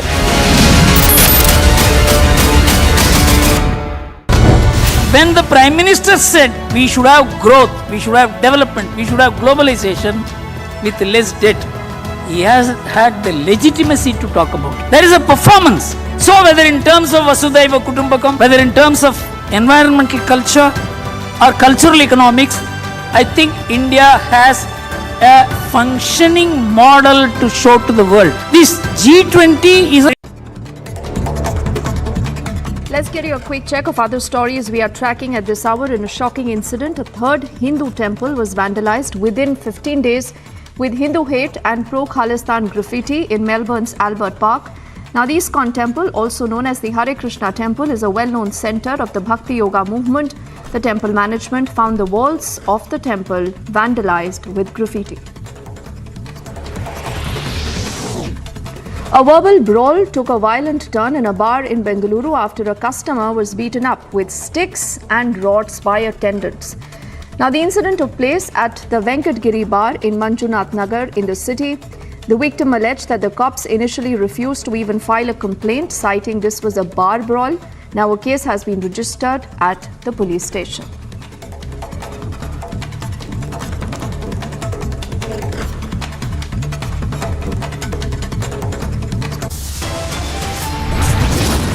We head into a break right now. On the other side, we are putting a spotlight on Pakistan. It has no money, it has no power, it has no energy now. And now there are reports of major power outages in different cities of Pakistan.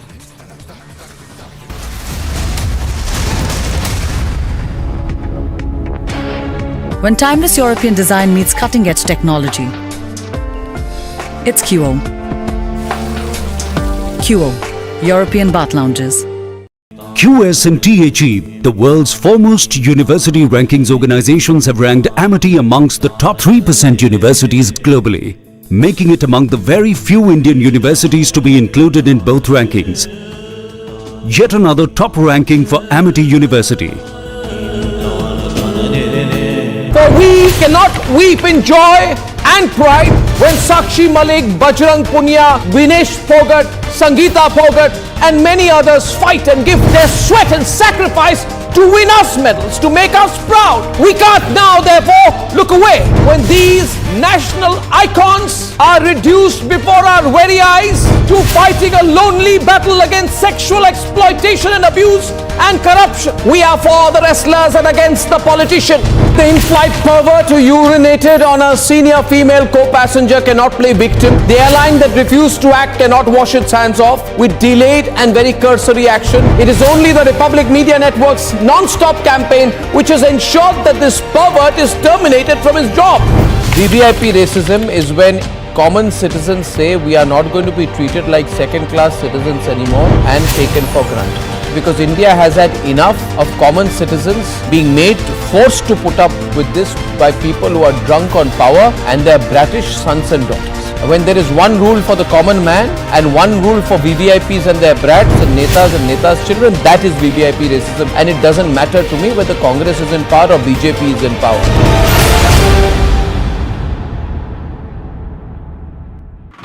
Jammu Kashmir के नरवाल इलाके में twin blast होना और इस blast में 9 लोगों का घायल होना जो अपने आप में बड़े सवाल उठाता है। NIA की टीम इस वक्त आगे वाले स्पॉट पर है जहां पर पहला ब्लास्ट हुआ था और इस जगह पर पहला ब्लास्ट और हम जहां पर इस वक्त मौजूद हैं इस जगह पर दूसरा ब्लास्ट हुआ था। NIA की टीम इस लोकेशन को जो है वो पूरी तरह से यहां पर जांच पड़ताल के बाद अब आगे बढ़ी है। 26 जनवरी से पहले ये बड़ा कार्यभार संभाला स्ट्राइक कोर की सफल कमान के बाद And behind the band is Indian Air Force marching contingent comprising 144 air warriors and 4 officers led by squadron leader Sindhu Reddy marching past the Kartavya Path in 12 by 12 box formation. Nag missile एक स्वदेशी fire and forget anti tank guided missile है जिसकी प्रभावी range 5 kilometre है। ये tandem warhead lock on before launch, top attack और भाग रहे दुश्मन की बख्तर बम दस्तों को नष्ट करने की क्षमता रखता है। स्टॉल से तेजस विमान तक ड्रोन से मंगलयान तक आत्मनिर्भरता के नए कीर्ति स्तंभ गढ़ता आधुनिक भारत। इसी स्वावलंबन को दर्शाता अगला दस्ता क्विक रिएक्शन फोर्स व्हीकल का, जिसमें 3 गाड़ियां शामिल हैं।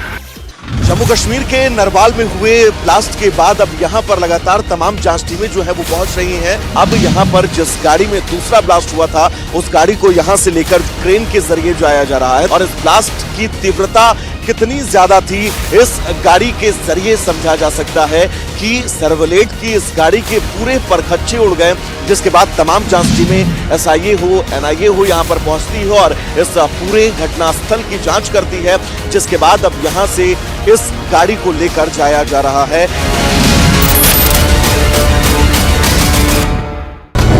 When the Prime Minister said we should have growth, we should have development, we should have globalization with less debt, he has had the legitimacy to talk about it. There is a performance. So whether in terms of Vasudhaiva Kutumbakam, whether in terms of environmental culture or cultural economics, I think India has a functioning model to show to the world. This G20 is an opportunity for India to pack its ideas and present to the world. Here is an alternative model, functioning model. It is not a theoretical model. It is not something which we have brought from libraries. It is working on the ground.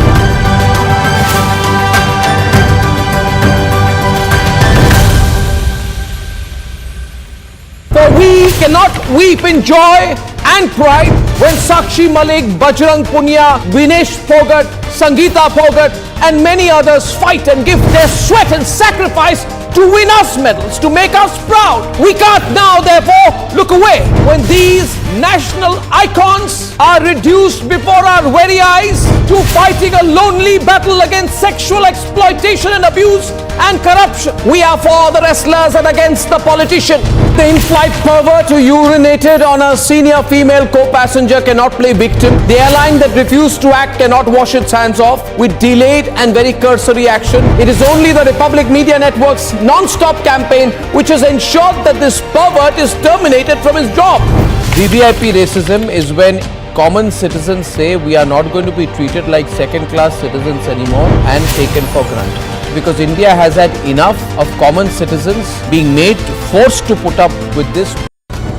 When the Prime Minister said we should have growth, we should have development, we should have globalization with less debt, he has had the legitimacy to talk about it. There is a performance. So whether in terms of Vasudhaiva Kutumbakam, whether in terms of environmental culture or cultural economics, I think India has a functioning model to show to the world. This G20 is an opportunity for India to pack its ideas and present to the world.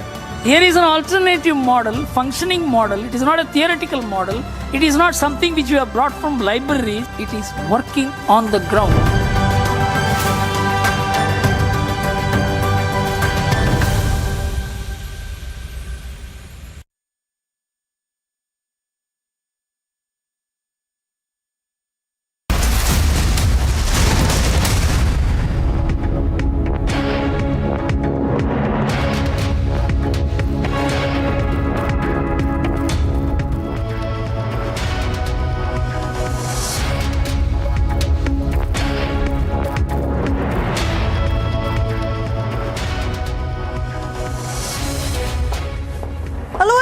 It is a Monday afternoon and we get you all the stories that are making news. A quick check at 4 p.m. of what's lined up on the show. Yes, Digvijay Singh, senior Congress leader, has stoked a massive controversy after the Congress has once again demanded proof on the surgical strikes. A repeat statement that comes in from the Congress ahead of the Congress Bharat Jodo Yatra to enter into Jammu and Kashmir. And we'll get to that statement in detail. Also, a massive political fight over Bose's legacy on this very day, where you see how the TMC has also now questioned the government's intent. And a grim state of affairs that continues in Pakistan, where there is a complete power outage after the scarcity of food and fuel. It is power outage now across major cities that has gripped Pakistan. We'll get you all of this on the show today. First, a quick check of the headlines we're tracking. Surgical strike की बात करते हैं कि हमने इतने लोग मार गिराए, लेकिन प्रमाण कुछ नहीं, केवल झूठ का बुलंदा से ये राज कर रहे हैं। Army thrashes the enemy on borders, but Sabut gang is back asking for surgical strike proof.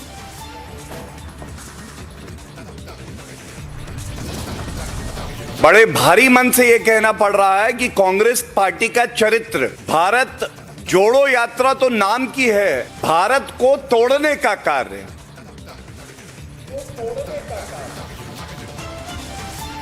BJP takes on anti-army Vadra. Congress says that Pakistan is wounded and Congress is feeling the pain.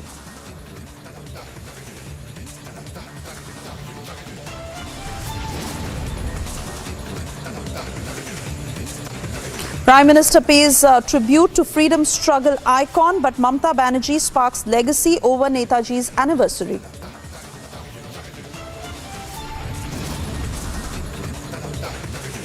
शहीदों और वीर जवानों के नाम पर ये द्वीप एक चिरंतर प्रेरणा का स्थल बनेंगे। 21 Andaman Islands renamed after Paramveer Chakra awardees as Prime Minister honors India's heroes.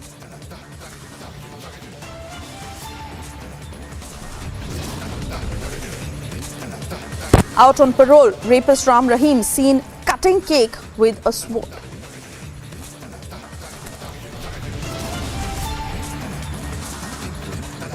Pakistan continues to grapple with one crisis after another. It is electricity outage this time.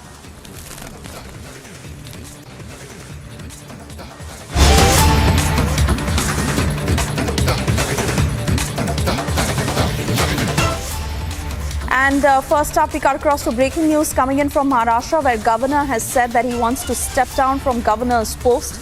In a statement issued by Raj Bhavan, Governor Koshiyedi has expressed his desire to spend the rest of his life in reading, writing and other leisure activities. Governor Koshiyedi had given this information through a press release issued by the Raj Bhavan that stated, and I quote, "It was an absolute honor and privilege for me to serve as the Rajya Sevak or Rajyapal of a great state like Maharashtra, the land of saints, social reforms and valiant fighters." Cutting across to my colleague Alisha, who is with us on the broadcast. Alisha, well, Bhagat Singh Koshiyedi has decided to step down, and he may not continue in any other post, as he says that he will be taking his time off. If you could take us through that statement in detail. Well, yes, Suesha, this is not the first time that we're hearing that Bhagat Singh Koshiyedi, who is a Maharashtra governor, has expressed his desire to step down as a governor. But this time when Prime Minister Narendra Modi, who was in Mumbai on Friday, he also conveyed the same message to Prime Minister, stating that he does not want to continue and he wants to spend time in reading, is what has been mentioned in a statement that has been released by Raj Bhavan. If I read at the statement which has been released from the Governor House, mentioning that Bhagat Singh Koshiyedi have expressed desire to step down from governor's post. Also says that he has conveyed to Prime Minister his desire to spend the rest of his life reading and writing. Maharashtra Governor Bhagat Singh Koshiyedi has stated that he has conveyed his desire to step down from the political responsibility to Prime Minister Narendra Modi during the latter visit, recent visit to Mumbai. In the statement that has been issued by Raj Bhavan, where Bhagat Singh Koshiyedi has expressed his desire to spend the rest of his life in reading, writing and other activities. But also Bhagat Singh Koshiyedi has given this information through the press release issued by Raj Bhavan. So here we are getting an official press release from the Raj Bhavan, which clearly mentioned that Maharashtra Governor Bhagat Singh Koshiyedi has expressed his desire to step down as from his post, and the same message has been conveyed to Prime Minister Narendra Modi.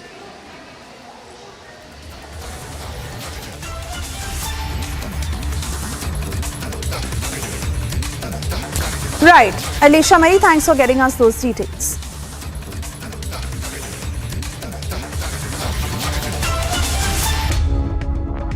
And we now shift our focus to the story that has been the top focus. The Congress stoking a controversy yet again, and the timing in particular that is being questioned, as the Bharat Jodo Yatra is all set to enter Jammu and Kashmir. It is the Congress party and Digvijay Singh leading from the front who has once again asked for proof on the surgical strikes. Now, the BJP coming down heavily on the Congress, questioning the fact that it is the Congress raising doubts against our forces, yet again questioning the valor of our forces, and most importantly, the striking similarity between the line taken by Pakistan and Congress yet again. The BJP also saying that it is the Congress party that particularly sides China, Pakistan, and this time around takes the Gupkar League line, as they think that this is what will help them revive and make a point against the government, whereas they are actually going on to attack the forces. Listen into that statement, after which we get you more.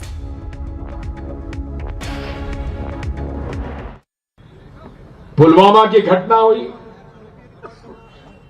40 से ज्यादा हमारे CRPF के लोग मारे गए। क्यों मारे गए? सीआरपीएफ के लोगों ने, डायरेक्टर ने मांग की थी कि ये सेंसिटिव जोन है, इन सीआरपीएफ के जवानों को हवाई जहाज से श्रीनगर से दिल्ली भेजा जाए, लेकिन मोदी जी ने मना कर दिया। क्यों मना कर दिया? पुलवामा जो कि पूरे तरीके से टेररिज्म का एक केंद्र बन चुका है, वहां हर गाड़ी की चेकिंग होती है। वहां एक स्कॉर्पियो गाड़ी उल्टी दिशा से आती है, उसकी जांच पड़ताल क्यों नहीं हुई? और जांच पड़ताल भी नहीं हुई, और उसके बाद वो आके टकराती है और हमारे 40 सीआरपीएफ के जवान शहीद हो जाते हैं। आज तक उस घटना की जानकारी 40 सीआरपीएफ के जवानों ने आज तक ये बात खुलासा नहीं कर पाई। पुलवामा में हम लोगों के 40 सीआरपीएफ के जवानों ने आज तक ये बात खुलासा नहीं कर पाई आपकी सरकार कि आखिर ये 3 कुंटल ऑर्डिनेंस आया कहां से। इसके साथ साथ आज तक ये जवाब नहीं दे पाई है कि देवेंद्र सिंह डिप्टी एसपी जो कि आतंकवादियों से पकड़ा गया, वो आज कहां है? उसको क्यों छोड़ दिया गया? राष्ट्र का प्रथम उसको क्यों नहीं बना? इसी के साथ साथ हम तो पूछना चाहते हैं प्रधानमंत्री जी से, उनके और पाकिस्तान के प्रधानमंत्री जी की क्या संबंध है? कैसे संबंध है? एक दूसरे की प्रशंसा हो रही है, पर आखिर इन सब बातों में जवाब तो नहीं देना चाहिए। पुलवामा में हम लोगों के 40 सीआरपीएफ के जवानों ने आज तक ये बात खुलासा नहीं कर पाई आपकी सरकार कि आखिर ये 3 कुंटल ऑर्डिनेंस आया कहां से। इसके साथ साथ आज तक ये जवाब नहीं दे पाई है कि देवेंद्र सिंह डिप्टी एसपी जो कि आतंकवादियों से पकड़ा गया, वो आज कहां है?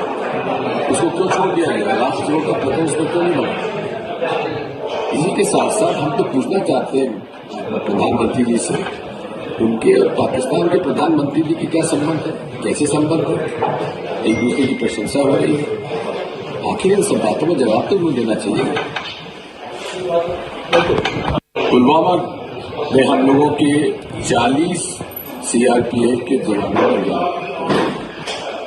आज तक ये बात खुलासा नहीं कर पाई आपकी सरकार कि आखिर ये 3 कुंटल ऑर्डिनेंस आया कहां से। इसके साथ साथ आज तक ये जवाब नहीं दे पाई है कि देवेंद्र सिंह डिप्टी एसपी जो कि आतंकवादियों से पकड़ा गया, वो आज कहां है? उसको क्यों छोड़ दिया गया? राष्ट्र का प्रथम उसको क्यों नहीं बना? इसी के साथ साथ हम तो पूछना चाहते हैं प्रधानमंत्री जी से, उनके और पाकिस्तान के प्रधानमंत्री जी की क्या संबंध है? कैसे संबंध है? एक दूसरे की प्रशंसा हो रही है, आखिर इन सब बातों में जवाब तो नहीं देना चाहिए। पुलवामा में हम लोगों के 40 सीआरपीएफ के जवानों ने आज तक ये बात खुलासा नहीं कर पाई आपकी सरकार कि आखिर ये 3 कुंटल ऑर्डिनेंस आया कहां से। इसके साथ साथ आज तक ये जवाब नहीं दे पाई है कि देवेंद्र सिंह डिप्टी एसपी जो कि आतंकवादियों से पकड़ा गया वो आज कहाँ है, उसको क्यों छोड़ दिया गया, राष्ट्रद्रोह का प्रकरण उसको क्यों नहीं बना। इसी के साथ साथ हम तो पूछना चाहते हैं प्रधानमंत्री जी से, उनके और पाकिस्तान के प्रधानमंत्री जी की क्या संबंध है, कैसे संबंध है, एक दूसरे की प्रशंसा हो रही है, आखिर इन सब बातों में जवाब तो नहीं देना चाहिए।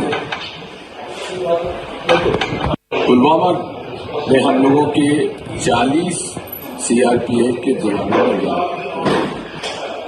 आज तक ये बात खुलासा नहीं कर पाई आपकी सरकार कि आखिर ये 3 कुंटल आर्डिनेंस आया कहां से। इसके साथ साथ आज तक ये जवाब नहीं दे पाई है कि देवेंद्र सिंह डिप्टी एसपी जो कि आतंकवादियों से पकड़ा गया वो आज कहाँ है, उसको क्यों छोड़ दिया गया, राष्ट्रद्रोह का प्रकरण उसको क्यों नहीं बना। इसी के साथ साथ हम तो पूछना चाहते हैं प्रधानमंत्री जी से, उनके और पाकिस्तान के प्रधानमंत्री जी की क्या संबंध है, कैसे संबंध है, एक दूसरे की प्रशंसा हो रही है, आखिर इन सब बातों में जवाब तो नहीं देना चाहिए। पुलवामा में हम लोगों के 40 सीआरपीएफ के जवानों ने आज तक ये बात खुलासा नहीं कर पाई आपकी सरकार कि आखिर ये 3 कुंटल आर्डिनेंस आया कहां से। इसके साथ साथ आज तक ये जवाब नहीं दे पाई है कि देवेंद्र सिंह डिप्टी एसपी जो कि आतंकवादियों से पकड़ा गया वो आज कहाँ है, उसको क्यों छोड़ दिया गया, राष्ट्रद्रोह का प्रकरण उसको क्यों नहीं बना। इसी के साथ साथ हम तो पूछना चाहते हैं प्रधानमंत्री जी से, उनके और पाकिस्तान के प्रधानमंत्री जी की क्या संबंध है, कैसे संबंध है, एक दूसरे की प्रशंसा हो रही है, आखिर इन सब बातों में जवाब तो नहीं देना चाहिए। पुलवामा में हम लोगों के 40 सीआरपीएफ के जवानों ने आज तक ये बात खुलासा नहीं कर पाई आपकी सरकार कि आखिर ये 3 कुंटल आर्डिनेंस आया कहां से। इसके साथ साथ आज तक ये जवाब नहीं दे पाई है कि देवेंद्र सिंह डिप्टी एसपी जो कि आतंकवादियों से पकड़ा गया वो आज कहाँ है, उसको क्यों छोड़ दिया गया, राष्ट्रद्रोह का प्रकरण उसको क्यों नहीं बना। इसी के साथ साथ हम तो पूछना चाहते हैं प्रधानमंत्री जी से, उनके और पाकिस्तान के प्रधानमंत्री जी की क्या संबंध है, कैसे। And well, that's the latest video that has been released by senior Congress leader Digvijay Singh, on which I want to take this to our senior executive editor Abhishek Kapoor, who's joining us on the broadcast. Abhishek, well, one thing is very clear, that not only is the Congress at it, but continues to push it, and very deliberately.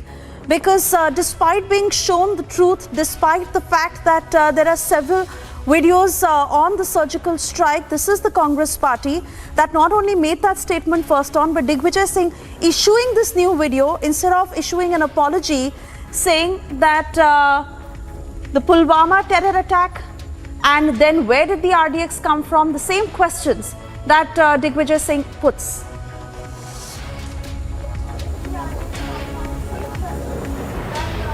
Well, so obviously he's digging in his heels and brazening it out, Suesha. And it's unfortunate. We have seen veteran sentiment coming out over the last couple of hours since the story broke of him having made that comment.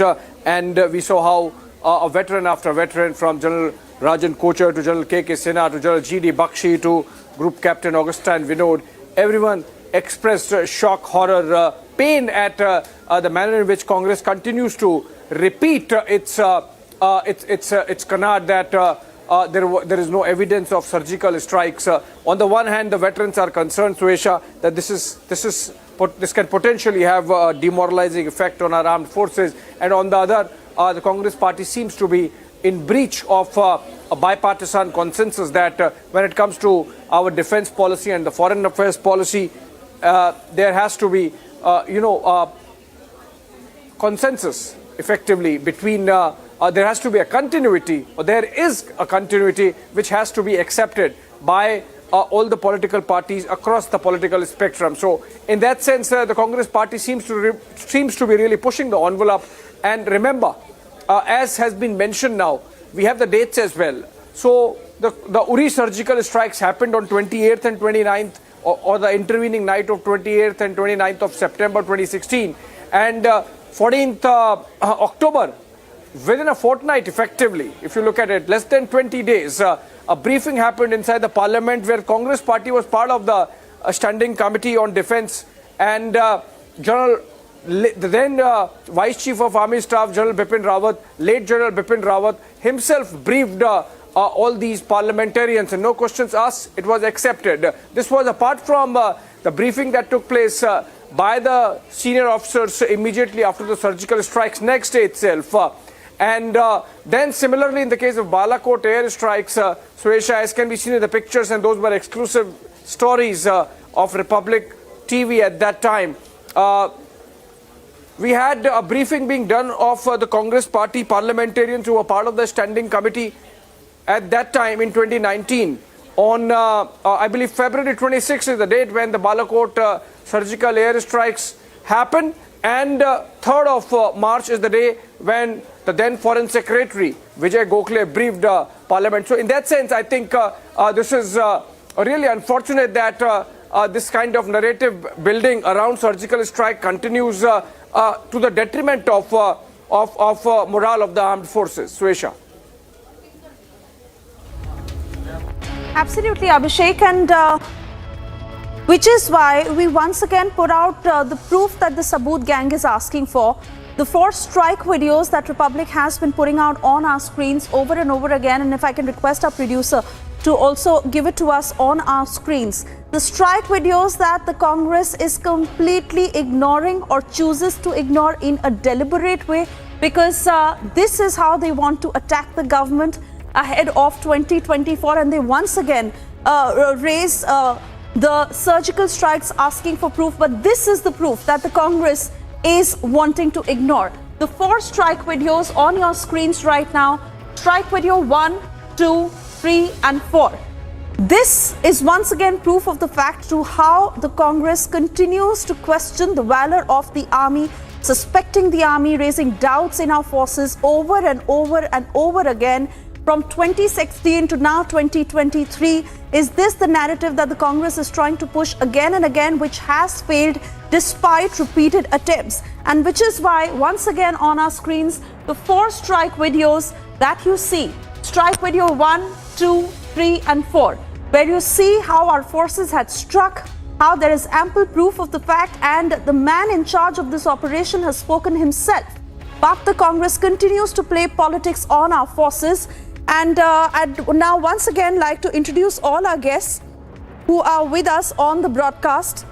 Commodore G.J. Singh, defense expert, he's joining us from Bangalore. Colonel Shailendra Singh, Lalit Ambardar and Wing Commander Praful Bakshi. I want to thank you all for being with us.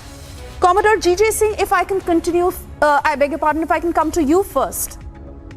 Is this another failed attempt of the Congress to try and push a narrative against the government? And unfortunately, they attack our forces again and again, which eventually backfires on them. It's an insult to our forces. Absolutely. I would say that this is trivializing the great work which was done by our forces at that time. And it is only because of those surgical strikes that we see the fact that we don't have so many LOC violations, or I have never heard for the past 2-3 years of stone pelting. Our security grid is so strong now. And not only that, as you rightly mentioned, that the particular Balakot strike was covered by the foreign journalists and media as well, those who had access to Pakistan and to Balakot in particular. I remember having seen the videos. I remember having seen on some foreign news channels the damage which was done by this aerial surgical strike, that I would say. And not only that, this was also a strike which elevated the image of our country and defense forces in particular to a great heights. We entered into the elite club of a few countries like Israel or I would say US, who had carried out such strikes before. And that was the time when not only politically, but I would say internationally, our image shot up in the world. And this was recognized by the other defense forces or the forces of other countries as well. And therefore now Congress coming up again and again and asking the proof is no doubt a demoralizing impact on our forces, because our forces have been so, I would say, working with dedication, loyalty and devotion for the defense of this country, defending these very people who are criticizing and passing such adverse comments on them. I think it is a disgrace. Right. These people need to be taken to the court. In fact, they need to be totally isolated. I would say that there should be some kind of, punishment given to these people who come out and insult our forces like this. I just can't bear it, because I would say none other country in the world, the political parties... But sir, I want to take an extension of this point to Colonel Shailendra Singh. Because Colonel Shailendra Singh, this is exactly what the ruling party is highlighting. It is the inability of the Congress to take a strong decision when it comes to national security, when it comes to really giving a reply to the enemy. And this is exactly what had happened, as they say that the forces wanted to take action after the 26/11 strikes. But it was the Congress incapable of taking action. And now when the ruling government does that, they raise fingers. It's the wrong question to a wrong person. I don't answer politics, but yes, I do understand politics nowadays. And I will only say this much, that you political people can keep scoring against each other the way you like. But for God's sake, tell this gentleman, 40 आदमी मरवा नहीं दिए, मर नहीं गए, शहीद हुए हैं. Tell that clown, tell that idiot, I dare say, he doesn't understand what is shaheed hona and what is mar gaye. That is how that was said. कि even गलवान में मरवा दिए. Oh my God, you can't respect us, I know. मैं तुम्हारे level पर नहीं गिरना चाहता. But at the same time, I have the courage of conviction to tell you that is this the way you address a shaheed? Have you ever lost anybody in your family, in your dreams, that yes, he has done something for the country? Who are you? I want to know first, what have you done for my country that you dare say something about us? At the same time, I assure you and everybody, हम इतने cheap लोगों के comment से हमारे moral को affect नहीं करने देते. That is the luckier part of the country. The country knows what their forge is. I know my forge. You don't know your country. You don't know your forge. That is why you are into some doubt. And if at all it is demoralizing, my dear friend Mr. Digvijay, you are the man who should be actually demoralized. You are the man who's a dejected man. You are the man who is not with your forge.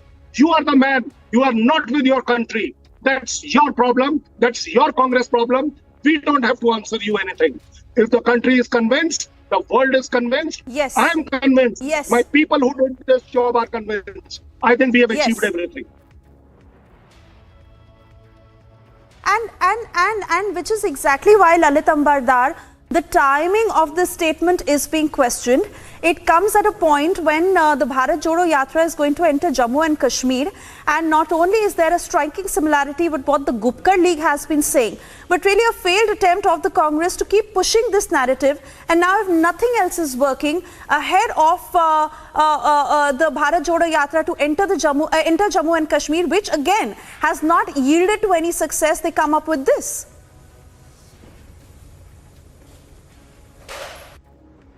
I think you have brought out a very important aspect of it.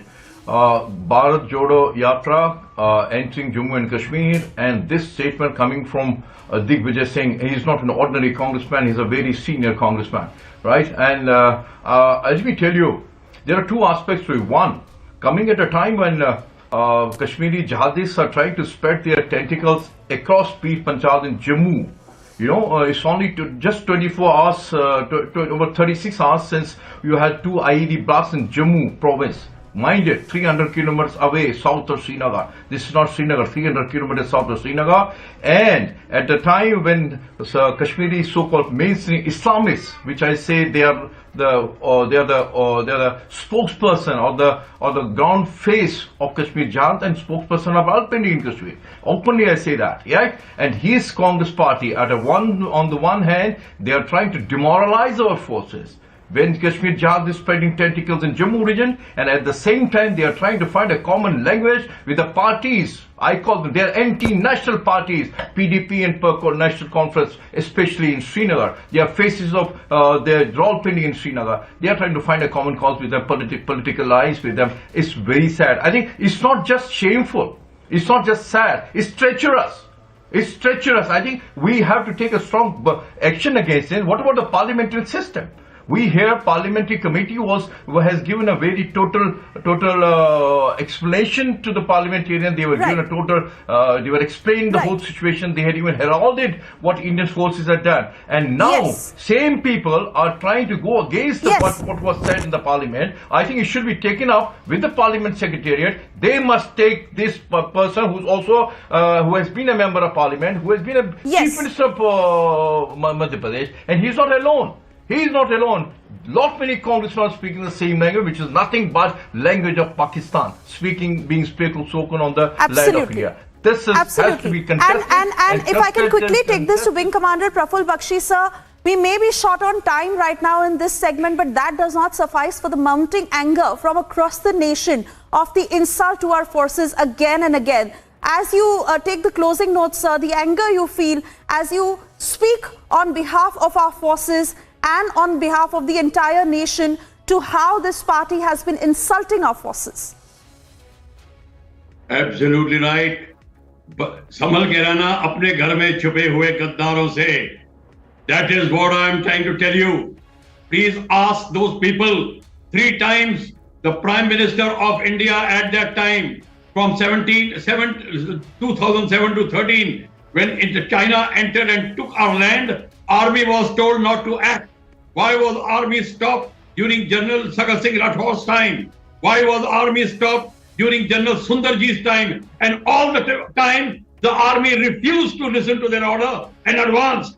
That is how the son of the soil should act. What this political person is saying is of no consequence to Indian Armed Forces. Indian Armed Forces basically laugh at such a thing. They actually get very angry when they hear such minds speaking against them and the forces. Let me tell you one thing. Indian Armed Forces are the true symbol of democracy and proper representation of the country. The political parties are subservient to the armed forces, and they should realize it.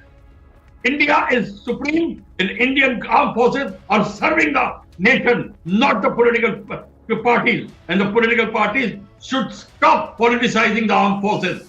This is called politicizing the armed forces, and they should stop now.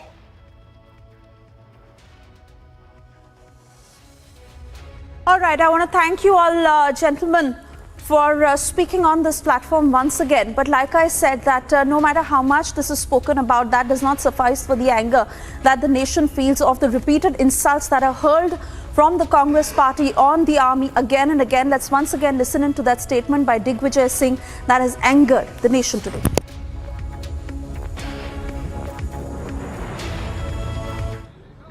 Pulwama की घटना हुई, 40 से ज्यादा हमारे CRPF के लोग मारे गए. क्यों? पुलवामा में हम लोगों के 40 सीआरपीएफ के जवानों ने जान. आज तक ये बात खुलासा नहीं कर पाई भारत की सरकार कि आखिर ये 3 कुंटल आरडीएक्स आया कहां से. इसके साथ साथ आज तक ये जवाब नहीं दे पाई है कि देवेंद्र सिंह डिप्टी एसपी, जो कि आतंकवादियों से पकड़ा गया, वो आज कहां है? उसको क्यों छोड़ दिया गया? राष्ट्रद्रोह का प्रकरण उस पर क्यों नहीं बना? इसी के साथ साथ हम तो पूछना चाहते हैं प्रधानमंत्री जी से, उनके और पाकिस्तान के प्रधानमंत्री जी के क्या संबंध है, कैसे संबंध है? एक दूसरे की प्रशंसा हो रही है. आखिर इन सब बातों को जवाब तो उन्हें देना चाहिए.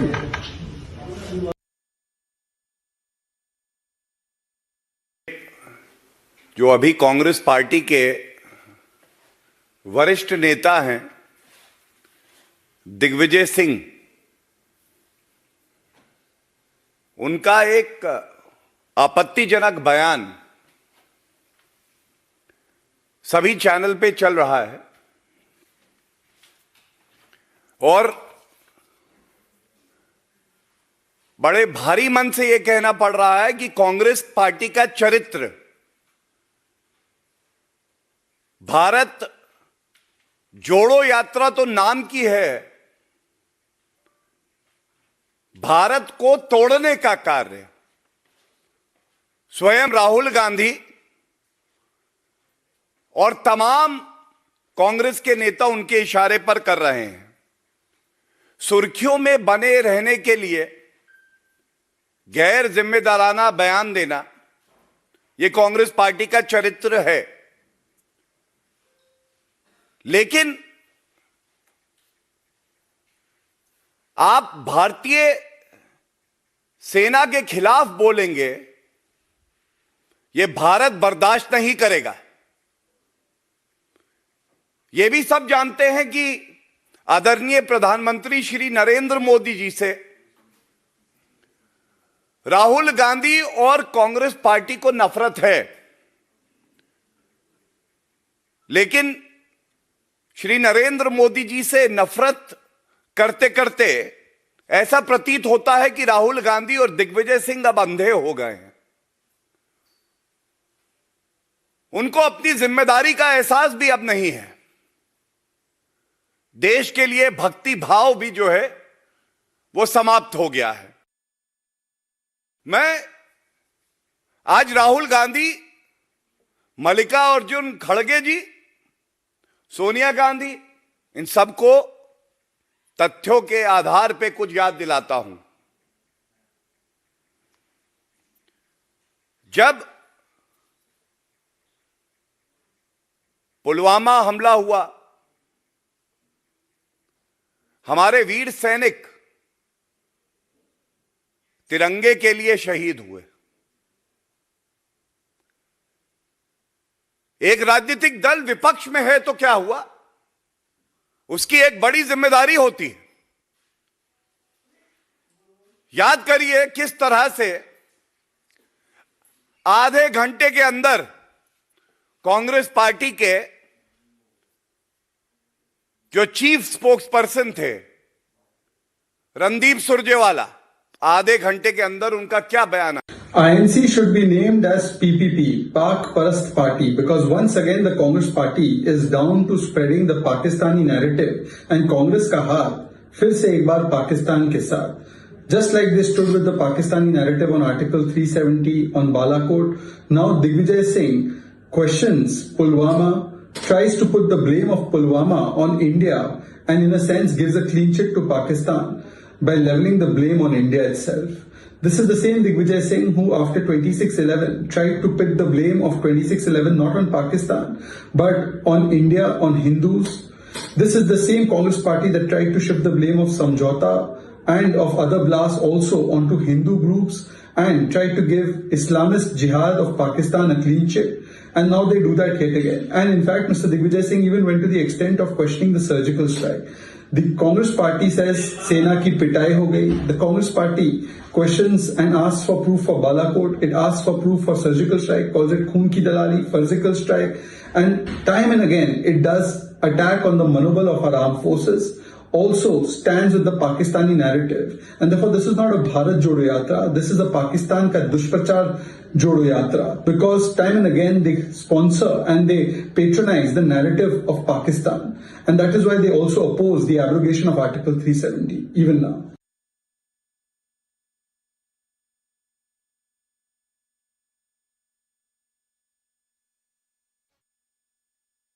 साथियों, आज 21वीं सदी का ये समय देख रहा है कि कैसे जिन नेताजी सुभाष को आजादी के बाद भुला देने का प्रयास हुआ, आज देश उन्हीं नेताजी को पल पल याद कर रहा है। अंडमान में जिस जगह नेताजी ने सबसे पहले तिरंगा फहराया था, वहां आज गगनचुंबी तिरंगा आजाद हिंद फौज के पराक्रम का गुणगान कर रहा है। पूरे देश में और देश के कोने कोने से जब लोग यहां आते हैं तो समंदर किनारे लहराते तिरंगों को देखकर उनके दिलों में देशभक्ति का रोमांच भर जाता है। अब अंडमान में उनकी याद में जो म्यूजियम और स्मारक बनने जा रहा है, वो अंडमान की यात्रा को और भी स्मरणीय बनाएगा। उनके जन्म दिवस को पराक्रम दिवस के रूप में घोषित किया है। यानी बंगाल से लेकर दिल्ली और अंडमान तक देश का ऐसा कोई हिस्सा नहीं है जो नेताजी को नमन न कर रहा हो, उनकी विरासत को संजो न रहा हो।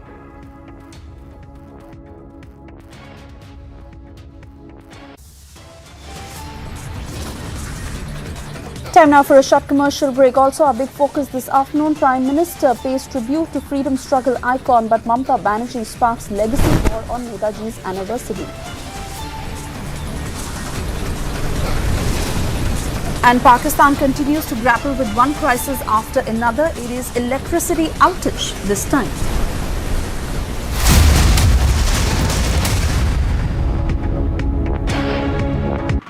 जम्मू कश्मीर के नरवाल इलाके में ट्विन ब्लास्ट होना और इस ब्लास्ट में 9 लोगों का घायल होना जो अपने आप में बड़े सवाल उठाता है। एनआईए की टीम इस वक्त आगे वाले स्पॉट पर है जहां पर पहला ब्लास्ट हुआ था और इस जगह पर पहला ब्लास्ट और हम जहां पर इस वक्त मौजूद हैं इस जगह पर दूसरा ब्लास्ट हुआ था। एनआईए की टीम इस लोकेशन को जो है वो पूरी तरह से यहां पर जांच पड़ताल के बाद अब आगे बढ़ी है। 26 जनवरी से पहले ये बड़ा चैलेंजिंग है कि अब आगे इस तरह की स्थितियां कहीं और न बिगड़े। ऐसे में एलजी की ये बैठक भी अपने आप में बहुत महत्वपूर्ण है जो तमाम उच्च अधिकारियों के साथ ये बैठक करने वाले हैं।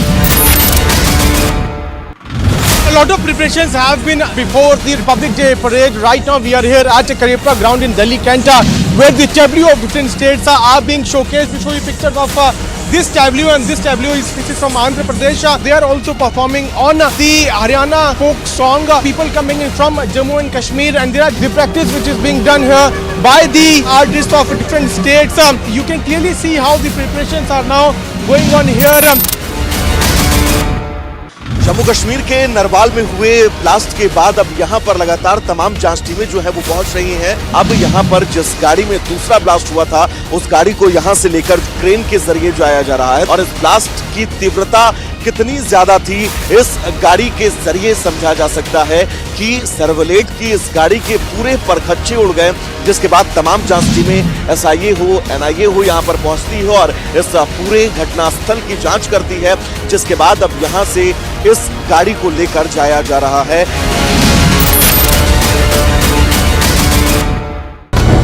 When the Prime Minister said we should have growth, we should have development, we should have globalization with less debt, he has had the legitimacy to talk about it. There is a performance. So whether in terms of Vasudhaiva Kutumbakam, whether in terms of environmental culture or cultural economics, I think India has a functioning model to show to the world. This G20 is an opportunity for India to pack its ideas and present to the world. Here is an alternate.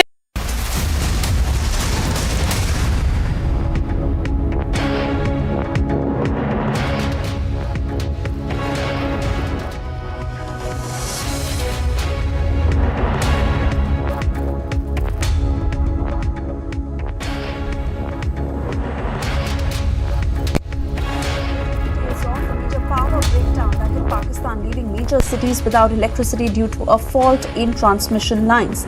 Pakistan this month announced a new energy conservation plan as its fragile economy continues to struggle with multiple challenges, including the country's foreign exchange reserves have dwindled to alarmingly low levels. Earlier in October last year, Pakistan experienced a major power breakdown that deprived large swaths of the country, including provincial capitals Karachi and Lahore, of electricity for more than 12 hours.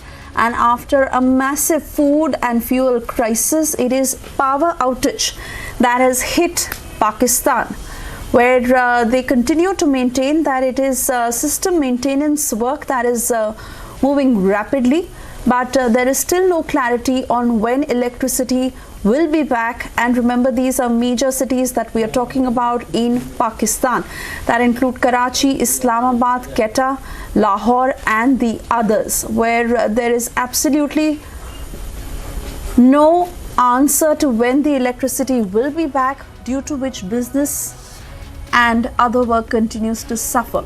We are stepping into a very short commercial break. A quick check of the big stories we are tracking for you this evening. As Prime Minister paid tribute to freedom struggle icon, but Mamata Banerjee has sparked a legacy war on Netaji's anniversary.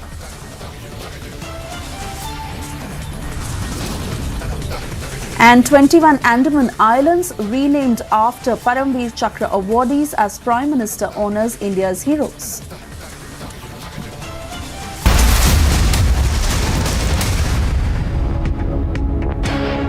QS and THE, the world's foremost university rankings organizations, have ranked Amity amongst the top 3% universities globally, making it among the very few Indian universities to be included in both rankings. Yet another top ranking for Amity University. When timeless European design meets cutting-edge technology, it's QO. QO, European Bath Lounges. Jammu Kashmir के नरवाल इलाके में twin blast होना और इस blast में 9 लोगों का घायल होना जो अपने आप में बड़े सवाल उठाता है। एनआईए की टीम इस वक्त आगे वाले स्पॉट पर है जहां पर पहला ब्लास्ट हुआ था, और इस जगह पर पहला ब्लास्ट और हम जहां पर इस वक्त मौजूद हैं इस जगह पर दूसरा ब्लास्ट हुआ था। एनआईए की टीम इस लोकेशन को जो है वो पूरी तरह से यहां पर जांच पड़ताल के बाद अब आगे बढ़ी है। 26 जनवरी से पहले ये बड़ा चैलेंजिंग है कि अब आगे इस तरह की स्थितियां कहीं और न बिगड़े। ऐसे में एलजी की ये बैठक भी अपने आप में बहुत महत्वपूर्ण है, जो तमाम उच्च अधिकारियों के साथ ये बैठक करने वाले हैं। A lot of preparations have been before the Republic Day parade. Right now we are here at Karipra ground in Delhi Cantor, where the tableau of different states are being showcased. We show you pictures of this tableau, and this tableau is from Andhra Pradesh. They are also performing on the Haryana folk song. People coming in from Jammu and Kashmir, and there are the practice which is being done here by the artists of different states. You can clearly see how the preparations are now going on here. Jammu Kashmir के नरवाल में हुए blast के बाद अब यहाँ पर लगातार तमाम जांच टीमें जो है वो पहुंच रही हैं। अब यहाँ पर जिस गाड़ी में दूसरा ब्लास्ट हुआ था उस गाड़ी को यहाँ से लेकर क्रेन के जरिए जाया जा रहा है, और इस ब्लास्ट की तीव्रता कितनी ज्यादा थी इस गाड़ी के जरिए समझा जा सकता है कि सर्वलेट की इस गाड़ी के पूरे परखच्चे उड़ गए, जिसके बाद तमाम जांच टीमें एसआईए हो एनआईए हो यहाँ पर पहुंचती हो और इस पूरे घटनास्थल की जांच करती है, जिसके बाद अब यहाँ से इस गाड़ी को लेकर जाया जा रहा है।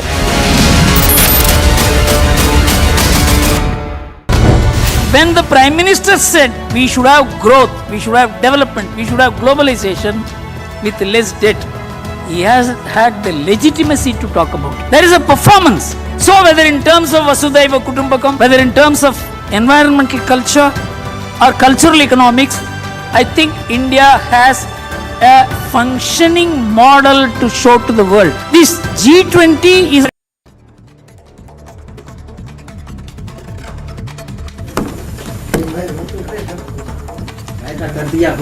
In a shocking incident, a third Hindu temple was vandalized within 15 days with Hindu hate and pro-Khalistan graffiti in Melbourne's Albert Park. The ISKCON temple, also known as Hare Rama Hare Krishna, is a well-known centre of Bhakti Yoga movement in Melbourne. The temple management found the walls of the Rever temple vandalized with graffiti.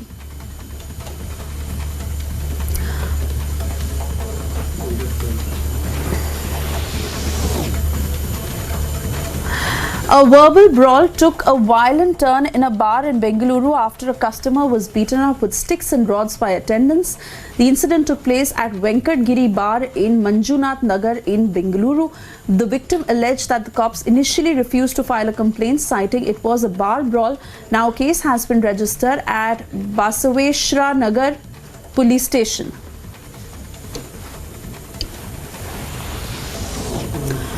Four people died and at least 6 were injured when a crane suddenly collapsed during a temple festival in Arakonam in Ranipet district. Nemelli police have detained the crane operator in connection with the accident.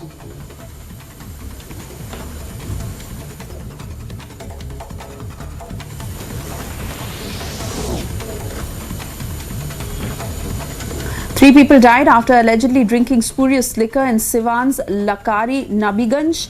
7 people are undergoing treatment. The cause of death will be ascertained only after the autopsy report is complete. Meanwhile, 10 people have been arrested in the case.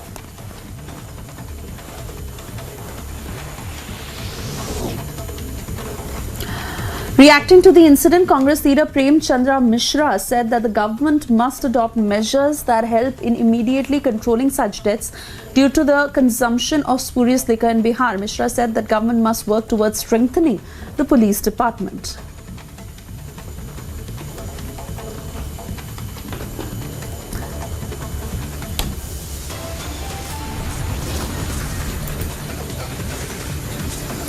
Time now for a short commercial break, but the army thrashes the enemy on borders and the Saboot gang is asking for surgical strike proof again. Pakistan continues to grapple with one crisis after the other. It is electricity outage this time.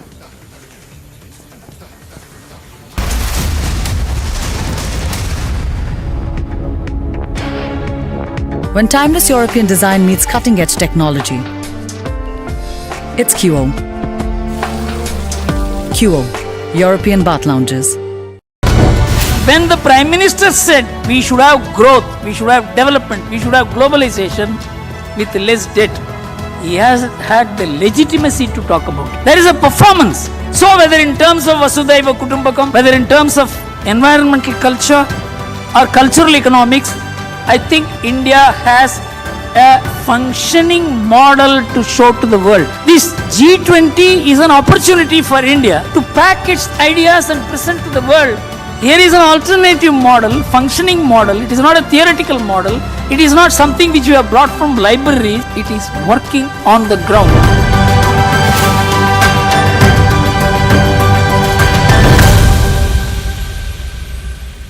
For we cannot weep in joy and pride when Sakshi Malik, Bajrang Punia, Vinesh Phogat, Sangeeta Phogat and many others fight and give their sweat and sacrifice to win us medals, to make us proud. We can't now therefore look away when these national icons are reduced before our very eyes to fighting a lonely battle against sexual exploitation and abuse and corruption. We are for the wrestlers and against the politician. The in-flight pervert who urinated on a senior female co-passenger cannot play victim. The airline that refused to act cannot wash its hands off with delayed and very cursory action. It is only the Republic Media Network's non-stop campaign which has ensured that this pervert is terminated from his job. VVIP racism is when common citizens say we are not going to be treated like second-class citizens anymore and taken for granted. Because India has had enough of common citizens being forced to put up with this by people who are drunk on power and their bratish sons and daughters. When there is one rule for the common man and one rule for VVIPs and their brats and netas' children, that is VVIP racism, and it doesn't matter to me whether Congress is in power or BJP is in power.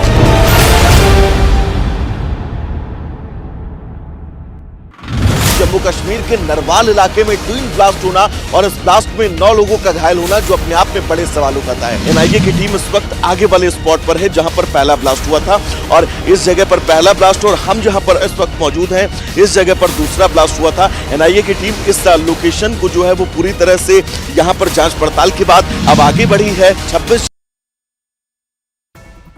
there is a fear amongst the Indian who living here in Melbourne, because they go to the temple, they worship. Some people go every morning, and as Arjun mentioned, so one of the person who go early morning every day, he was in fear because he don't live inside. He has to go inside. He has to go to the temple in the morning, and the kind of situation he's going through now after looking at these slogans, because nobody think about these kind of slogan and these kind of hatred on a religious place, because people go there for peace, and just to devote. So nobody expected these kind of behavior, but definitely Hindu community is saddened and shocked with these kind of vandalism act by these Khalistani or whoever is doing it. Definitely authorities, as Arjun mentioned, he already reached out to them, and they will be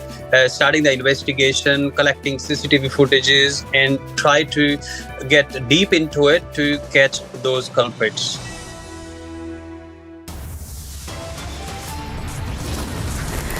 Time now for a short break. Our big focus this evening: Prime Minister paid tribute to freedom struggle icon, but Mamata Banerjee sparked legacy war on Netaji's anniversary. And out on parole, rapist Ram Rahim seen cutting cake with a sword.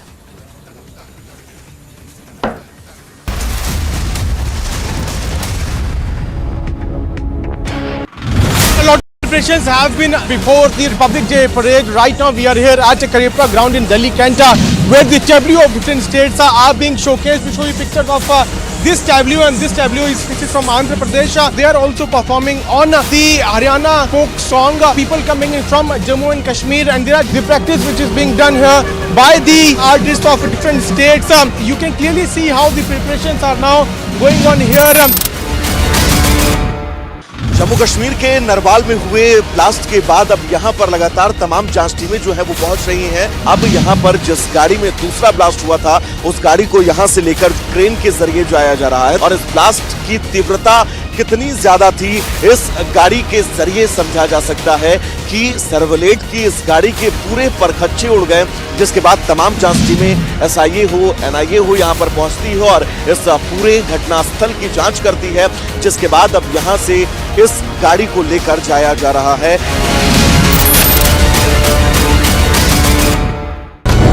When the Prime Minister said we should have growth, we should have development, we should have globalization with less debt, he has had the legitimacy to talk about it. There is a performance. So whether in terms of Vasudhaiva Kutumbakam, whether in terms of environmental culture or cultural economics, I think India has a functioning model to show to the world. This G20 is an opportunity for India to pack its ideas and present to the world. Here is an alternative model, functioning model. It is not a theoretical model. It is not something which you have brought from libraries. It is working on the ground.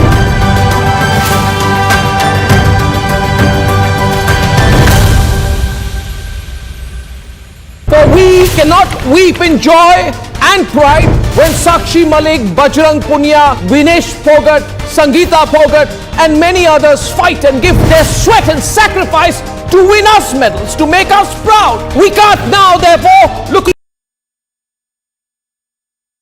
Now, in the latest controversy, the leader of opposition, Siddaramaiah, has gone on to lash out at Veer Damodar Savarkar again, and this is considered to be a below-the-belt comment because Siddaramaiah has gone on to draw parallels between Hitler's ideology as well as Savarkar's ideology, and he has also stated that Savarkar drew inspiration from Hitler, and therefore from Savarkar, Hindutva drew its inspiration as well, and this has turned out to be a huge controversy.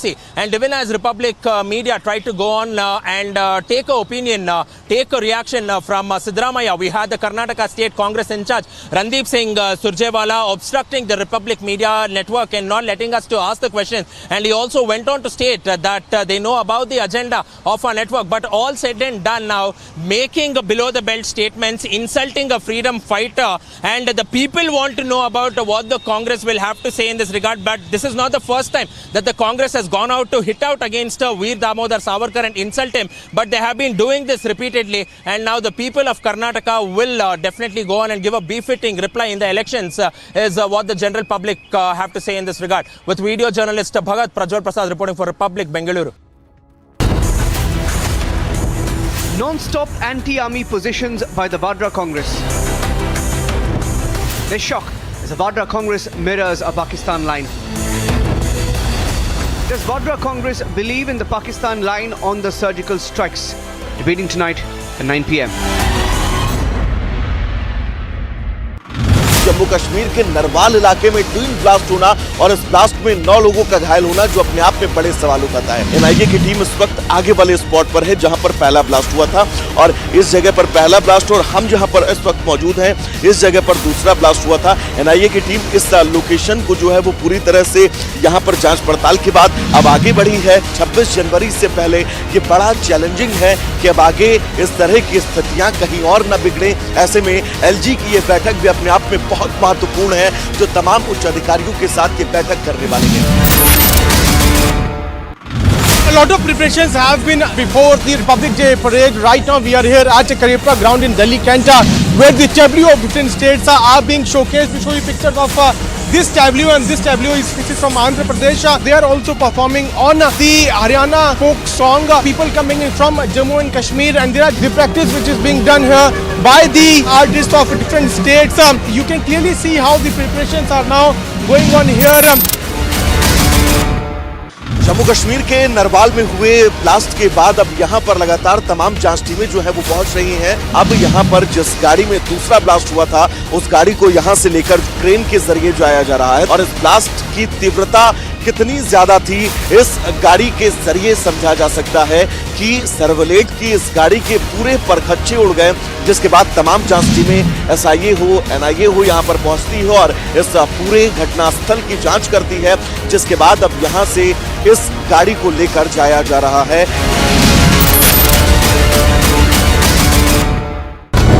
When the Prime Minister said we should have growth, we should have development, we should have globalization with less debt, he has had the legitimacy to talk about it. There is a performance. So whether in terms of Vasudhaiva Kutumbakam, whether in terms of environmental culture or cultural economics, I think India has a functioning model to show to the world. This G20 is an opportunity for India to pack its ideas and present to the world. Here is an alternative model, functioning model. It is not a theoretical model. It is not something which we have brought from libraries. It is working on the ground.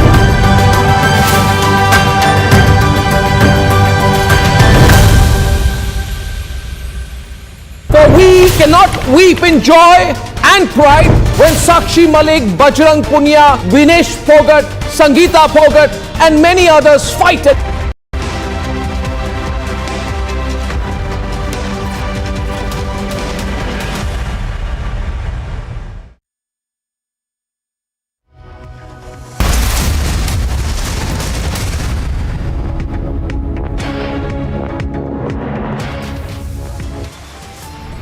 Surgical strike की बात करते हैं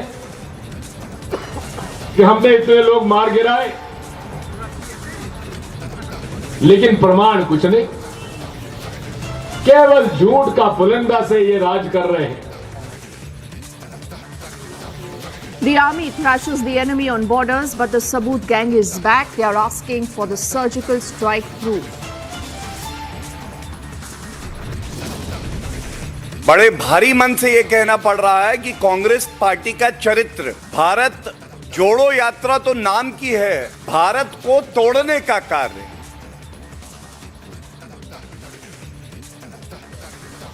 The BJP taking on the anti-army Vadra Congress, saying when Pakistan is wounded, it's the Congress party that feels their pain.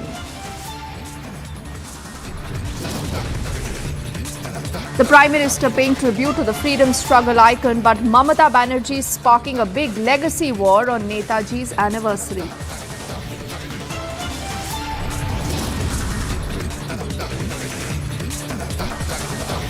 Andaman Islands, 21 of them are renamed after the Paramveer Chakra awardees as the Prime Minister honors India's heroes.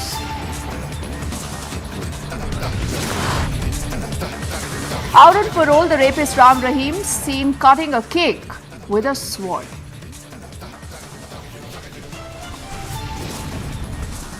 And Pakistan continues to grapple with one crisis after another. It is electricity outage this time.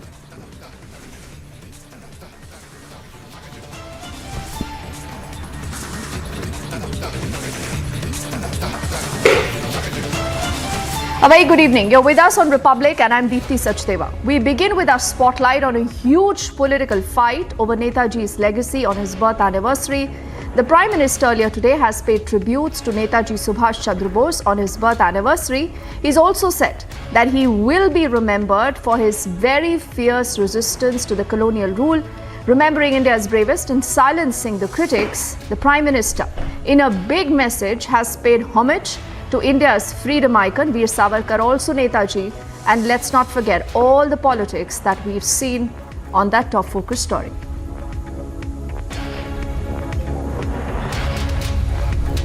पराक्रम दिवस पर अंडमान निकोबार द्वीप समूह में नई सुबह की रश्मियां एक नया इतिहास लिख रही है। और जब इतिहास बनता है तो आने वाली सदियां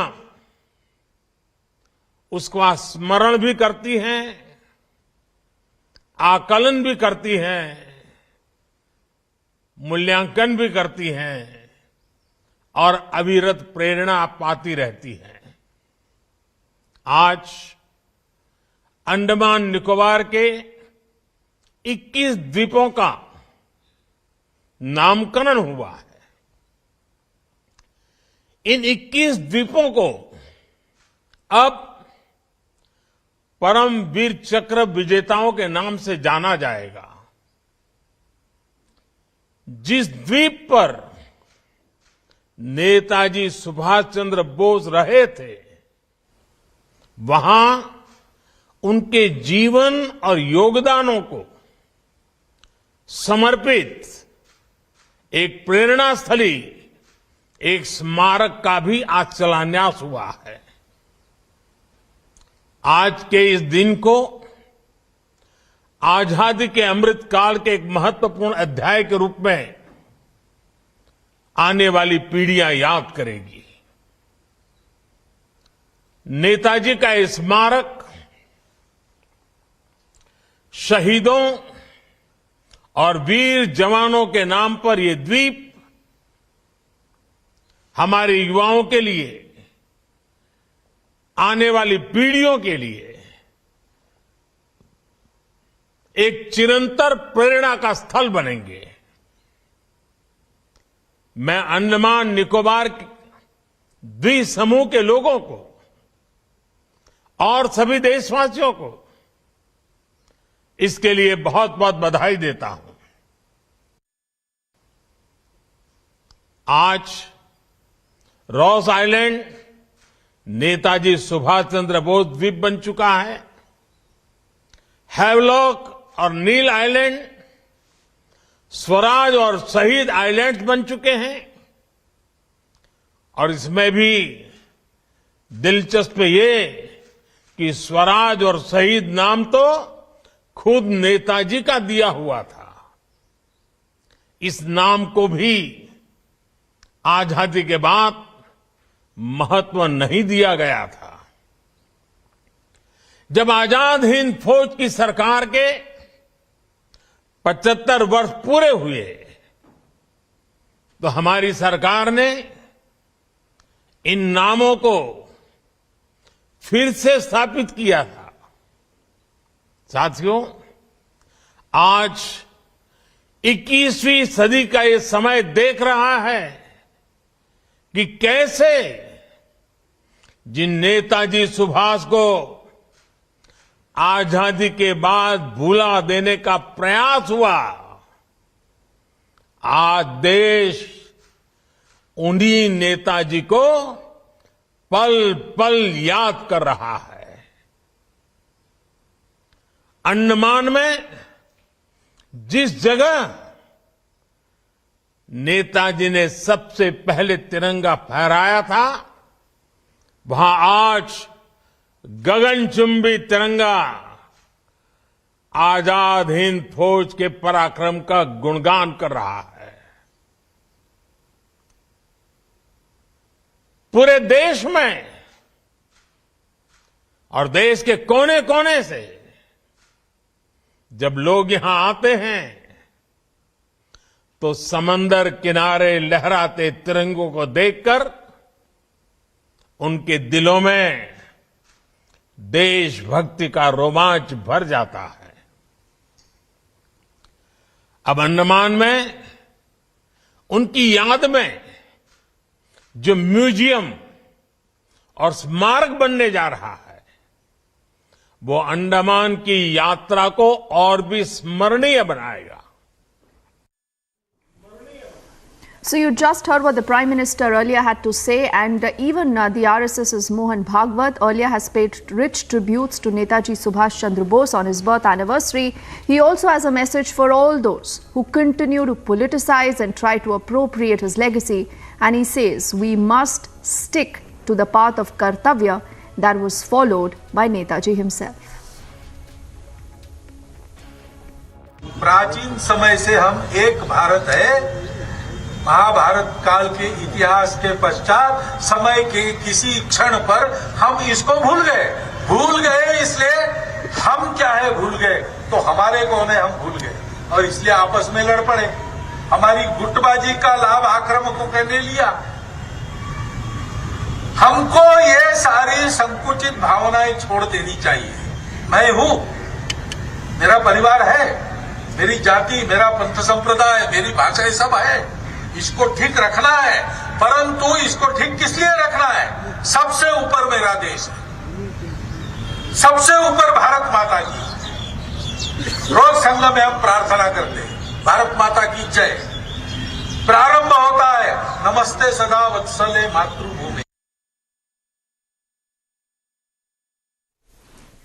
And now let's put the spotlight on the kind of politics we've seen over this big move by the Narendra Modi government, who've gone ahead to name 21 of these unnamed islands after PVC awardees. But why is Mamata Banerjee seeing politics in this entire move that is being hailed by the others? This is what the West Bengal Chief Minister had to say.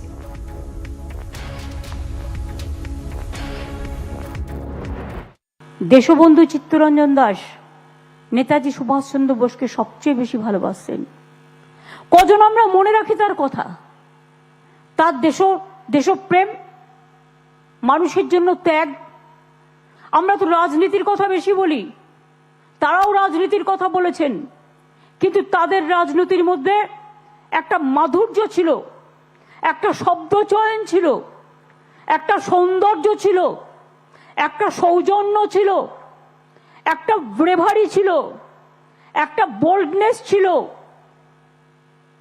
অথচ তারা ভীষণ হাম্বেলও ছিলেন। দেশ নেতা कैसा हो, नेताजी सुभाष चंद्र बोस जैसा हो। So that is the big political fight now brewing over this entire move by the Narendra Modi government. And like I said, viewers, this many say is path-breaking because 21 of these unnamed islands in the Andaman and Nicobar now are going to be renamed after PVC awardees.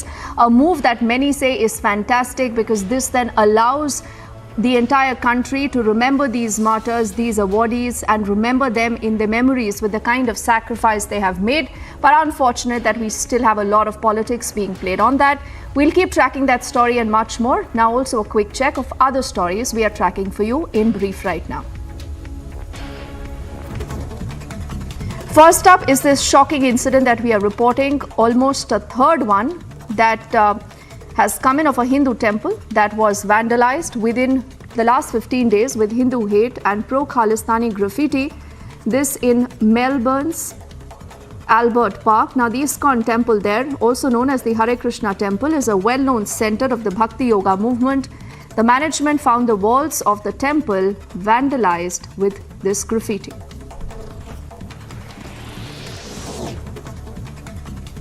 A verbal brawl took a violent turn in a bar in Bengaluru after a customer was beaten up with sticks and rods by the attendants. The incident took place at Venkatgiri Bar. This is the Manjunath Nagar area, and the victim alleged that the cops initially refused to even file a complaint, saying this is something that's happened in a bar and it's just a brawl. Later, the police was forced to register a case.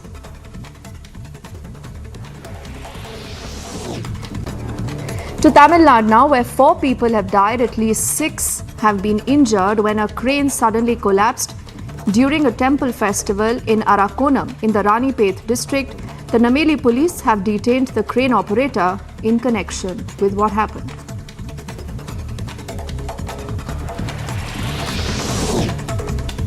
To Bihar now, where 3 people have died after allegedly drinking spurious liquor, this in Siwan. 7 people are undergoing treatment right now. The cause of the death will be ascertained only after the autopsy report is complete. 10 people so far have been booked. Reacting to the incident, Congress leader Prem Chandra Mishra says that the government must adopt measures that help in immediately controlling such deaths because of consumption of spurious liquor in Bihar. He's also said that the government must work towards strengthening the police department.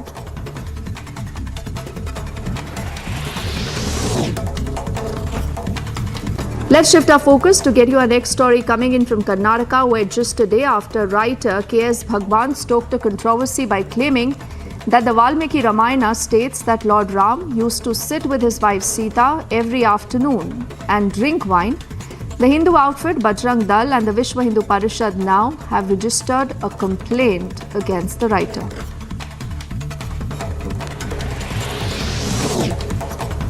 Yet another mishap took place in the metro premises in Bengaluru, where a metro barricade fell on a car that was passing by.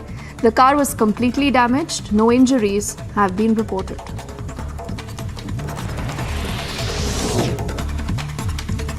An Air India Express flight with 105 passengers on board from Trivandrum to Muscat landed at Trivandrum Airport because of a technical issue in the flight management system. The flight later took off from Trivandrum and also reached Muscat.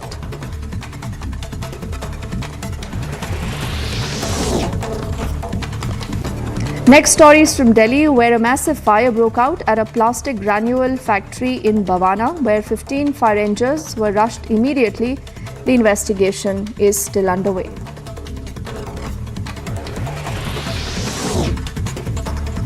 The Air Intelligence Unit of the Customs Department has seized about 1,978 grams of gold that's worth a whopping 85 lakhs from a passenger at the Kochi airport. The passenger has been identified as an Abdul, who's a native of Mallapuram.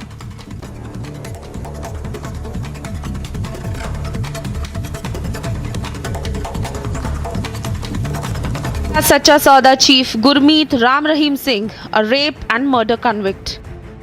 And he is once again out on parole for 40 days. Drawing crowds, arranging sunsets, attending events and celebrating virtual birthdays. Ram Rahim, who is serving a 20-year jail term for raping 2 of his disciples, is out just 3 months after he was granted a similar parole. Watch now how he celebrated his birthday on a video conference by cutting a cake with a sword. And when questioned about the back-to-back paroles granted to this rape convict, Khattar government brushed off, saying they don't interfere in court decisions. Remember, the Dera chief in 2021, along with 4 others, was also convicted for hatching a conspiracy to kill Ranjit Singh, a Dera manager. And the Dera chief, along with 3 others, were convicted in 2019 for the murder of a journalist over 16 years ago. Such a criminal repeatedly set free on his own wish. Is this a jail term or a joke? Bureau Report, Republic TV. And now let's put our focus back on the story that Republic has been tracking very, very closely ever since this afternoon. The Congress party is at it again. Yet again, they've insulted the valor of our armed forces. This is Congress leader Digvijay Singh during the Bharat Jodo Yatra in Jammu and Kashmir now. has questioned the 2016 surgical strike that was carried out by India along the line of control with Pakistan. And look at what he says. He says, did the Modi government give us any proof of the same? He said, where is the evidence that this happened?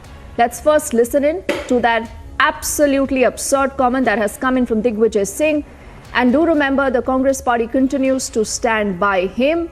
And also then the response that has come in from the BJP that says the Congress party will and should have to clarify.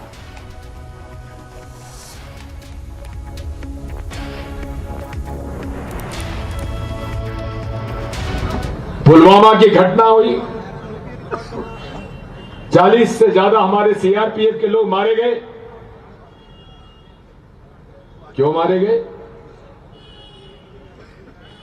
CRPF के लोगों ने, director ने मांग की थी कि ये sensitive zone है, इन सीआरपीएफ के जवानों को हवाई जहाज से श्रीनगर से दिल्ली भेजा जाए।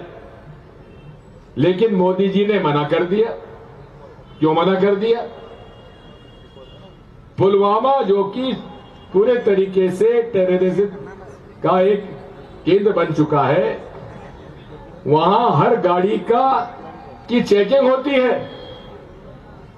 वहां एक स्कॉर्पियो गाड़ी उल्टी दिशा से आती है, उसकी जांच पड़ताल क्यों नहीं हुई?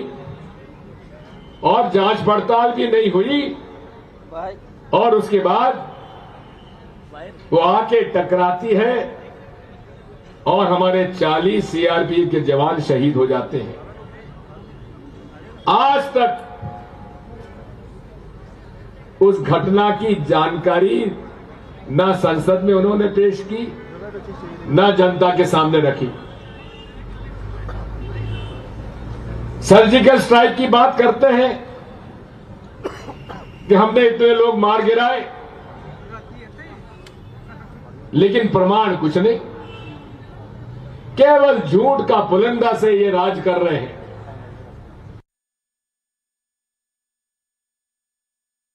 पुलवामा में हम लोगों के 40 सीआरपीएफ के जवानों ने जान, आज तक ये बात खुलासा नहीं कर पाई भारत की सरकार कि आखिर ये 3 कुंटल आरडीएक्स आया कहां से। इसके साथ साथ आज तक ये जवाब नहीं दे पाई है कि देवेंद्र सिंह, डिप्टी एसपी, जो कि आतंकवादियों से पकड़ा गया, वो आज कहां है? उसको क्यों छोड़ दिया गया? राष्ट्रद्रोह का प्रकरण उसमें क्यों नहीं बना? इसी के साथ साथ हम तो पूछना चाहते हैं प्रधानमंत्री जी से, उनके और पाकिस्तान के प्रधानमंत्री जी के क्या संबंध है, कैसे संबंध है? एक दूसरे की प्रशंसा हो रही है। आखिर इन सब बातों का जवाब तो उन्हें देना चाहिए।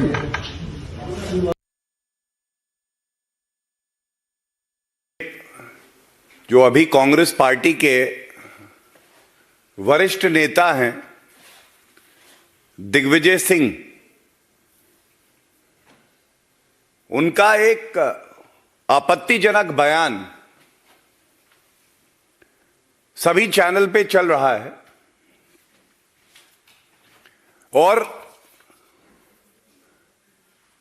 बड़े भारी मन से यह कहना पड़ रहा है कि कांग्रेस पार्टी का चरित्र भारत जोड़ो यात्रा तो नाम की है, भारत को तोड़ने का कार्य स्वयं राहुल गांधी और तमाम कांग्रेस के नेता उनके इशारे पर कर रहे हैं। सुर्खियों में बने रहने के लिए गैर जिम्मेदाराना बयान देना, यह कांग्रेस पार्टी का चरित्र है। लेकिन आप भारतीय सेना के खिलाफ बोलेंगे, यह भारत बर्दाश्त नहीं करेगा। यह भी सब जानते हैं कि आदरणीय प्रधानमंत्री श्री नरेंद्र मोदी जी से राहुल गांधी और कांग्रेस पार्टी को नफरत है,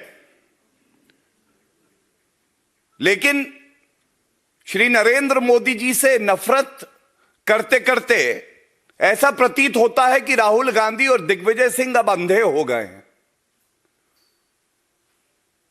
उनको अपनी जिम्मेदारी का एहसास भी अब नहीं है। देश के लिए भक्ति भाव भी जो है वो समाप्त हो गया है। मैं आज राहुल गांधी, मल्लिकार्जुन खड़गे जी, सोनिया गांधी, इन सबको तथ्यों के आधार पे कुछ याद दिलाता हूं। जब पुलवामा हमला हुआ, हमारे वीर सैनिक तिरंगे के लिए शहीद हुए। एक राजनीतिक दल विपक्ष में है तो क्या हुआ, उसकी एक बड़ी जिम्मेदारी होती है। याद करिए किस तरह से आधे घंटे के अंदर कांग्रेस पार्टी के जो चीफ स्पोक्स पर्सन थे रणदीप सुरजेवाला, आधे घंटे के अंदर उनका क्या बयान आया। उनका पहला बयान आया, this is the result of home grown terrorism. Home grown terrorism. उनके अनुसार, कांग्रेस पार्टी के अनुसार, यह आवश्यक था कि एक आतंकी मुल्क को क्लीन चिट दे दी जाए। यह स्टेज 1 थी। इसके बाद यह विश्वास हर नागरिक का श्री नरेंद्र मोदी जी और वीर सेना पर था। चाहे सर्जिकल स्ट्राइक की बात हो या बालाकोट एयर स्ट्राइक की बात हो, ऐसा करारा जवाब दिया जाएगा इस आतंकी मुल्क को कि वो जान जाएंगे कि भारत की ताकत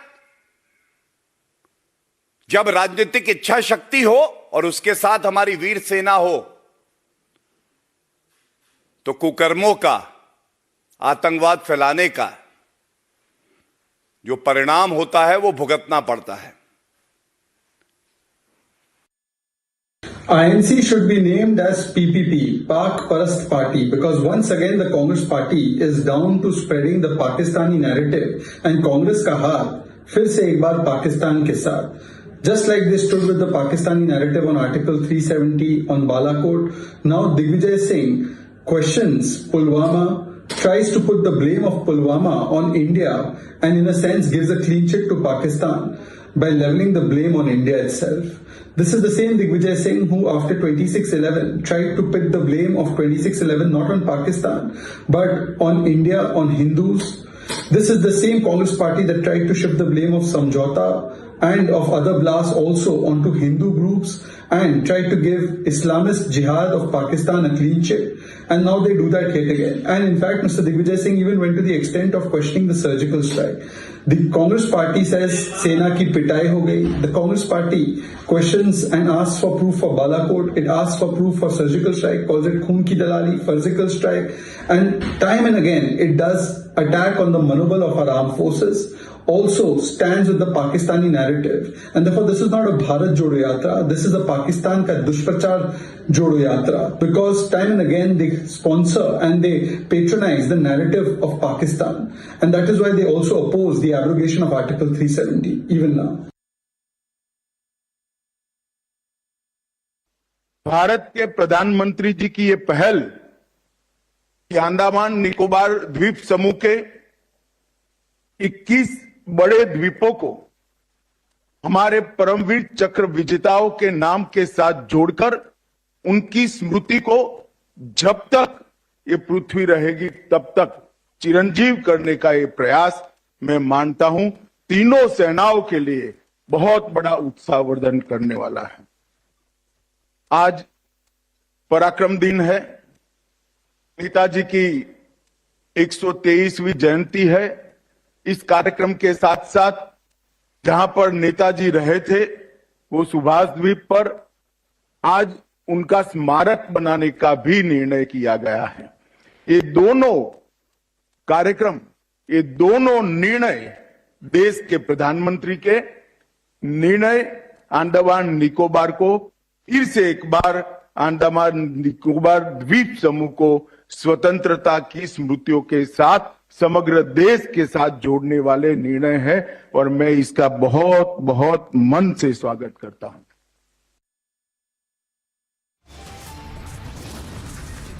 It's time for us to head into a quick break. On the other side, we are putting our spotlight on the rogue state called Pakistan. They have no money, they have no water. Now it's come down to basic electricity, people and cities without power for the last many hours.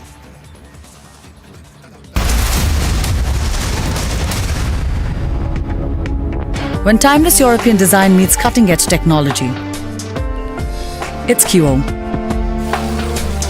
QO, European Bath Lounges. Bharat के प्रधानमंत्री जी की ये पहल कि अंडमान निकोबार द्वीप समूह के 21 बड़े द्वीपों को हमारे परमवीर चक्र विजेताओं के नाम के साथ जोड़कर उनकी स्मृति को जब तक ये पृथ्वी रहेगी तब तक चिरंजीव करने का ये प्रयास मैं मानता हूं तीनों सेनाओं के लिए बहुत बड़ा उत्साहवर्धन करने वाला है। आज पराक्रम दिन है, नेताजी की 123वीं जयंती है। इस कार्यक्रम के साथ साथ जहां पर नेताजी रहे थे वो सुभाष द्वीप पर आज उनका स्मारक बनाने का भी निर्णय किया गया है। ये दोनों कार्यक्रम, ये दोनों निर्णय देश के प्रधानमंत्री के निर्णय अंडमान निकोबार को फिर से एक बार अंडमान निकोबार द्वीप समूह को स्वतंत्रता की स्मृतियों के साथ समग्र देश के साथ जोड़ने वाले निर्णय है और मैं इसका बहुत बहुत मन से स्वागत करता हूं। News in brief, in what seems to be a big boost, in what has come as a big boost for the Indian Navy, a 5th Kalvari class submarine of the Indian Navy has been commissioned. It has been indigenously built. INS Vagar can be deployed both closer to the shore as well as mid-ocean. Prime Minister Modi virtually inaugurated a model of a proposed memorial dedicated to Netaji Subhash Chandra Bose in Andaman and Nicobar Islands to commemorate the freedom fighters' 126th birth anniversary.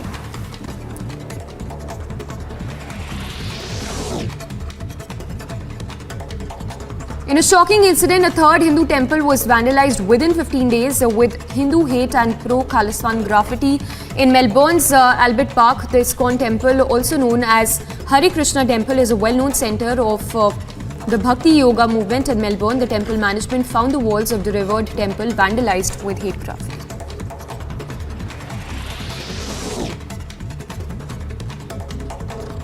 Yet another mishap took place in the metro premises in Bengaluru. A metro barricade fell on a car that was passing by this area. While the car was completely damaged, no injuries were reported. The incident took place at Dodenaldi junction in Bengaluru. A verbal brawl took a violent turn in a bar in Bengaluru after a customer was thrashed with sticks and rods by attendants. The incident took place in the Manjunath Nagar area of Bengaluru. The victim alleged that the cops initially refused to file a complaint, citing it was only a bar brawl.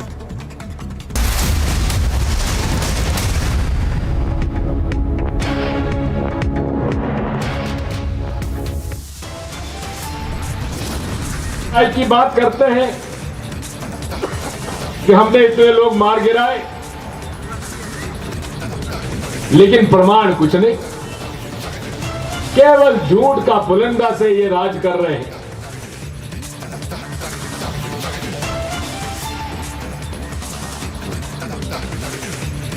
The army thrashes the enemy on the borders, but the Saboot gang is back asking for proof of the surgical strike.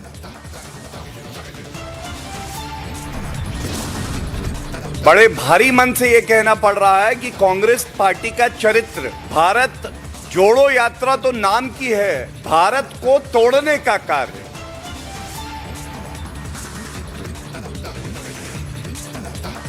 The BJP takes on the anti-army Congress, says when Pakistan is wounded, Congress feels the pain.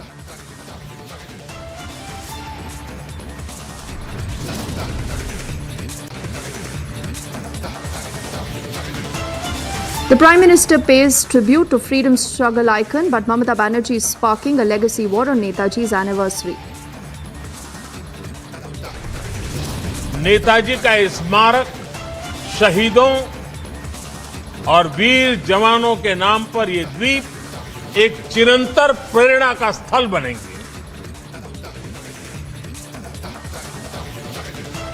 21 Andaman Islands renamed after the Paramveer Chakra awardees as the Prime Minister honors India's heroes.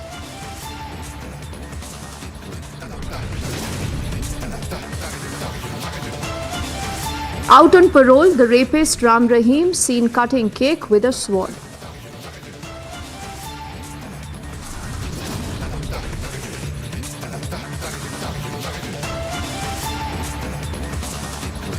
Pakistan continues to grapple with one crisis after the other. It's the electricity outage this time.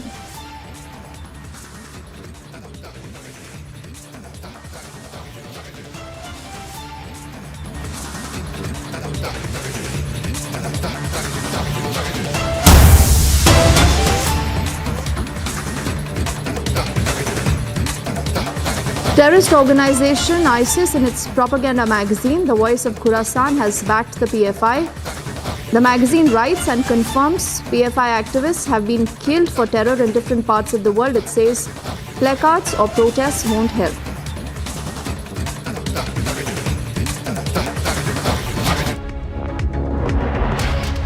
Ashwin is joining us live on that story and he has more details. Ashwin, first up, why don't you tell us more of what this magazine says and how it is continuing to back the PFI?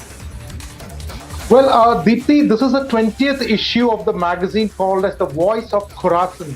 Now, The Voice of Khorasan is the magazine that is issued by the ISIS in a very discreet way, circulated through the social media, through the dark web, so that its subscribers of these ISIS get to read the latest stand of the ISIS in various forms.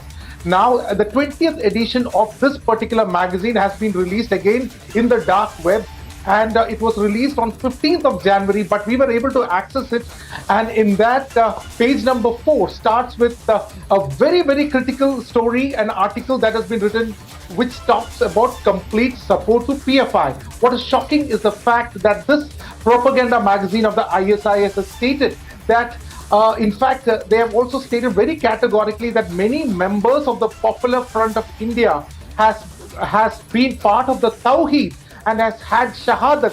Shahadat is the closest term is martyrdom at different parts of the world, which essentially means that the ISIS-backed magazine is going out very clearly, saying out very loud that the PFI backers have died in an act of terror in different parts of the world, and that is the most critical information that has come out. Although there are many other information that is there in this magazine which talks about the need to take up arms instead of holding placards. There are very shocking details that has come in this article, but the most shocking fact is an open support by an ISIS propaganda magazine, Voice of Khorasan, to the PFI and its activities, to such a level where they have stated that whenever there is a prominent organization that come up with for the demand for rights of the Muslims, whenever there's an organization that comes in the demand for support for Muslims like the PFI, they always face trouble. They also go into very depth of this issue. They say that earlier there was an organization called as Simi, which was banned, and as per the magazine it is written, which was banned by the Hindutva terrorist state. So this is the kind of language they have stated, they equated, they have said, like earlier PFI was also in, Simi was in trouble for the similar nature. Now PFI, which looks at the welfare of the Muslims in the country, are also now being banned by the state, which they also very, very, very, in the worst terms they have called the Indian state. They have said that we are cow worshippers. They have written these cow worshippers and polytheists must be dealt with not with placards but by an attack. So all this has been connected with the way the center has gone ahead with the banning of the Popular Front of India. So on 15th of January, the ISIS propaganda magazine has officially supported the PFI. It has come out in open. They are stating that the entire action against PFI is unfair. It also has put out a great volume of propaganda material in that article,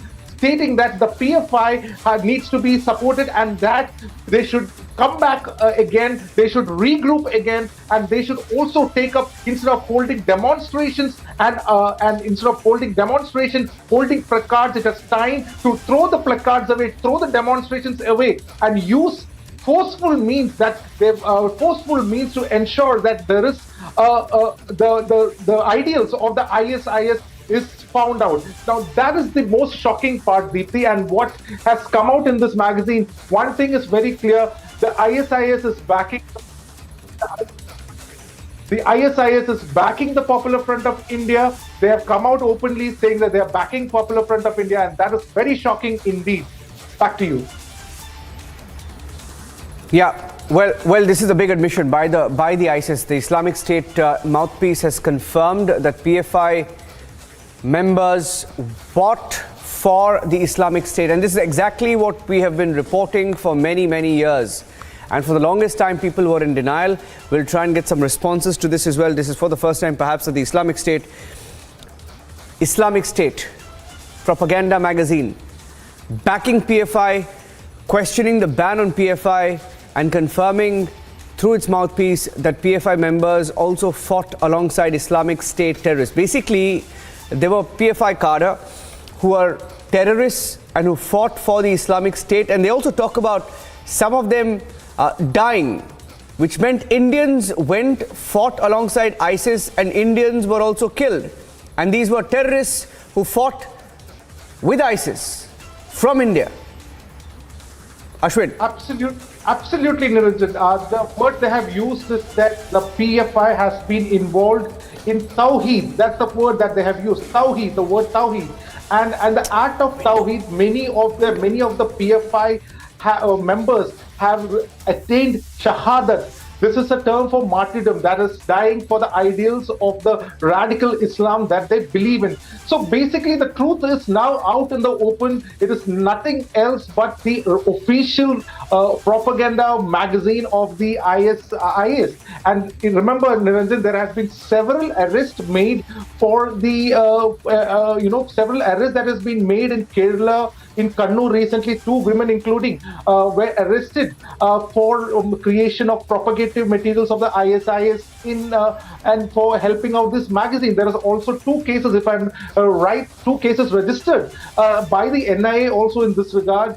In one in Kashmir and one in Kerala to this regard. So basically now this magazine, the 20th issue of this magazine, the Voice of Khorasan, started in 2019, and then they has been regularly publishing it. So the world was in fact getting what is the stance of the ISIS regularly through the world polity, the politics, and the stance of the ISIS has always been received through this magazine. Now, so the 15th of January, the magazine, the 20th edition of this magazine, has clearly revealed its support for the Popular Front of India and has used harsh words against the Indian states, using very derogatory words against the Indian states, saying that the cow worshippers, the polytheists, and these polytheists must be handled in a violent manner. So clearly, this is a shocking news that has come out. Thank you for that.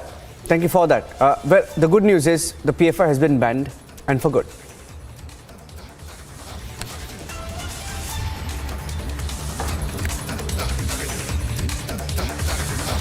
Wrestling federation of India के अध्यक्ष अपने पद पर काम नहीं करेंगे, उससे दूर रहेंगे दैनिक कार्यों से। और जो रेसलिंग फेडरेशन का काम है, ये ओवरसाइट कमेटी वो भी उन दिनों तक देखे जब तक कमेटी का गठन किया गया है, और जो गंभीर आरोप लगे हैं उन पर भी वो जांच करेगी। ओवरसाइट कमेटी का जैसे मैंने अनाउंसमेंट की थी, हम बनाएंगे। आज मैं यहाँ आपको बताना चाहता हूं कि ओवरसाइट कमेटी मैरी कॉम, जो हमारी वर्ल्ड चैंपियन है, उनकी अध्यक्षता में हम बना रहे हैं। इनके साथ योगेश्वर दत्त जो हमारे ओलंपियन और मेडलिस्ट हैं वो उनके साथ कमेटी में होंगे। तृप्ति मुरगुंडे जो मिशन ओलंपिक सेल की सदस्य हैं और द्रोणाचार्य अवार्डी हैं वो इसकी सदस्य होंगे। पूर्व CEO टॉप्स कैप्टन राजगोपाल जी वो इसके सदस्य होंगे।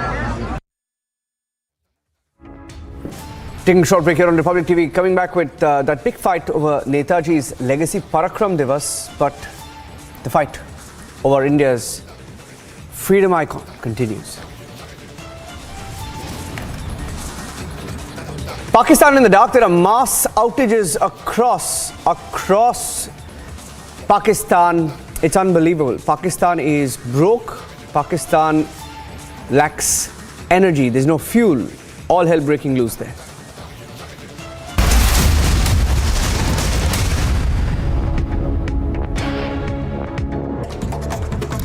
News and brief in what seems to be a big boost, in what has come as a big boost for the Indian Navy. A 5th Kalvari class submarine of the Indian Navy has been commissioned. It has been indigenously built.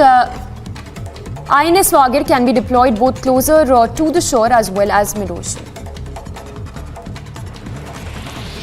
Prime Minister Modi virtually inaugurated a model of a proposed memorial dedicated to Netaji Subhash Chandra Bose in Andaman and Nicobar Islands to commemorate the freedom fighters' 126th birth anniversary.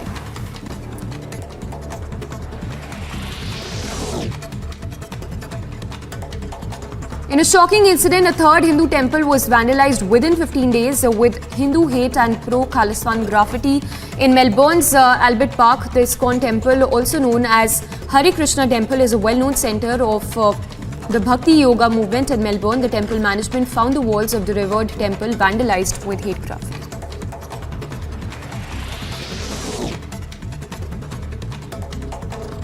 Yet another mishap took place in the metro premises in Bengaluru. A metro barricade fell on a car that was passing by this area. While the car was completely damaged, no injuries were reported. The incident took place at Dodinaldi junction in Bengaluru.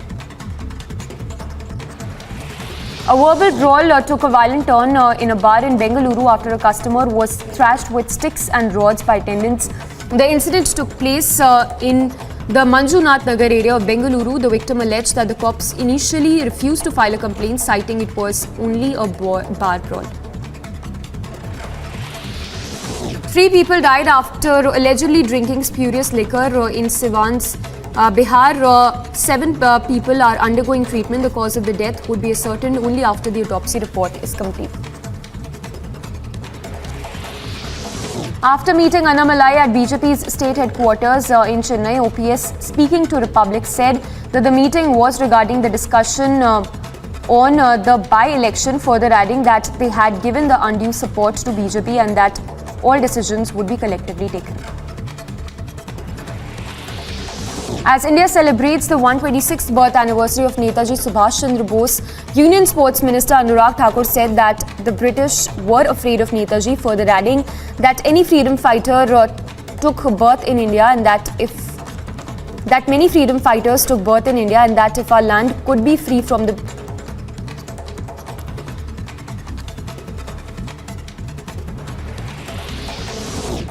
Delhi Traffic Police has issued a traffic advisory in view of Republic Day. The Delhi Traffic Police has issued a traffic advisory in view of Republic Day parade. A full dress rehearsal that will take place today is taking place today as the country gears up for the celebrations. 23 tableaus, including 17 from states and union territories and 6 from ministries and departments, will roll down the Kartavya Path during the Republic Day parade on 26th of January.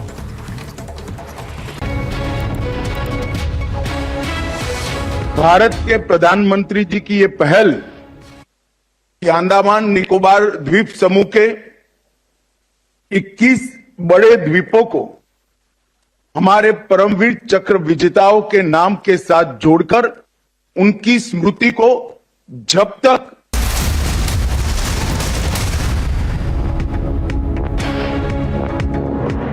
सिर्फ होना नहीं, देशभक्ति को कर्तृत्व में ढालना, ये चारों चीज शायद ही किसी विरले के अंदर होती है। नेताजी हमारी आजादी के आंदोलन के ये वीर पुरुष थे जिनके अंदर ये चारों चीज थी। नेताजी के व्यक्तित्व में वसंत ऋतु के सूर्य के जैसा आकर्षण था, जो ना बहुत गर्म होता है ना बहुत शीत होता है। जब समय था सोचने का, आजादी के आंदोलन में वो कांग्रेस के अध्यक्ष रहकर 2 साल तक कांग्रेस के आंदोलन का नेतृत्व करते रहे, फॉरवर्ड ब्लॉक भी बनाया, एक प्रकार का आर्थिक चिंतन भी रखने का प्रयास किया। जब कलकत्ता के मेयर बने, अच्छी प्रशासनिक क्षमता का भी परिचय कराया, मगर जब लगा कि द्वितीय विश्व युद्ध में भारत को आजाद करने का एक मौका है, अंग्रेजों की कैद से उनकी आंख में धूल झोंककर वहां से बर्लिन तक की यात्रा, मित्रों वो यात्रा का कोई वर्णन पड़ेगा तो कम कमी हो जाएगी। मैं देश भर के युवाओं को अपील करना चाहता हूं कि नेताजी को जानना है तो नेताजी की दोनों यात्राओं को ध्यान से पढ़िए।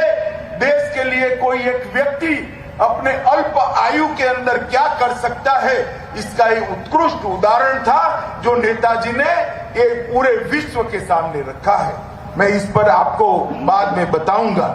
नेताजी के लिए देश का सम्मान, देश की जनता के प्रति ईमान और खुद के स्वाभिमान से बढ़कर कुछ नहीं था। मित्रों, मोदी जी ने अंडमान निकोबार द्वीप समूह में आज जो 2 चीजें की हैं, वो दोनों चीजें, दोनों कार्य अंडमान निकोबार द्वीप समूह को भारत के आजादी के और आजादी के बाद भारत की सुरक्षा के इतिहास में स्वर्ण मंडित अक्षरों से लिख दिया है। वैसे ही अंडमान निकोबार, उसका इतिहास कौन जानता नहीं। यहीं पर आजादी की तीर्थस्थली जैसी सेल्यूलर जेल है, जहां वीर सावरकर ने अपार यातनाओं को सहते हुए कभी न झुकने वाला जज्बा दिखाया था, जहां पर अनेक सन 57 से लेकर सन 47 तक, 1857 से 1947 तक अनेक कैदियों ने यहां रहकर आजादी के आंदोलन की तपस्या करी थी। पूरे देश के युवाओं के लिए मैं हमेशा कहता हूं, इस सेल्यूलर जेल एक मॉन्यूमेंट नहीं, देश के युवाओं के लिए आजादी के आंदोलन का एक तीर्थ स्थान है। और वही जगह पर जब तप्त लोग आज अंग्रेजों के परेशानियों से, उनके जुर्मों से तप्त आजादी के लड़ाकों को यही भूमि ने मां की तरह सांत्वना देने का काम किया था। और इसके साथ साथ अंडमान निकोबार का एक द्वीप समूह वो सौभाग्यशाली भूमि है जिसको पूरे भारत के अंदर सबसे पहले आजाद होने का गौरव मिला 30 दिसंबर 1945 को।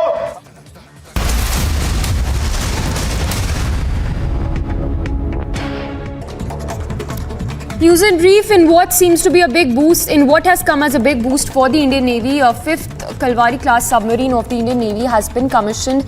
It has been indigenously built. INS Vagar can be deployed both closer to the shore as well as mid-ocean. Prime Minister Modi virtually inaugurated a model of a proposed memorial dedicated to Netaji Subhash Chandra Bose in Andaman and Nicobar Islands to commemorate the freedom fighters' 126th birth anniversary.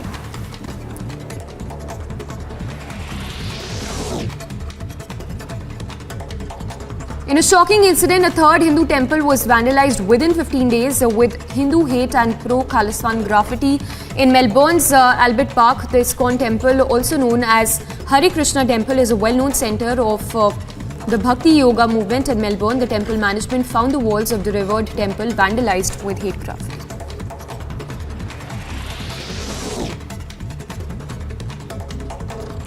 Yet another mishap took place in the metro premises in Bengaluru. A metro barricade fell on a car that was passing by this area. While the car was completely damaged, no injuries were reported. The incident took place at Dodenaldi junction in Bengaluru.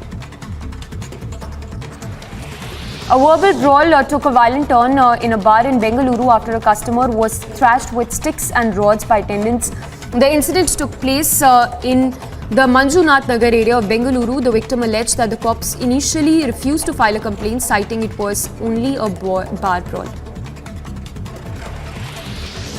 3 people died after allegedly drinking spurious liquor in Siwan's Bihar. 7 people are undergoing treatment. The cause of the death would be ascertained only after the autopsy report is complete. After meeting Annamalai at BJP's state headquarters in Chennai, OPS, speaking to Republic, said that the meeting was regarding the discussion on the by-election, further adding that they had given the undue support to BJP and that all decisions would be collectively taken.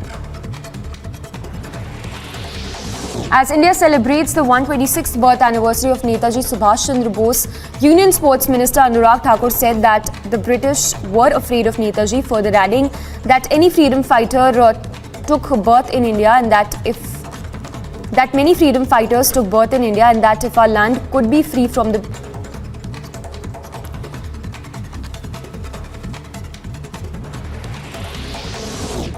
The Delhi Traffic Police has issued a traffic advisory in view of Republic Day. The Delhi Traffic Police has issued a traffic advisory in view of Republic Day parade. A full dress rehearsal that will take place today is taking place today as a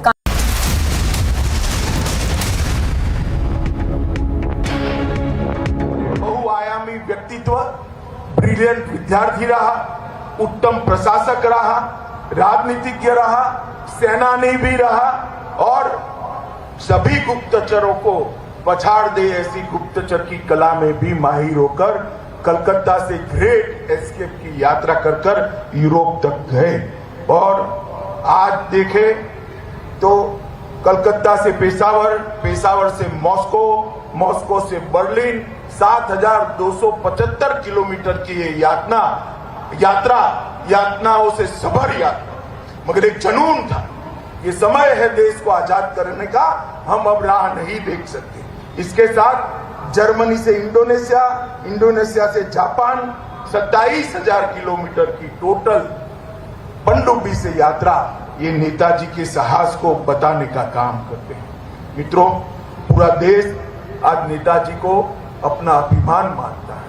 पूरा देश नेताजी को, उनके साहस को सलाम करता है और हमें नेताजी पर अभिमान है। मोदी जी ने नेताजी के इतिहास को सम्मान देने के लिए, उसको संजोने के लिए कर्तव्य पथ पर नेताजी का एक भव्य स्टैच्यू स्थापित करने का काम किया है। आजादी के बाद नेताजी को भुलाने का, उनकी भूमिका को छोटा कर नया इतिहास लिखने का बहुत प्रयास हुआ, मगर मित्रों कहते हैं ना, जो वीर होते हैं, जो सच्चे होते हैं, वो इतिहास में स्थान प्राप्त करने के लिए किसी के मोहताज नहीं होते हैं।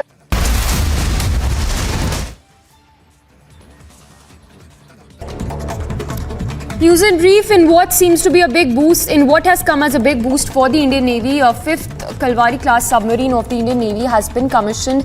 It has been indigenously built. INS Wagir can be deployed both closer to the shore as well as mid-ocean.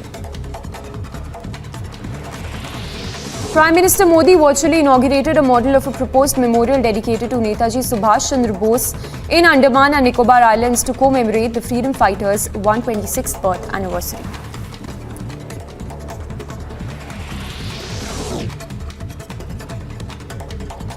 In a shocking incident, a third Hindu temple was vandalized within 15 days with Hindu hate and pro-Khalistan graffiti in Melbourne's Albert Park. The ISKCON temple, also known as Hare Krishna Temple, is a well-known center of the Bhakti Yoga movement in Melbourne. The temple management found the walls of the revered temple vandalized with hate graffiti.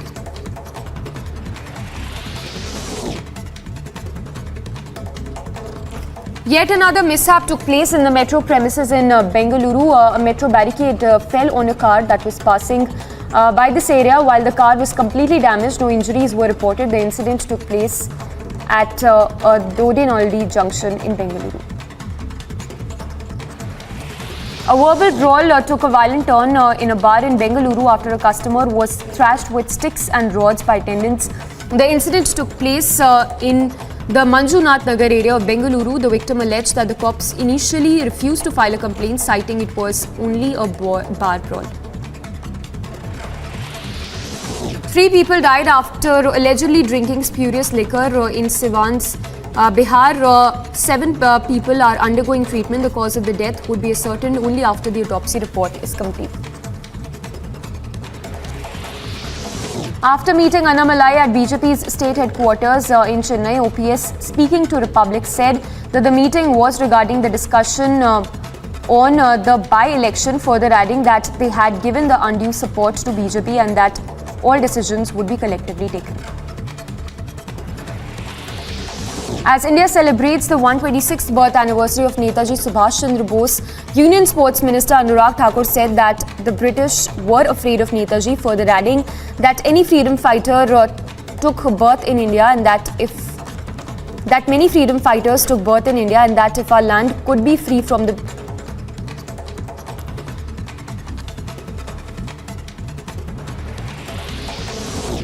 The Delhi Traffic Police has issued a traffic advisory in view of Republic Day.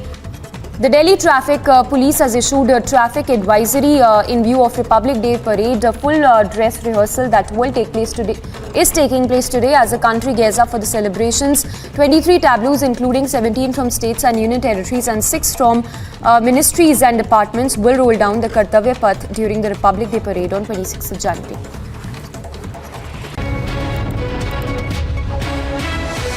Bharat के प्रधानमंत्री जी की ये पहल कि अंडमान निकोबार द्वीप समूह के 21 बड़े द्वीपों को हमारे परमवीर चक्र विजेताओं के नाम के साथ जोड़कर उनकी स्मृति को जब तक ये पृथ्वी रहेगी तब तक चिरंजीव करने का ये प्रयास मैं मानता हूं. These kind of incidents, especially in Australia, where multicultural and everybody respect everybody religion, doesn't matter. There are hundreds of countries, people living here, and they're not taking it positively. I tried to talk to one of the even Australian, even he mentioned like these kind of activities are definitely not acceptable, and police need to investigate this thoroughly.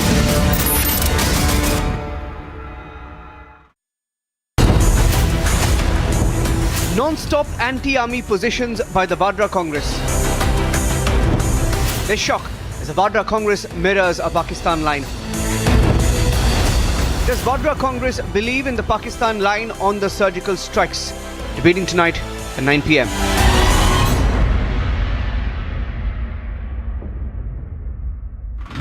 Congress insulted a freedom fighter, Veer Damodar Savarkar, and this is not the first such instance where Siddaramaiah drew parallels between Savarkar and that of Hitler. At this point of time, when we tried to question Siddaramaiah, the former chief minister, he did stop to answer, but at that point of time, the Congress state in charge, Randeep Singh Surjewala, who is noticing this, stated that such questions should not be asked, and he pushed away the mic, he covered our logo, and then he pushed us away and instructed Siddaramaiah to get inside the bus that they were travelling in.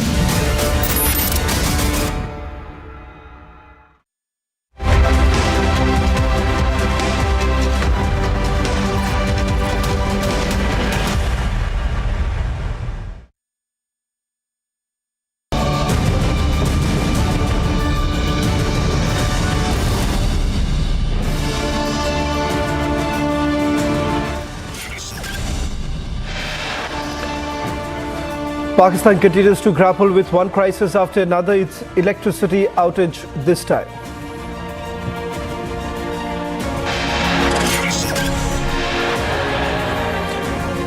Iraq activist Sonam Wangchuk sends an SOS call to Prime Minister Modi to go on a fast 5-day climate fast at Khardungla Pass.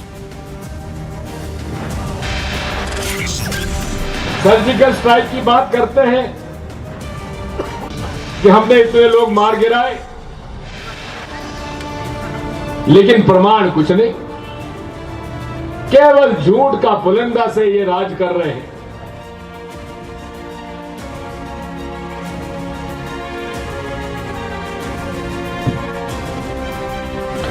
Army thrashes the enemy on borders, but Saboot gang is back asking for surgical strike proof. बड़े भारी मन से ये कहना पड़ रहा है कि कांग्रेस पार्टी का चरित्र भारत जोड़ो यात्रा तो नाम की है, भारत को तोड़ने का कार्य। BJP takes on the anti-army Vadra. Congress says when Pak is wounded, Congress feels the pain.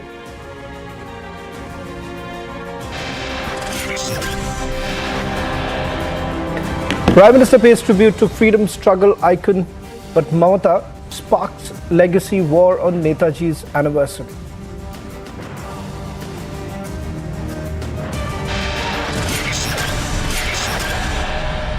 Out on parole, rapist Ram Rahim seen cutting cake with a sword.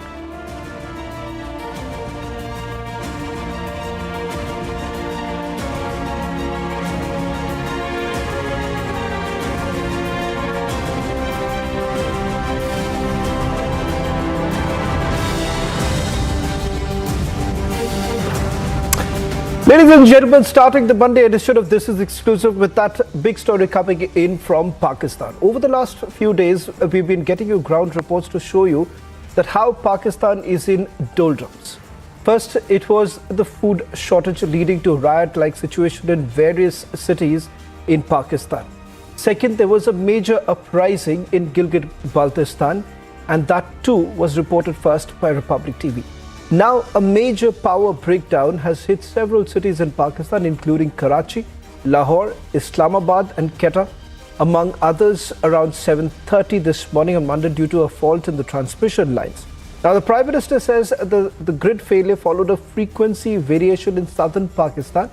Pakistan often suffers from power cuts which are blamed on mismanagement and a lack of investment in infrastructure.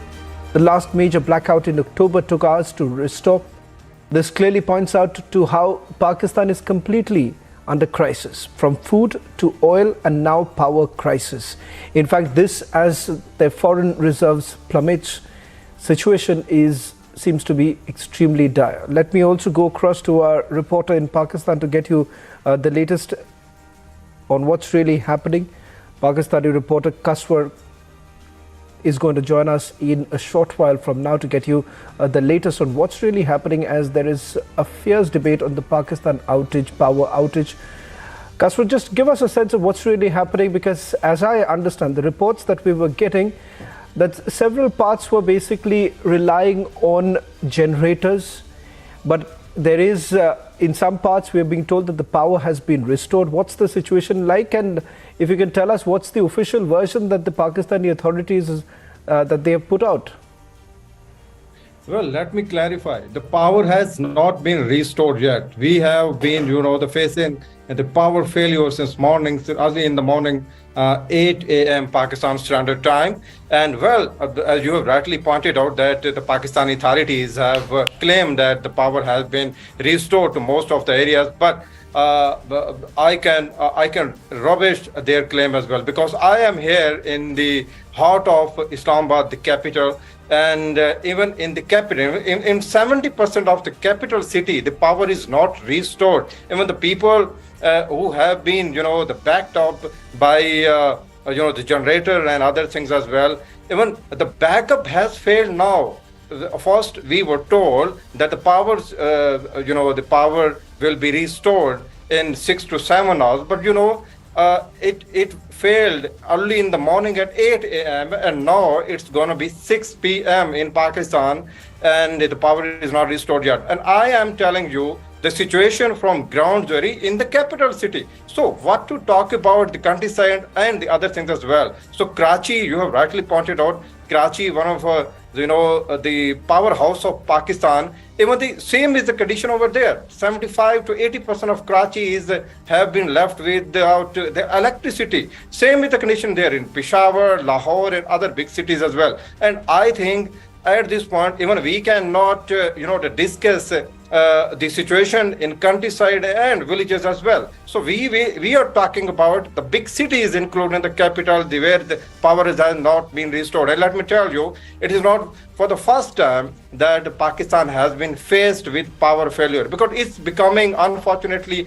a norm in Pakistan. And now we have heard the Pakistani authorities that they claim that it was the negligence of some of the officials. But this is a statement which has become a normal procedure in Pakistan. Whenever we are faced, the millions of Pakistanis are faced with such type of crisis, and after a few hours, we witness a gentleman, preferably the Federal Minister of Power and Energy, that it was the negligence of some of the officials, and they just want to bury the situation as well. But the crisis is really deep, and as we all know, the Pakistan has been faced with numerous crises. With our the foreign reserve has struck new low, and we are not even in a position to to pay the installments of the foreign debts as well, and in such condition,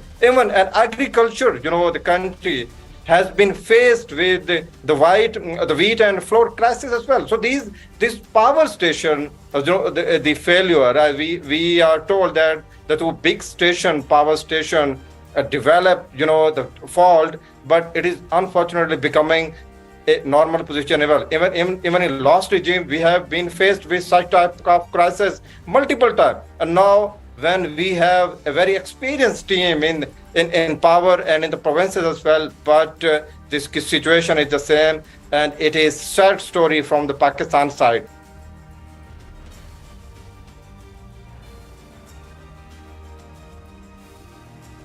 Just to get a sense from you with regards to the position that has been taken by the Energy Ministry in Pakistan, at least what I've been seeing is that they're saying that the attempts are being made to restore the grids.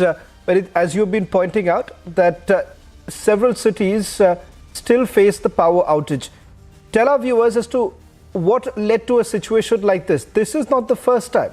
A couple of months ago, a similar sort of blackout actually happened, but then there was no clarity as to what was really happening on the ground. So what led to a situation like this? Well, you have rightly pointed out, this is not for the first time that Pakistan has faced such type of the blackout. Even a couple of months before, we have faced such type of the crisis. And even the last regime, I was telling you, even during the regime of Prime Minister Imran Khan, we were even used to such type of blackout. So a nuclear armed state is facing such type of crisis, and the floor crisis is there, power crisis is there, and the foreign reserve had that new law. So we the millions of Pakistanis are used to it, and unfortunately I don't see any concrete the solution to the wheat, flour, and now the power the crisis, because Pakistan has been faced with multiple crises, and in addition to such type of the power blackout, the wheat flour crisis, and other such type of crisis, now we are facing another crisis, that is the political crisis.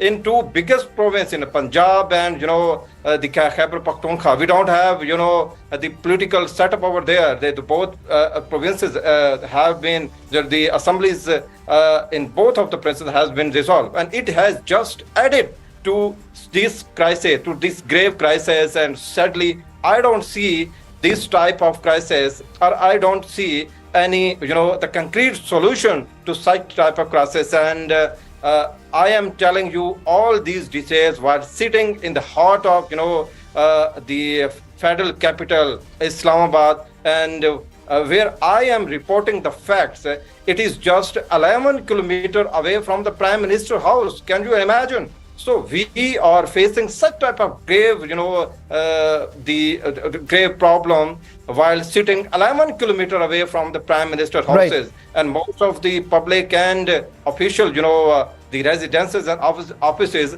has been faced with such type of blackout as well. So this is a sad story from a nuclear armed state. And regarding your question, only a one-liner answer I have regarding your question. That is, in future, I think the Pakistanis, the millions of Pakistanis, will have to prepare themselves to use to such type of crisis. When I'm telling you, the such type of crisis include the power crisis, wheat and flour crisis, inflation, and other things as well. Right. In future, I don't see any concrete solution either to the power crisis, blackouts, or even wheat and flour crisis. Well, thank you very much, Kaswar, for getting us that latest report from Islamabad, the story that we'll keep a close watch on.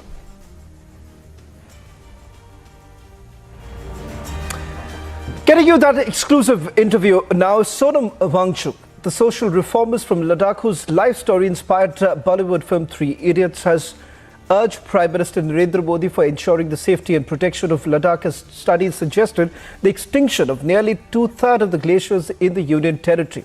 Stressing the need for the adoption of sustainable development, the engineer-turned-education reformer appealed to Prime Minister Narendra Modi to ensure the protection of Ladakh and other Himalayan regions from industrial exploitation. Listen into that exclusive conversation where Dr. Sonam Wangchuk says that he is going to be on a symbolic 5-day climate fast, that too at 18,000 feet at Khardungla. Joining us on This Is Exclusive tonight is Dr. Sonam Wangchuk. Dr. Wangchuk, thank you very much for speaking to Republic TV. Let me straight away begin by asking you, you're starting what you're calling a 5-day symbolic fast, and that too because you want to highlight a fragile Ladakh at this point in time, which faces severe challenges. First, what made you to take this particular decision? Well, everybody knows Himalayas, and particularly this region of Ladakh is very fragile environmentally, and now it has become a union territory, which is like the best news we could have. But the problem is that it is not complete with the safeguards that we expected. And those safeguards for the environment, people and the land are enshrined in the Constitution of India on the basis of the 95% tribal population of Ladakh. This was taken as a no-brainer and a granted, given thing. But unfortunately, after assurances in the beginning of the UT announcement, they have not happened for the last 3 years. And people here are very concerned about all these issues. And we wanted to, especially leaders from Ladakh, both Leh and Kargil, have been in discussion, but not much has been happening on that front. Of course, government had given assurances. They had even kept it as the top priorities in their election manifestos. But so far, there is no safeguards for Ladakh, which would mean that it will be open for exploitation by all kinds of industries, commerce, and so on, which will be not possible for a fragile, sensitive region like this, a cold mountain desert. So therefore, to attract the attention of the government towards this, I am taking this step of symbolic climate fast for 5 days from this 26 January on top of Khardungla Pass. So my hope is that A, the government listens, and B, the people of India, because it's not just government that causes such things. It's the people in their big cities. So I am also appealing to people to join me in this. Dr. Wangchuk, are there any particular projects that you're really looking at which you feel perhaps would be causing more problems for the people of Ladakh? So apart from locally giving safeguards to the region, as I said, it is the lifestyle of people in the big cities in our country and abroad. So my mission is also to give them a call and draw their attention to the fact then that when these glaciers in the Himalayas are melted, you will also have a difficult time, because Himalayan glaciers are the source of water for roughly 2 billion people. 1 billion on the Indian subcontinent and another on the Chinese side. So 1/4 of the world's population depends on these. So I want them all to take this seriously. And therefore I was saying, while I go on a 5 days fast on the coldest place in India, I would like people in the big cities to also join me by doing a one-day fast for the climate and pledge to change their lifestyles as called by the Prime Minister through the Mission Lifestyle for Environment, which he announced at COP27. So we have to bring this into action, and therefore I urge people to change their lifestyles, and I urge the government to give the due safeguards to Ladakh under 6th schedule of the Constitution. Dr. Wangchuk, across the globe, we have seen several initiatives that are essentially being taken on forums like COP27, also multiple promises being made by developing nations as well as advanced economy nations. Do you believe that to a larger extent, all of this turns out to become a mere lip service without much really happening on the ground? Yes, unfortunately that, and that will not change till citizens change. Every person on this planet needs to feel for the planet, and then the governments will feel and actually act.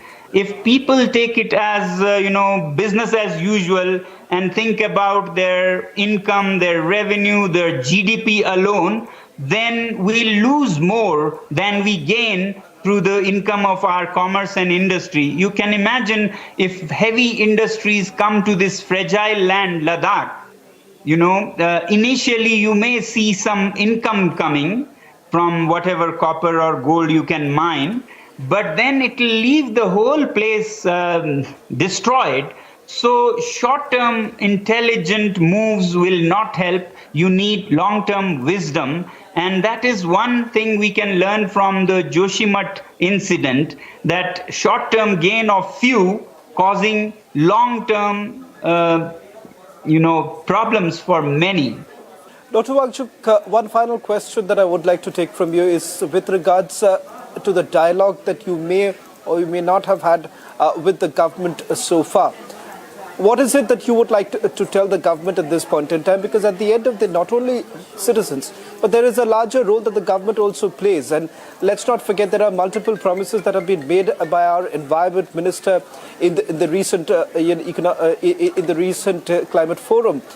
And the fact of the matter is that the Prime Minister too has made multiple promises, and the fact that there is a roadmap that India wants to tread upon.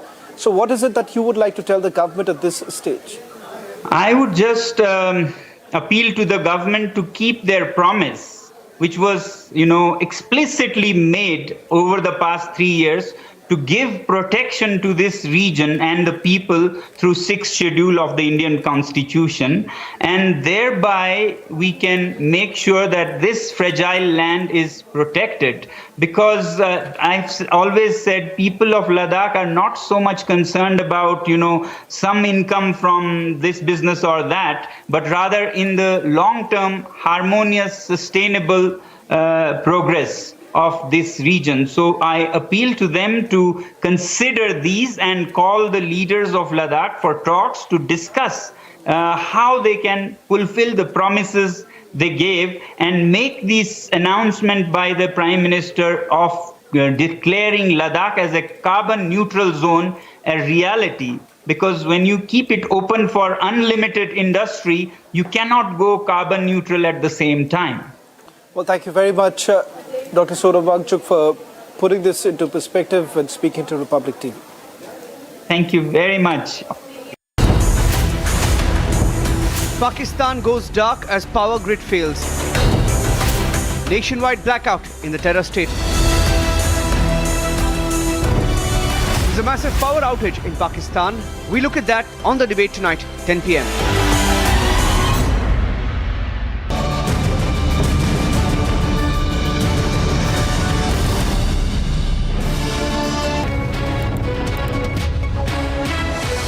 Bharat के प्रधानमंत्री जी की ये पहल कि अंडमान निकोबार द्वीप समूह के 21 बड़े द्वीपों को हमारे परमवीर चक्र विजेताओं के नाम के साथ जोड़कर उनकी स्मृति को जब तक ये पृथ्वी रहेगी तब तक चिरंजीव करने का ये प्रयास मैं मानता हूं तीनों सेनाओं के लिए बहुत बड़ा उत्साहवर्धन करने वाला है। आज पराक्रम दिन है, नेताजी की 123वीं जयंती है। इस कार्यक्रम के साथ साथ जहां पर नेताजी रहे थे वो सुभाष द्वीप पर आज उनका स्मारक बनाने का भी निर्णय किया गया है। ये दोनों कार्यक्रम, ये दोनों निर्णय देश के प्रधानमंत्री के निर्णय अंडमान निकोबार को फिर से एक बार अंडमान निकोबार द्वीप समूह को स्वतंत्रता की स्मृतियों के साथ समग्र देश के साथ जोड़ने वाले निर्णय है और मैं इसका बहुत बहुत मन से स्वागत करता हूं। भारत के प्रधानमंत्री जी की ये पहल कि अंडमान निकोबार द्वीप समूह के 21 बड़े द्वीपों को हमारे परमवीर चक्र विजेताओं के नाम के साथ जोड़कर उनकी स्मृति को जब तक ये पृथ्वी रहेगी तब तक चिरंजीव करने का ये प्रयास मैं मानता हूं तीनों सेनाओं के लिए बहुत बड़ा उत्साहवर्धन करने वाला है। आज पराक्रम दिन है, नेताजी की 123वीं जयंती है। इस कार्यक्रम के साथ साथ जहां पर नेताजी रहे थे वो सुभाष द्वीप पर आज उनका स्मारक बनाने का भी निर्णय किया गया है। ये दोनों कार्यक्रम, ये दोनों निर्णय देश के प्रधानमंत्री के निर्णय अंडमान निकोबार को फिर से एक बार अंडमान निकोबार द्वीप समूह को स्वतंत्रता की स्मृतियों के साथ समग्र देश के साथ जोड़ने वाले निर्णय है और मैं इसका बहुत बहुत मन से स्वागत करता हूं। News in brief, in what seems to be a big boost, in what has come as a big boost for the Indian Navy, a 5th Kalvari class submarine of the Indian Navy has been commissioned. It has been indigenously built. INS Wagir can be deployed both closer to the shore as well as mid-ocean.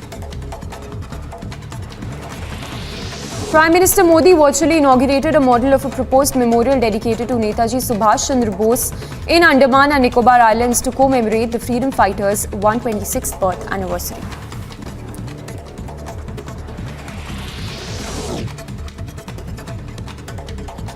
In a shocking incident, a third Hindu temple was vandalized within 15 days with Hindu hate and pro-Khalistan graffiti in Melbourne's Albert Park. The ISKCON temple, also known as Hare Krishna Temple, is a well-known centre of the Bhakti Yoga movement in Melbourne. The temple man का कार्यभार संभाला strike corps की सफल कमान के बाद And behind the band is Indian Air Force marching contingent comprising 144 air warriors and 4 officers led by squadron leader Sindhu Reddy marching past the Kartavya Path in 12x12 box formation. Nag missile एक स्वदेशी fire and forget anti tank guided missile है जिसकी प्रभावी range 5 kilometre है। ये tandem warhead, lock on before launch, top attack और भाग रहे दुश्मन की बख्तर बम दस्तों को नष्ट करने की क्षमता रखता है। स्थल से तेजस विमान तक, ड्रोन से मंगलयान तक, आत्मनिर्भरता के नए कीर्ति स्तंभ गढ़ता आधुनिक भारत। इसी स्वावलंबन को दर्शाता अगला दस्ता क्विक रिएक्शन फोर्स व्हीकल का, जिसमें 3 गाड़ियां शामिल। Congress insulted a freedom fighter, Veer Damodar Savarkar, and this is not the first such instance where Siddaramaiah drew parallels between Savarkar and that of Hitler. This point of time when we try to question Siddaramaiah, the former chief minister, he did stop to answer, but at that point of time, the Congress state in charge, Randeep Singh Surjewala, who is noticing this, stated that such questions should not be asked, and he pushed away the mic. He covered our logo and then he pushed us away and instructed Siddaramaiah to get inside the bus that they were traveling in.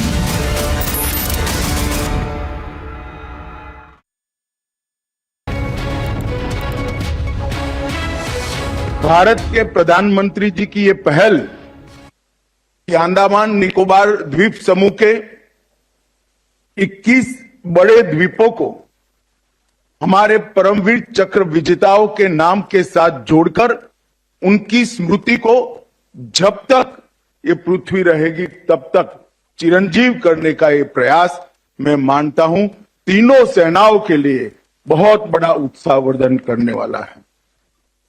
आज पराक्रम दिन है, नेताजी की 123वीं जयंती है।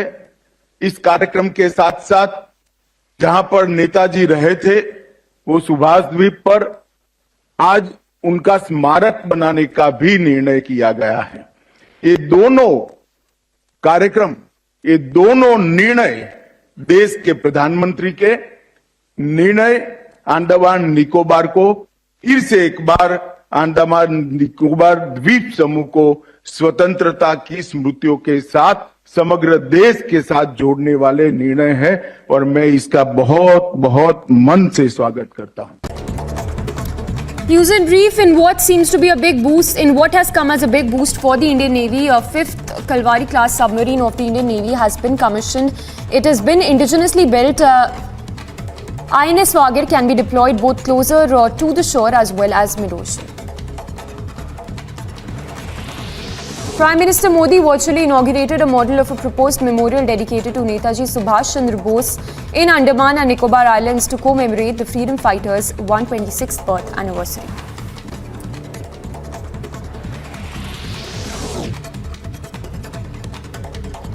In a shocking incident, a third Hindu temple was vandalized within 15 days with Hindu hate and pro-Khalistan graffiti in Melbourne's Albert Park. The ISKCON temple, also known as Hare Krishna Temple, is a well-known center of the Bhakti Yoga movement in Melbourne. The temple management found the walls of the revered temple vandalized with hate graffiti.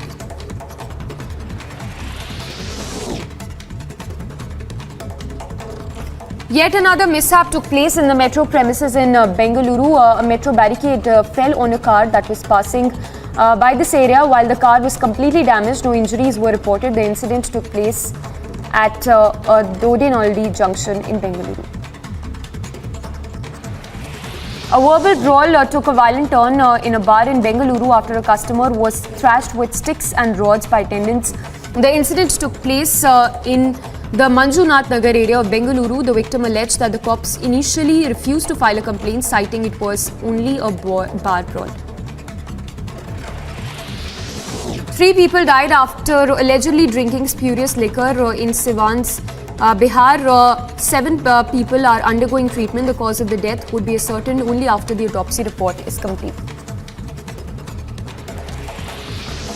After meeting Annamalai at BJP's state headquarters in Chennai, OPS, speaking to Republic, said that the meeting was regarding the discussion on the by-election, further adding that they had given the undue support to BJP and that these kind of incidents, especially in Australia, where multicultural and everybody respect everybody religion, doesn't matter. There are hundreds of countries, people living here, and they're not taking it positively. I tried to talk to one of the even Australian, even he mentioned like these kind of activities are definitely not acceptable, and police need to investigate this thoroughly. A lot of preparations have been before the Republic Day parade. Right now we are here at Karepla ground in Delhi, Kent, where the tableau of different states are being showcased. We show you pictures of this tableau, and this tableau is from Andhra Pradesh. They are also performing on the Haryana folk song. People coming in from Jammu and Kashmir, and there are the practice which is being done here by the artists of different states. You can clearly see how the preparations are now going on here.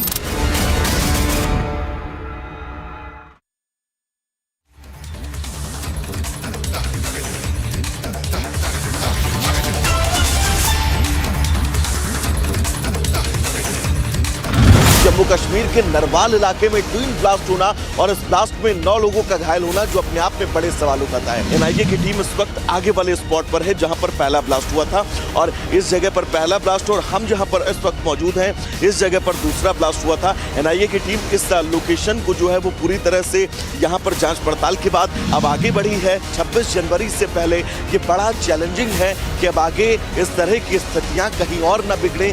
ऐसे में LG की ये बैठक भी अपने आप में बहुत महत्वपूर्ण है, जो तमाम उच्च अधिकारियों के साथ ये बैठक करने वाले हैं।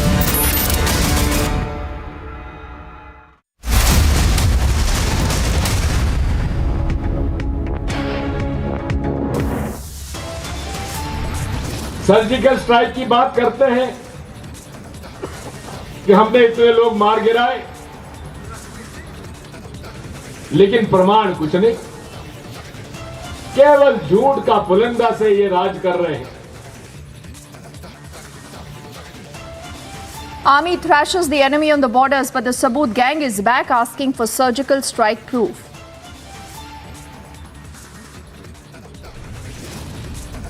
बड़े भारी मन से यह कहना पड़ रहा है कि कांग्रेस पार्टी का चरित्र, भारत जोड़ो यात्रा तो नाम की है, भारत को तोड़ने का कार्य।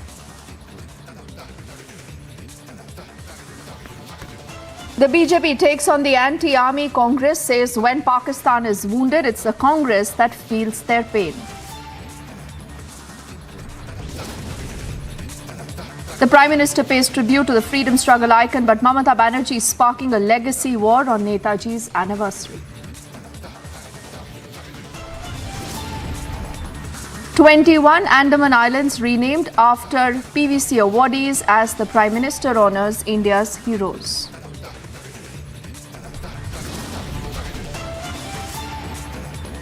Out on parole, the rapist Ram Rahim is seen cutting a cake with a sword.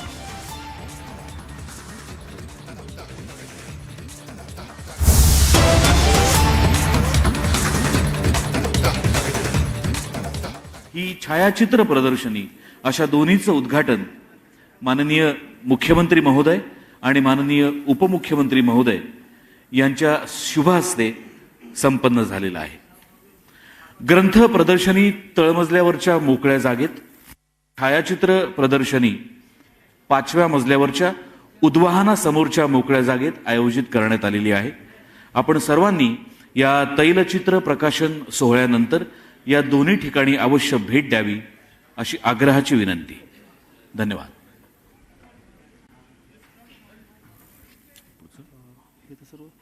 सर्व मान्यवर उद्घाटन करून आता या ठिकाणी स्थानापन्न झाले आहेत. राष्ट्रगीतांनी आपल्या आजच्या सोहळ्याचा प्रारंभ कृपया सर्वांनी स्थानापन्न झाल्यानंतर उद्घाटन करून टाकू. ठीक आहे.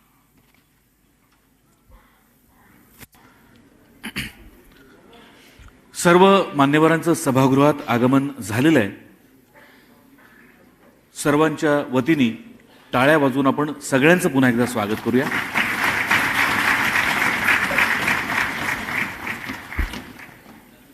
आजच्या या मंगलमयी सोहळ्याचा प्रारंभ राष्ट्रगीतांनी होतोय. कृपया सर्वांनी उभं राहावं.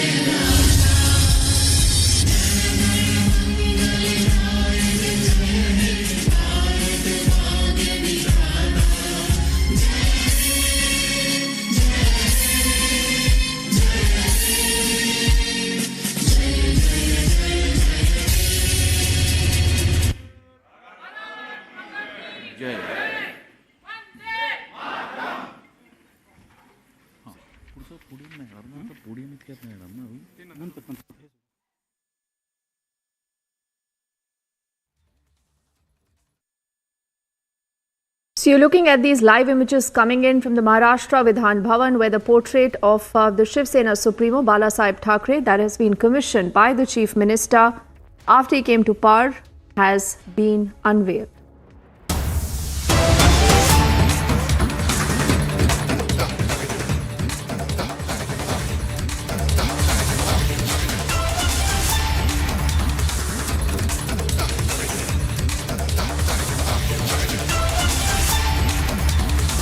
And what you see on your screens now is a fresh video that has surfaced where a passenger can be seen arguing with the crew. This is on board a SpiceJet flight. Let's dip in to figure out if we can understand this entire confrontation, and also we'll get you more reactions that are coming in. क्या बोला मैंने? क्या बोला? क्या बोला? मुझसे बोला मैं. बैठो. आप मेरे बच्ची के बराबर है. She is crying, literally crying. Hindi में बात करो। ये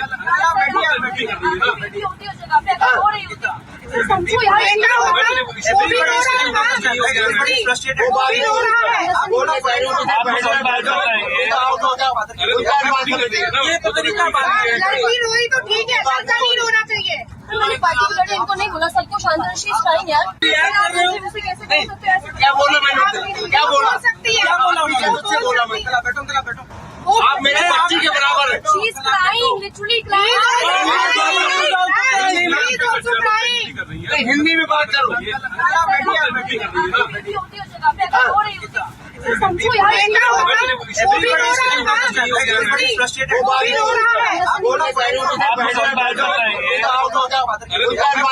ये तो तरीका लड़की रोई तो ठीक है, ऐसा नहीं रोना चाहिए। इनको नहीं बोला, सबको शांति यार।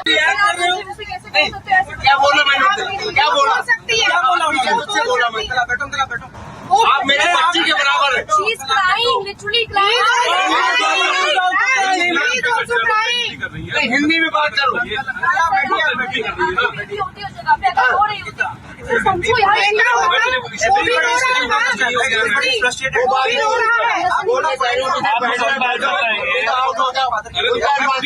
ये तो तरीका लड़की रोई तो ठीक है, ऐसा नहीं रोना चाहिए। इनको नहीं बोला, सबको शांति यार। क्या बोला मैंने? क्या बोला सकती है? क्या बोला? मुझसे बोला मैं। बैठो बैठो। आप मेरे बच्ची के बराबर है। She is crying, literally crying. Hindi में बात करो। समझो यार। क्या बोला मैंने? क्या बोला सकती है? क्या बोला? मुझसे बोला मैं। बैठो बैठो। आप मेरे बच्ची के बराबर है। She is crying, literally crying. So clearly remember one more instance of unruly passengers that you see there. We'll try and see if we have more details as to how really the DGCA possibly has been notified or what's going on. We shift our focus now to the other big story. This is the battle between the executive and the judiciary. Now the Union Law Minister Kiran Rijiju has said that the system will have to respond as per time. He also says and he underscores that no one should think that the system will not be questioned. Kiran Rijiju also emphasizing the need to have a robust and an independent judiciary at the same point.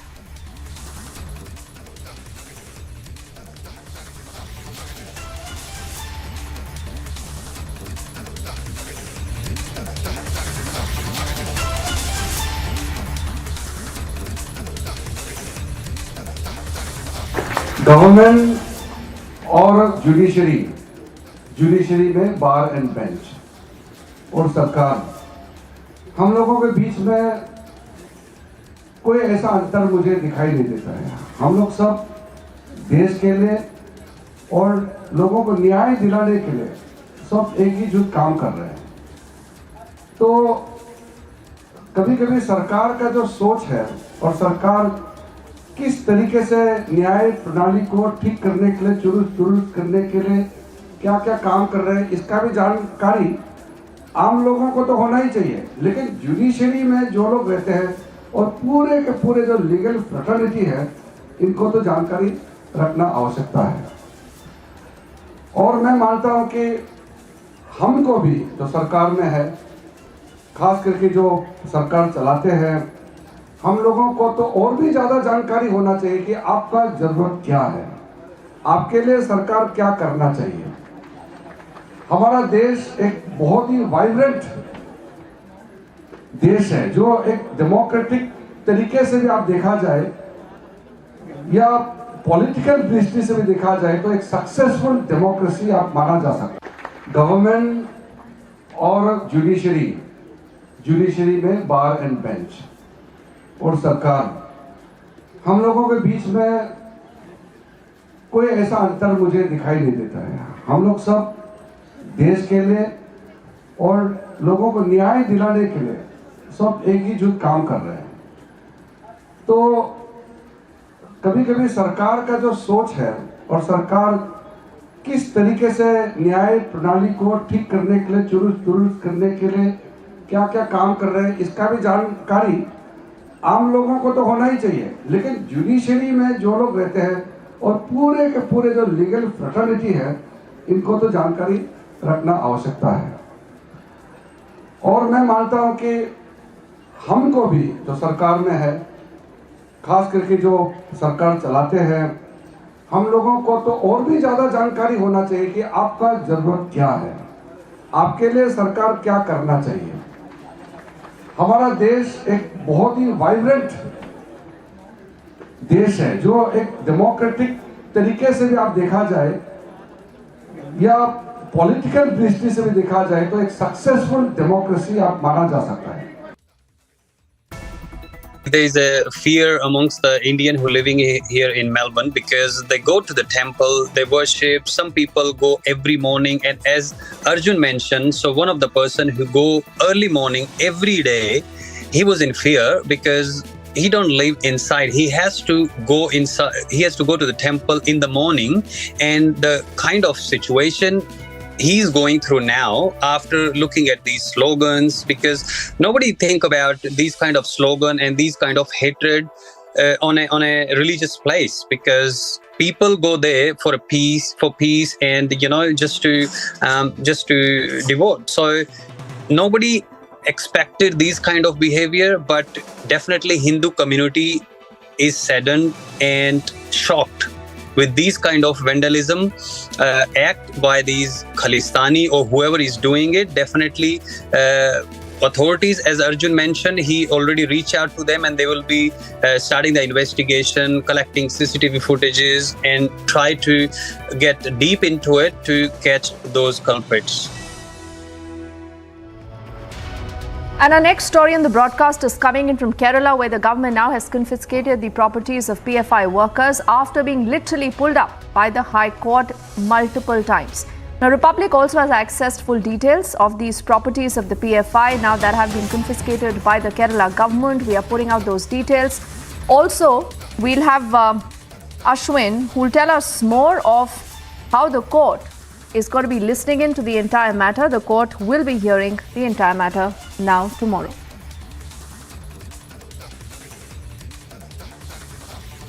That this government and CPM is having illicit connection with the extremist forces from the majority community as well as the minority community. The PFI? Yeah, PFI, they have connection. That is why even after the court declared that all the properties of this person should be confiscated, government was not ready to initiate the proceedings. Then the court insisted and summoned the government officials to the court. Then only they were ready to initiate the proceedings. That is why there was some connection with these people. So you just heard that reaction also coming in. Like I said, these are properties that belong to PFI workers. The Kerala government there being forced to act, literally being forced to act by what the court has said. The court has reiterated that multiple times. They have been instructed to take action against these people and the properties that they have. But it's only after a lot of pulling up that has happened by the court that is going to be hearing the entire matter now, tomorrow, that we will be looking at some bit of action. Ashwin, I'm told, is joining us also on the broadcast. You know, Ashwin, I fail to understand why should any government be literally nudged by the court multiple times to take action? Because, you know, PFI is against the country. We've seen multiple attempts by them to not just spread fear, panic, and also indulge in a lot of illegal activities. Why has the Kerala government been there giving the PFI workers allegedly a long rope? Well, Deepthi, this is a political question that has often been asked by the people in Kerala. We have seen when the PFI was banned, we heard the Chief Minister also stating that the police should not go out in excess to control PFI, followed by which an hartal was called on September 23rd, and which led to massive violence across Kerala, across all the 14 districts. And the government then came out with a figure that 5.2 crore worth of public goods have been damaged. Now, it's been 4 months and the government was very hesitant to take action against the illegal hartal and its office bearers of the now banned Popular Front of India. Now, the court finally had to come down very hard against it, in fact, multiple times, so much so that the court even asked the additional chief secretary, Mr. Venu, to be present in the court. And we also saw the additional chief secretary giving an unconditional apology to the court, stating that they have not done their job.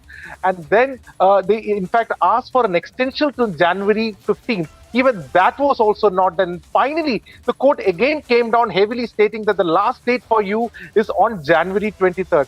And in a record 48 hours, Deepthi, in a record 48 hours, 248 properties were seized by the Kerala High Court across 14 districts. The maximum number of seizure has happened in Malappuram district. 126 properties have been seized. All this was done in 48 hours by the same Kerala government, which was dilly-dallying for almost 4 months.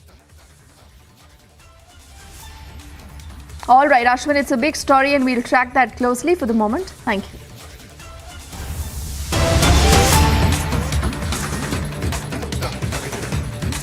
Now, this is the first reaction, official one, that's coming in from the Congress party on the absolutely condemnable comments that have come in from Digvijay Singh. You read this tweet from the handle of Jairam Ramesh. He says, and I quote now, "The views expressed by senior leader Digvijay Singh," he says, "are his own, do not reflect the position of the Congress." He goes on to say surgical strikes were carried out before 2014 by the UPA government. The Congress has supported and will continue to support all military actions that are in the national interest, unquote. So the first reaction there coming in from Jairam Ramesh, who as expected is distancing itself from the comment that have been made by Digvijay Singh. But the questions to ask, is this good enough? What about an apology then? Will there be action against Digvijay Singh for the kind of comment that he's made, for the kind of insult that he's heaped on our armed forces?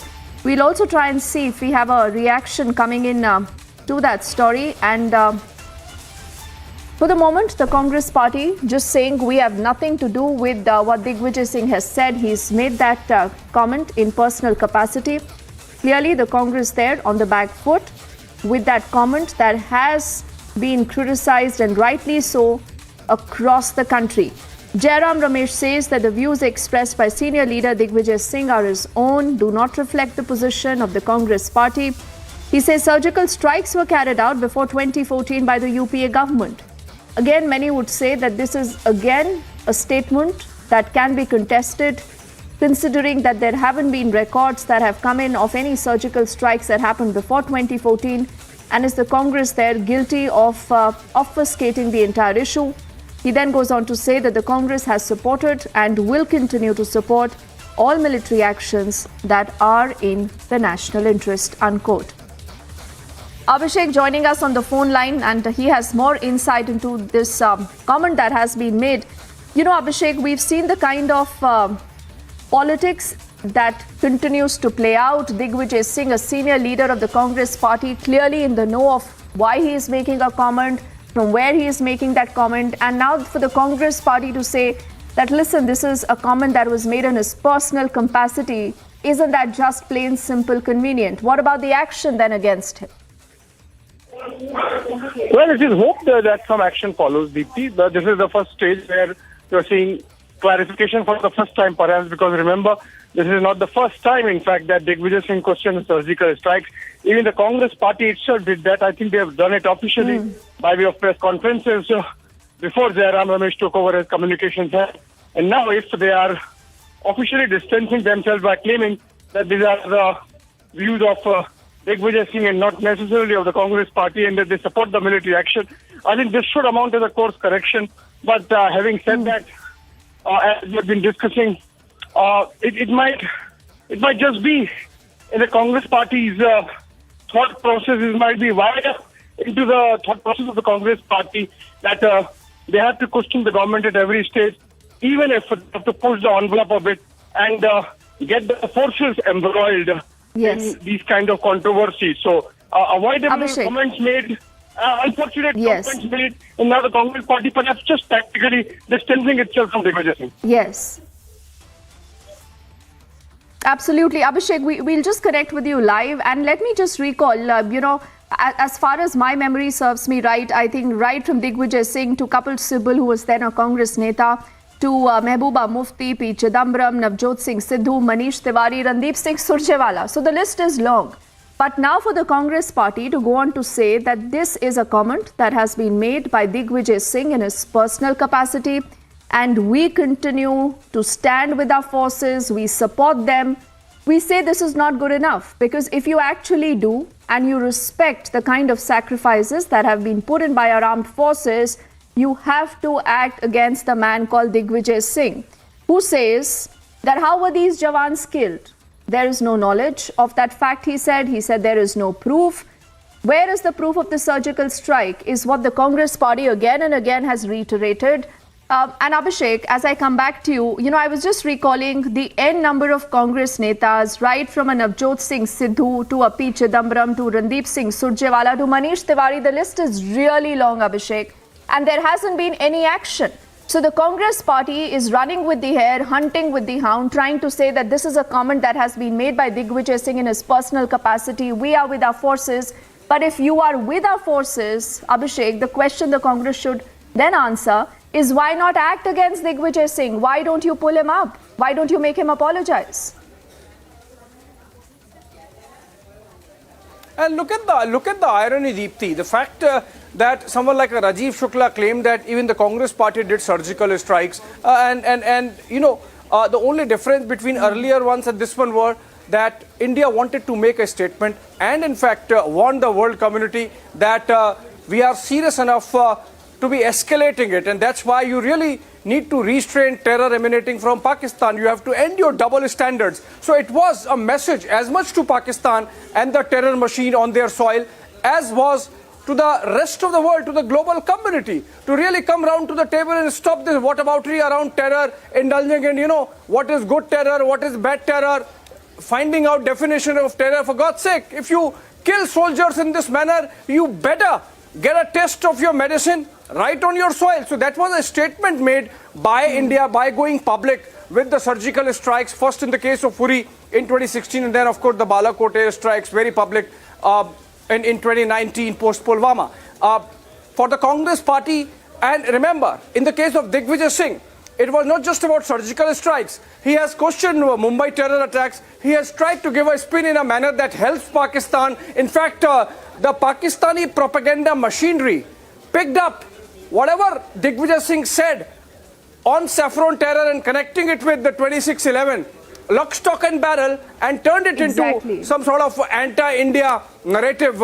Tried to do that, of course, did not succeed. So in that sense, I think it's highly irresponsible for Digvijay Singh to be continuing to do this to the detriment of the morale of our armed forces and at the very least to be politicizing something which has traditionally had bipartisan consensus. And, Abhishek, not just that, if you don't jog your memory that far, Rahul Gandhi, I mean, we all recall what he said, कि हमारे जवान पिट रहे हैं. That's what he said. Was there any action? Was there any apology? Was there any proof provided to establish, that statement that again many say was just a political statement that was made to bring down the government and again to hit out at our armed forces? Abhishek, we'll track that story very closely. For the moment, thank you for getting us all the insight. On the other side, it is another major war that's brewing. This is for the legacy of Netaji Subhash Chandra Bose. As the Prime Minister and the government there go on to also honor about 21 PVCs on the unnamed Andaman Islands, Mamata Banerjee says this is all political.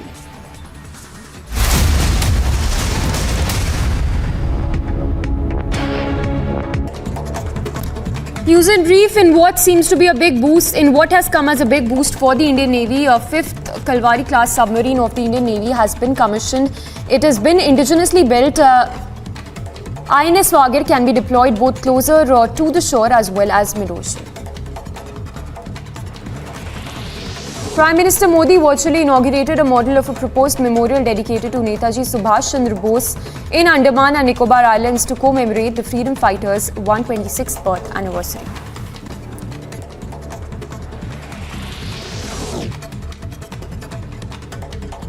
In a shocking incident, a third Hindu temple was vandalized within 15 days with Hindu hate and pro-Khalistan graffiti in Melbourne's Albert Park. The ISKCON temple, also known as Hare Krishna Temple, is a well-known centre of the Bhakti Yoga movement in Melbourne. The temple management found the walls of the revered temple vandalized with hate graffiti.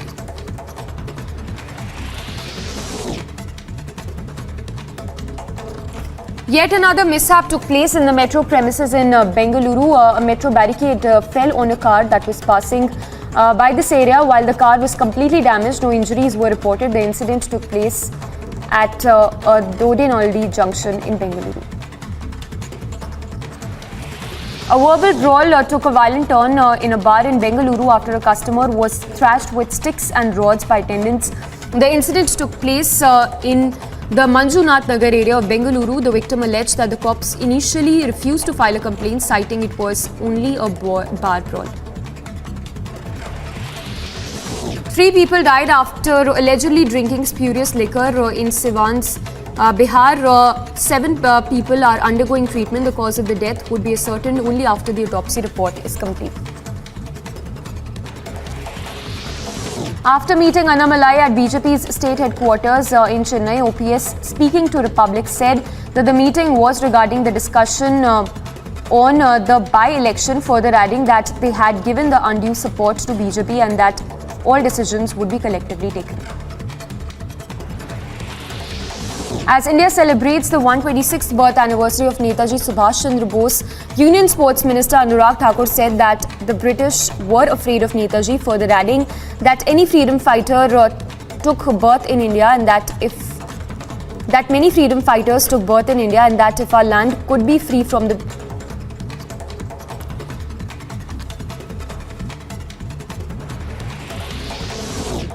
Delhi Traffic Police has issued a traffic advisory in view of Republic Day. The Delhi Traffic Police has issued a traffic advisory in view of Republic Day parade. A full dress rehearsal that will take place today is taking place today as the country gears up for the celebrations. 23 tableaus, including 17 from states and union territories and 6 from ministries and departments, will roll down the Kartavya Path during the Republic Day parade on 26th of January.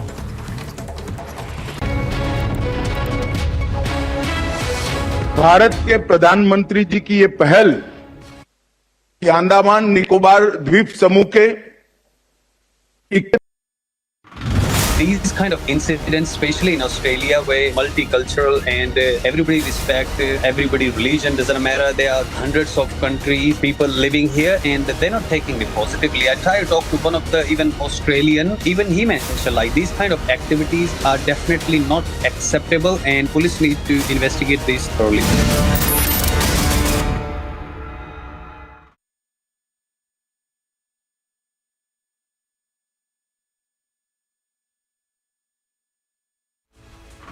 Jammu Kashmir के नरवाल इलाके में twin blast होना और इस blast में 9 लोगों का घायल होना जो अपने आप में बड़े सवाल उठाता है। एनआईए की टीम इस वक्त आगे वाले स्पॉट पर है जहां पर पहला ब्लास्ट हुआ था और इस जगह पर पहला ब्लास्ट और हम जहां पर इस वक्त मौजूद हैं इस जगह पर दूसरा ब्लास्ट हुआ था। एनआईए की टीम इस लोकेशन को जो है वो पूरी तरह से यहां पर जांच पड़ताल के बाद अब आगे बढ़ी है। 26 जनवरी से पहले ये बड़ा चैलेंजिंग है कि अब आगे इस तरह की स्थितियां कहीं और न बिगड़े।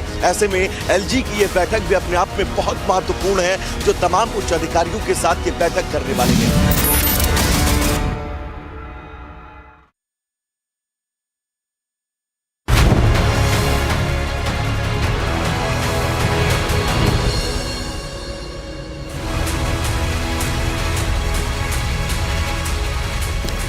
Thank you for joining us on Republic TV. I'm Niranjan, and there are 2 stories today, and these are our biggest stories tonight. Usually we pick one story and we focus on one story, but we just couldn't help but look at the contrast of those 2 stories. Now, this is the story of the Congress party asking for proof of the surgical strikes on a day when this story of India naming 21 unnamed islands in Andaman and Nicobar after our bravest, after 21 Paramveer Chakra awardees. Now, on a day when we've done this, the Congress party asks our forces, our brave hearts, for proof of surgical strike.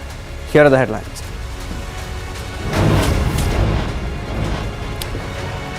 The Vadra Congress Party, not for the first time, wants sabut of the surgical strikes.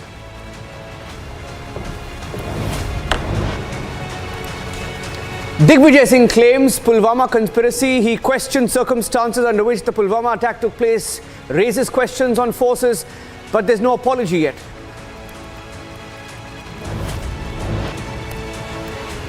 Lambasted across the country, the Vadra Congress tries to distance from Digvijay Singh, sensing the embarrassment of the Sabut Yatra. It's turning out to be a Sabut Yatra.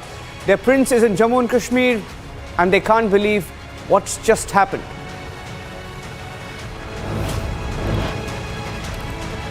"21 islands, unnamed islands in Andaman and Nicobar, given a name. They are named after India's bravest, after 21 Paramveer Chakra awardees."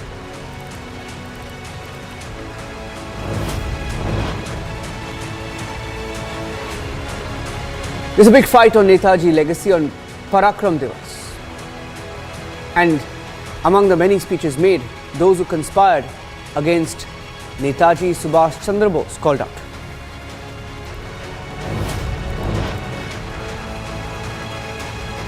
There is an unprecedented crisis in Pakistan. It's not just limited to food or fuel. There's a power outage. They don't know what's hit them. Power outage across Pakistan. It's a huge crisis.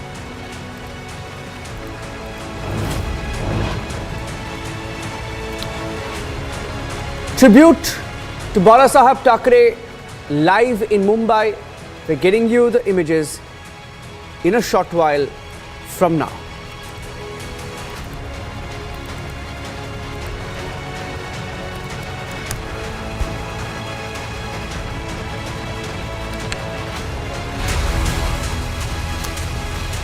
Ladies and gentlemen, on Parakram Divas, the Prime Minister addressed the nation, and 21 unnamed islands were named after 21 of our heroes, Bravehearts, Paramveer Chakra awardees. Those are the pictures from earlier today when the Union Home Minister, who is in Port Blair, named these islands after the Paramveer Chakra awardees. In fact, let's get you the names of our heroes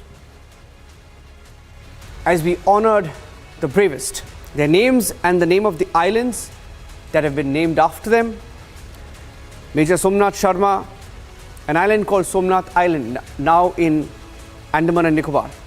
Subedar, an honorary captain, then Lance Naik Karam Singh Island being named. Second Lieutenant Rama Raghobe Rane Island has been named. Nayak Jadunath Singh, Jadunath Island, now in Andaman and Nicobar.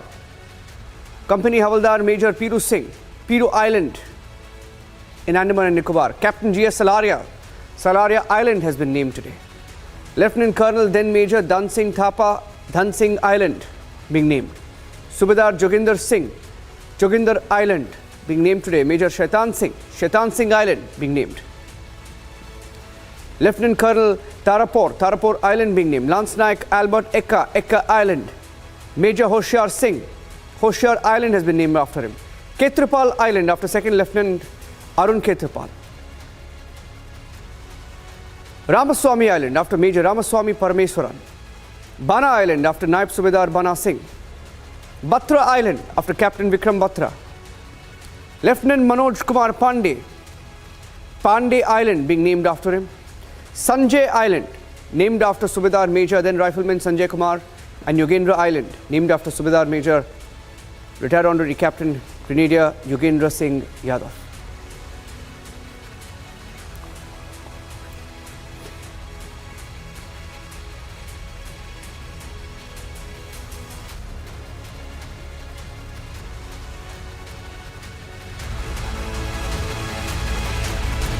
इक्कीसवीं सदी का ये समय देख रहा है कि कैसे जिन नेताजी सुभाष को आजादी के बाद भुला देने का प्रयास हुआ,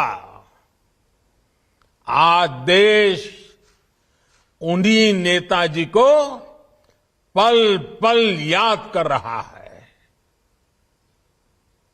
अंडमान में जिस जगह नेताजी ने सबसे पहले तिरंगा फहराया था, वहां आज गगनचुंबी तिरंगा आजाद हिंद फौज के पराक्रम का गुणगान कर रहा है। पूरे देश में और देश के कोने कोने से जब लोग यहां आते हैं तो समंदर किनारे लहराते तिरंगों को देखकर उनके दिलों में देशभक्ति का रोमांच भर जाता है। अब अंडमान में उनकी याद में जो म्यूजियम और स्मारक बनने जा रहा है, वो अंडमान की यात्रा को और भी स्मरणीय बनाएगा।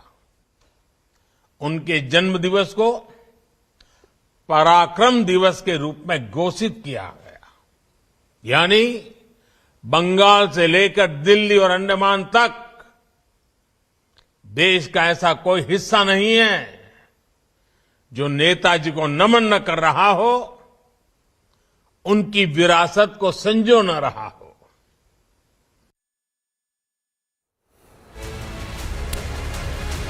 Joining us on this special broadcast is Meghana Girish. Meghana Girish is the mother of Major Akshay Girish, who was among 7 soldiers killed in a terror attack on an army camp in Agrota, Jammu and Kashmir in November 2016. Thank you for joining us, Meghana ji, on Republic TV today, a very special day.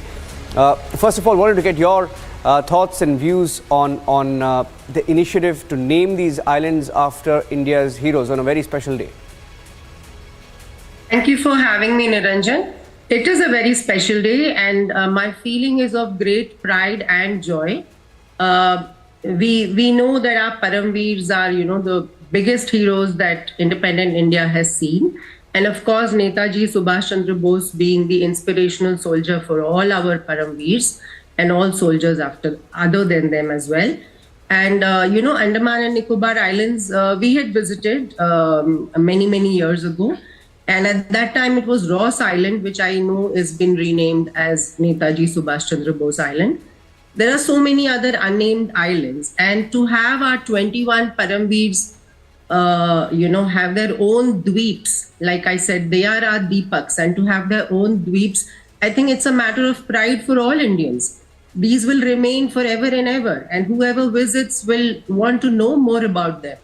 Want to know more about valor and courage and sacrifice to keep India independent and safe.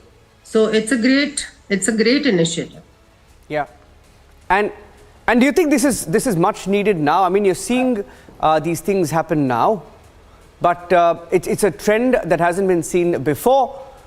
And without getting into the politics of it, do you appreciate, as the mother of one of India's biggest heroes, you lost your son. He died fighting for India. Do you think our heroes are being recognized more today than before? I know for sure that my son, since he was a child, was inspired by some of these heroes.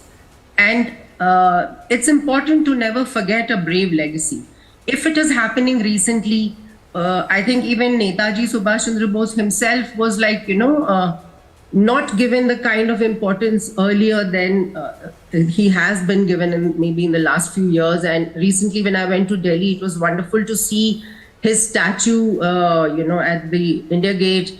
And I think it's a very fitting tribute on his Jayanti to name other islands also after very brave soldiers of ours. Yeah. And one last question, Meghana ji, when I started the show this evening, it's a very special day. In fact, when we walked into the newsroom this morning, when I walked in, we saw that the Prime Minister was getting ready. The 21 islands were being named.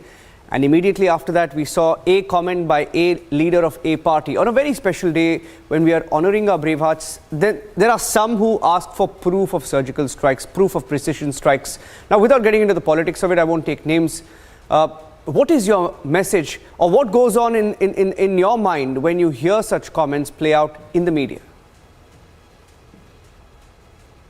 A pain, anger, because I don't think any patriot should question the courage and valor of our forces. And when the DGMO himself came out to announce the surgical strike, and later also the Balakot strike, when all the three chiefs announced it, what is there to doubt? Do we doubt our senior most soldiers who are saying that they've done something, and they have come out with details? So I think for anybody, politician or otherwise, no one questions the soldiers, the way somehow I have seen them being questioned in our country. Did American opposition leaders, for example, ask for proof of Osama bin Laden's burial or killing or whatever it is? I don't think this is done. If we believe in the bravery and sacrifices of our soldiers, I think these things should not be debated. Honestly, I think it is painful, and it takes away. It's demoralizing, I'm sure. Well, absolutely. Well, we'll speak again. Meghana Girishji, thank you for taking the time out and joining us on this special day here on Republic TV. Thank you very much. Thank you, and Jai Hind. Jai Hind.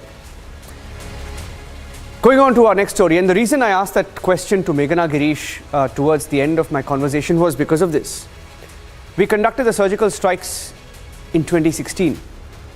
And after the surgical strike, there were a few political parties, a few leaders came out and asked for proof, saying, where is the proof that we conducted a surgical strike? And India showed proof of that surgical strike. In fact, the proof came out much later. I think it was in 2018, and Republic TV put out the proof. In fact, let's show you what was the proof that we put out. Let's show you the videos, because there were several videos of the 2016 surgical strike which were accessed by Republic TV. Let's go through the videos one by one. I will detail out the videos as broadcast on Republic TV. The 4 videos on Republic TV, one by one. Let me show you what we revealed.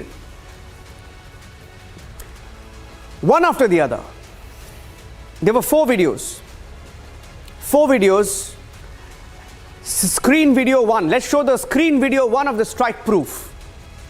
And that video shows target 1. That's the video. Target 1. That shows that head-mounted camera shot. It's a head-mounted camera shot. It shows 2 terrorists. It shows 4 Pakistani armed men that was also spotted on camera. Look very closely. These are all a part of the same first video. Rocket launchers and anti-bunker missiles were used. The Pakistani terror camp was demolished in 8 strikes. This was target 1. And that entire video was captured on camera.